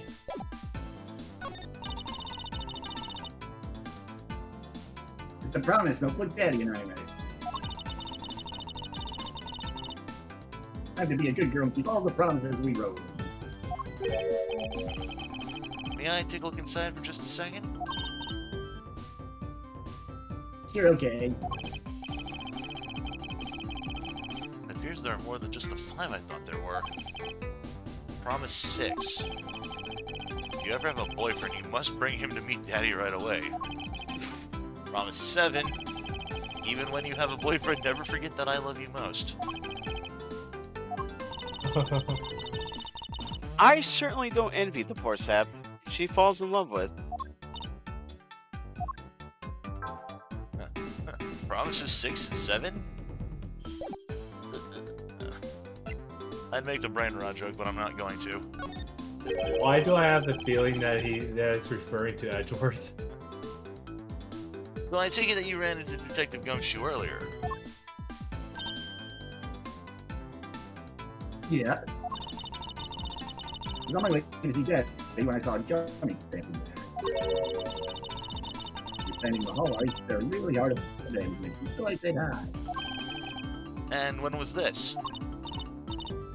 And before everything got crazy. How long were the two of you together? We only talked for a little while. We never went our own way. That's right, pal. Kay and I only talked for a little while, and that's it. Oh, which means we now have confirmed that Kay was in the hallway during the recess. Isn't that right? Oh, you got me.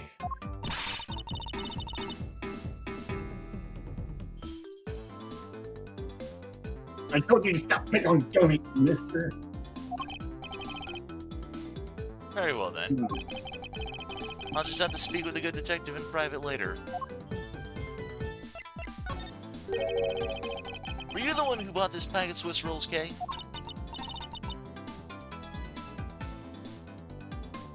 Well.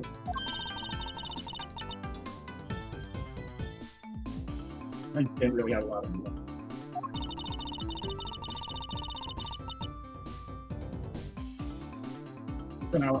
I somehow made $1 out of all the pennies.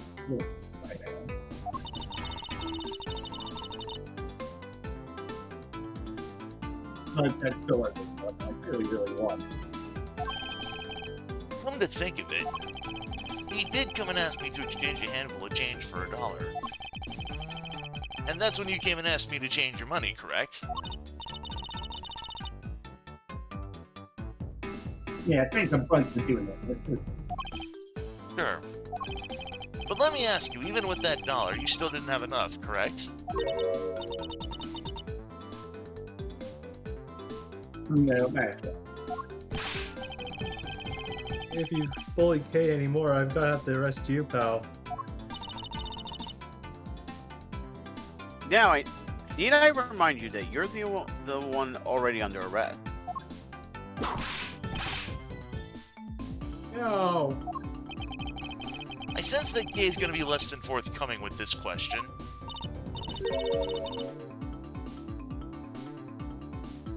I'm sorry about the rest of the Yes, well, now that it's positively drenched in your nasal mucus. Don't worry, Kay, I have a spare. So here, you can have this one.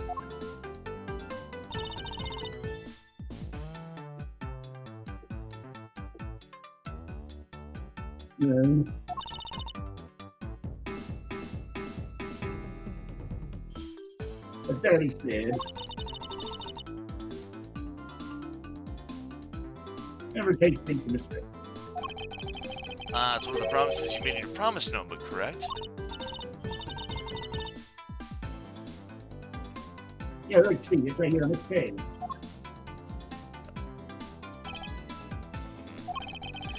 Alright then, I'm not giving this to you. I'm merely allowing you to borrow it. You can take it home, wash it nice and clean, and then give it back to me next time we meet.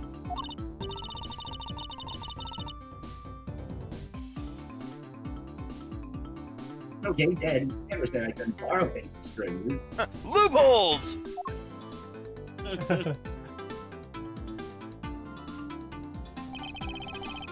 Now then, Detective Gumshoe. Uh-oh. I believe it is now crystal clear that you were with little Kay in that hallway. Oh. I told you to stop eating again. Miles Edgeworth, there's still something you have yet to resolve. I beg your pardon. You still haven't offered an explanation for why that man would lie to us. That's, well, Johnny, don't tell me lies on my side. Don't worry about it, Kay. Everything's gonna be okay. So that's why. So what was Detective Gumshoe's motive for lying? If you can't explain that, then you can't call this a perfect investigation. His reason for lying is very simple. What? Here's what I believe to be his reason. From simple observation of the detective's actions and his interactions with Kay, it's obvious that the detective was lying for the young girl's sake. This piece of evidence will show you exactly why. The piece of evidence that proves Detective Gumshoe was lying on account of Kay was the promised notebook. Take that! Mr. Faraday and Kay's promise notebook? How does this explain anything? If you could take a look at this page, it's clearly written that Kay should never take things from a stranger. When Detective Gumshoe heard about that promise, he attempted to cover for Kay. What a foolishly foolish fool of a foolish reason for a fool. No.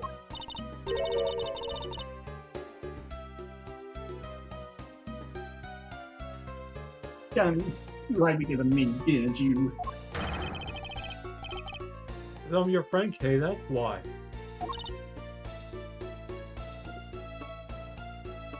Dummy!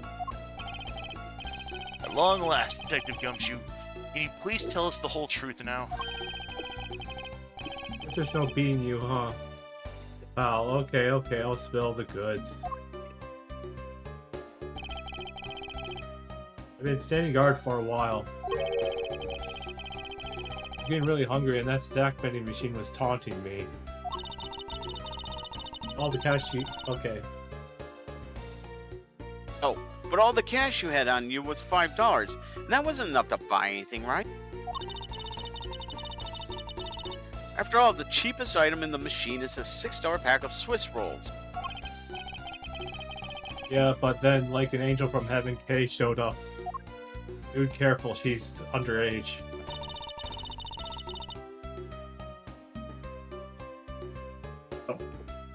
I'm sitting there sharing a snack with Daddy. So I wanted to buy a Swiss roll. I only had about $1 in coins. We pooled my 5 and her $1 together. Bought a pack of Swiss rolls. I was worried about breaking one of my promises. So I done said. Mr. Faraday's one scary guy when he gets mad. But don't worry, you won't get in trouble if I don't tell, right? Right, you bought it with me. But you didn't really get it from me now, you know? You told me to be okay. You gave me a whole roll to save and give to Daddy. Who knew that Scruffy could be so considerate? Indeed. Detective, I take it that you then sat down on the bench and ate the rolls together? Yeah, we split the other roll and ate it right away. We tasted that cake's chocolate. I'll never forget as long as I live. Anyway. Kay, I believe this also belonged to you. Well, that's from the balloon I caught.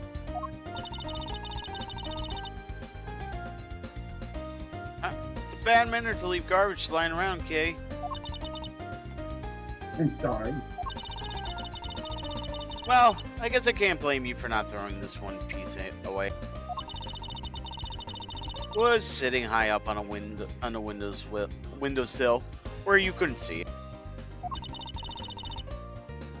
So just this once, I forgive you. But that balloon. I'm surprised it got me a little, so I popped it on purpose. And because of me, Gummy dropped his half of the Swiss roll. Aha, wow, you really got me there. Well, that maybe I should get Gummy the other roll. And then I saw you picking on Gummy, mister. kicked me, is that it? You're sure a feisty one. I'm really sorry, mister. It's alright. I'm perfectly unharmed. What about this Swiss roll? Would it be alright with you if I held on to it until Detective Gumshoe's cleared of all charges and free to go? Yeah, sure. Make sure to give it to Gummy afterwards, okay? Of course, I promise. Now then, I believe we have proven beyond a shadow of doubt. Detective Gumshoe was in the hallway for the entire duration of his duty. Which undeniably proves that Detective Gumshoe could not have committed the double murders. Objection! Actually, Oh no, not her. it proves just the opposite, Edgeworth. You've just shown that Detective Gumshoe is the only one who could have committed the crime. What do you mean?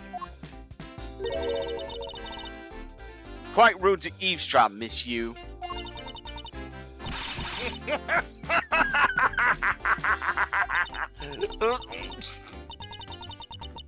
I'm getting lectured on manners by a girl with a penchant for whipping people.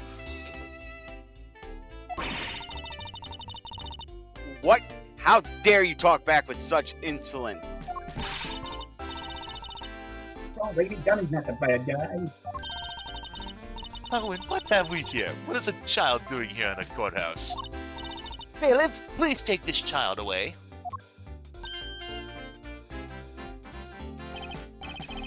Miss Callisto, you! That girl's Mr. Faraday's. I know. So what? I think that just because she's the victim's daughter, that she gets to just run wild all around the crime scene? I think it's actually quite dangerous for her, to speak nothing of getting underfoot. I suppose you're right. However, as long as we are in agreement on that point, let's get back to the real issue at hand. Now then, Detective, you were in front of the door to lobby number 2 the entire time, correct? Yeah, but ma'am.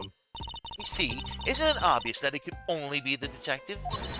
He is the only person who could have gone to lobby number 2 at the time of the murders. Ugh. I don't have a counter-argument to that. Don't worry, I've already put in the necessary paperwork for his formal arrest. But the investigation's far from over! Oh, that's right. I was going to speak with you about that.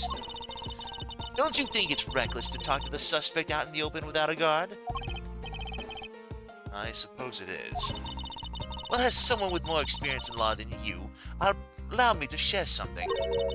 Always keep a good eye on a criminal, or you may regret what comes of your negligence. Oh, Miles, I can't believe you're letting this woman lecture you like this.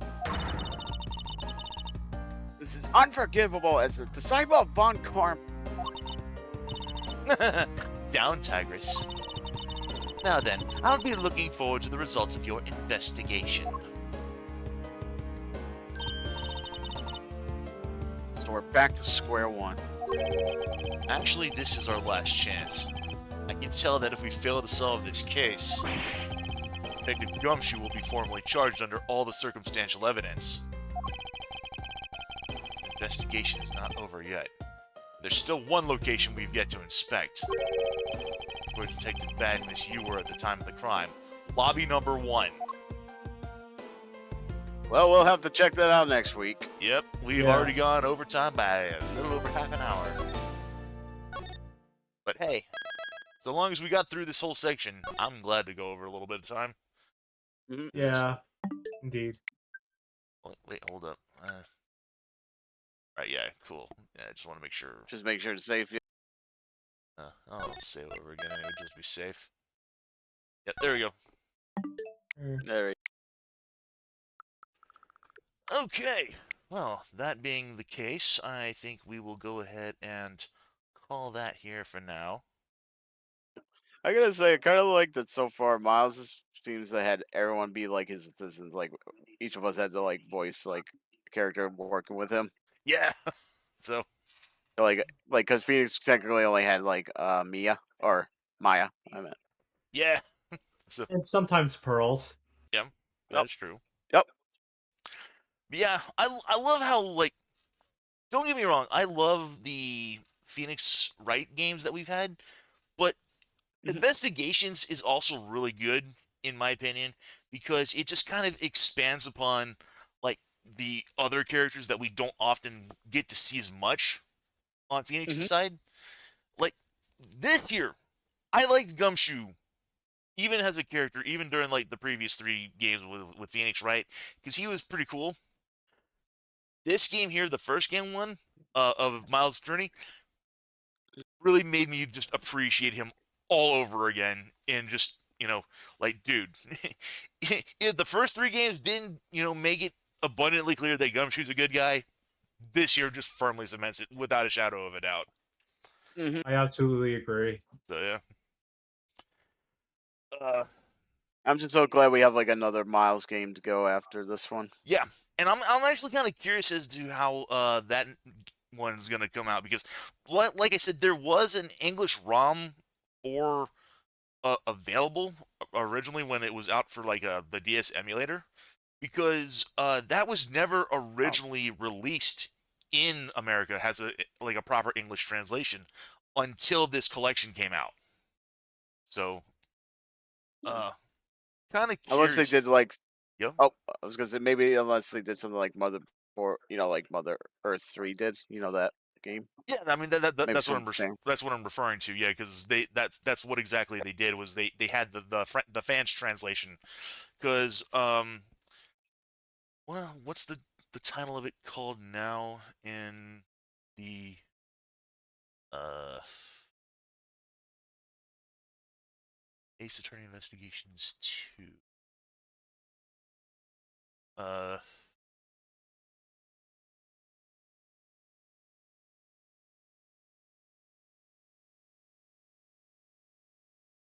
Oh, so Matt said this is more whip crack, whip crack than a Johnny Test episode. yeah.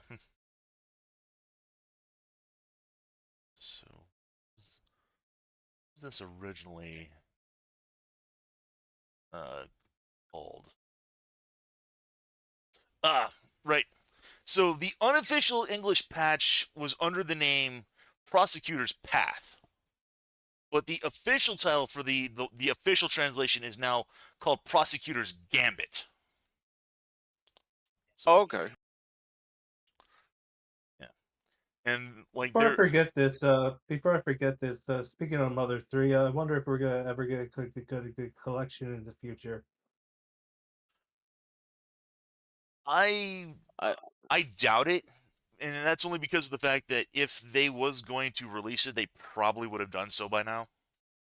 yeah, they They've probably had ample wouldn't put. opportunity to do that more than once over the years. Well, you never know. Yeah. I'm not saying that it's not off the table. I mean, I'm not saying that it isn't possible. I'm just saying it's not You don't see likely. it happening. Yeah. Anytime soon, at least. Yeah. Yeah. Yeah. I'd probably at this point I'd say a release of Diddy Kong Racing on the NSO would probably be more likely than a release of Mother 3 at any point. And even that's kind of questionable considering how often we've been how many times have we been asking for that? Right. So Nintendo seems to be doing a lot of remakes this year. I mean, like I said, it might be possible, but I don't really Well, speak. I mean, yeah, because with Diddy Kong Racing, I mean, remember Rare owns Banjo and Conquer and all them.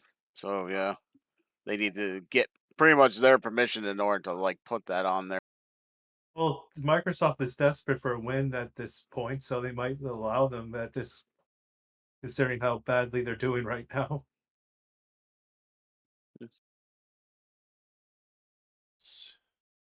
This is pretty much just gotta wait and see. Is all. Oh well, damn, that's kind of unfortunate.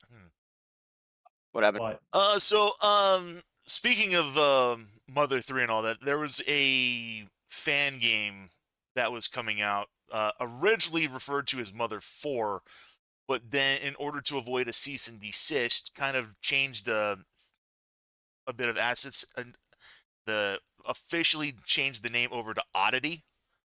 And I kind of wanted to see if there was anything in regards to the development of that game, because I was going to plan that as a playthrough of myself, kind of putting that on the to-do list once that came out. But apparently it's not going well. Apparently several of the devs withdrew and left it abandoned. Apparently the only thing they've accomplished has been animation assets, but no one was willing to put it all together to formulate an actual game with code. That was the last update from what I could see as of about roughly 8 months ago. So, um, The Nintendo lawyers are not to be So- joked, well, meddled with lightly. that's the thing. They changed it over so they wouldn't have to compete with Nintendo. According to this one Reddit comment I'm saying is that apparently that we can piece together some stuff from circumstantial evidence. Since the Also, it's on trailer, their end. since the trailer, there has been no official communication from any developer. You can find a lot of developer Maxi's comments posted all around the sub, but the overall vibe is that things are not going well in the development of Oddity, and leadership is barely communicating things anymore. A few people have reached out to the devs, and they've gotten the occasional "we're still working on it," but that's all. Also worth noting is that a number of comments made by a former composer in 2023 about the development situation. The developer is not a the former composer is not a 100% reliable source. Their split from the Oddity team in 2017 was messy and unclear that how he himself learned a lot, but it at least is something. Main takeaways is that the programmers have left along with a lot of the old blood. The trailer was just effectively stitched together art assets and a rudimentary movement engine rather than actual gameplay. The only part of the Oddity project seems to be that it all healthy is that art and assets aside, you see that basically everything posted of the game as of the past 7 or 8 years has been game assets or artwork to the Twitter account. They suspect that all artwork and clippings posted to 2024 to the Twitter were done essentially without Pastel's approval just to get something out the door. Overall, the situation seems to be something like the team went into the trailer rebrand announcement in 2020 being mostly organized and motivated, but was still rushed through, and this caused issues down the line. The COVID-19 pandemic seems to have been really tough on the team, and on Pastel especially, and they'd wagered that it's a large part of the reason for his withdrawal from the public eye. Their style of project management doesn't seem to have worked for a lot of the development team, and many people left, most notably one of the original team members and the team lead sole programmer, who, among other things, created the engine for the game from scratch that Pastel later scrapped. The project leads seemed to be far too happy to change important gameplay and story elements on a dime, along with throwing out assets and creative work on a whim, and that seems to be a major point of friction within the team. It seems that the current state that are two sides of the development team, the programming and project lead side, as well as the art side, with the art side seeming to be getting increasingly left in the dark as the state of the project as a whole. Man, what a shit show. So yeah, there's more information here, but I'm not going to go into that. But basically, long story short, apparently signs are not well for the project, and we're probably not going to see anything from this anytime soon, if at all ever. So... God damn. Yeah. That's a shame, though. I was kind of looking forward to that. Yeah, Tim says apparently the signs are gang signs. And considering that it is basically Earthbound, wouldn't surprise me none. Yeah. Anyway, since we're already, going well over time here, I'm going to go ahead and wrap this up, and we'll end this here for the night. Right. So, upcoming for stuff here in the week. I do plan on going live on the 18th here, which is a Wednesday. I think I'll be doing a little bit more Katamari that day just to go through some of that. As per usual, we will be going ahead and continuing on with Origami King on the 21st. And then we'll be going into the next 2 segments of this particular thing here, this particular trial here. Yeah, because if we do make it to the next case, we're going to be in for a long one on that one. Yes. He is not kidding. I have played I remember, even though I only played it like once, I remember the 5th case, Turnabout Ablaze, taking ages. So, Mm. I took Manny Cochin just for like the 2 lines he had for this one. I will be going ahead and handing him off to somebody else because I know I'm voicing Edgeworth in that case, and then there's at least 2 returning people that is going to be coming back that I will be Oh, voicing. is this for Turnabout and Blaze? Yes, the 5th case, yes. So, Yep. yeah, Franziska's going to be coming back for that case. Okay, so Like I got her said, still. a couple of people from the Phoenix Wright ones coming back. I will be voicing. Yep. One of which we've already met before earlier. Yep. DM's got a couple of his characters returning too for that So- one. So yeah. Oh yeah, May is May No, Maya's not coming back. No, we don't no, see Maya. not Maya, not Maya. The Sky. Oh, Emma Sky. I don't No, know. Emma Sky's not coming back on this one. Oh, You got I don't want to spoil much. You'll see. don't. Yeah. I'll let you know when we get to the next case. Let's see what we got here.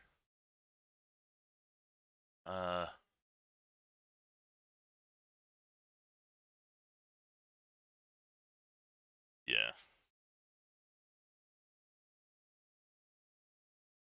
I don't like rushing people, but this stream has gone for long enough. Yeah, we'll go ahead and call it here. So, yep. All right. Yeah. Thanks everyone for swinging on by, both Twitch chat and CoComs as per always. Thank you. Pleasure. As always, this has been Mr. Ben. This is Jay Smith. This is Radio Dub. EM21. Wishing you all a wonderful, happy week. We will see you guys Wednesday for more Katamari. Until then, take care, everyone. Like your books. Later, guys. Have a great week.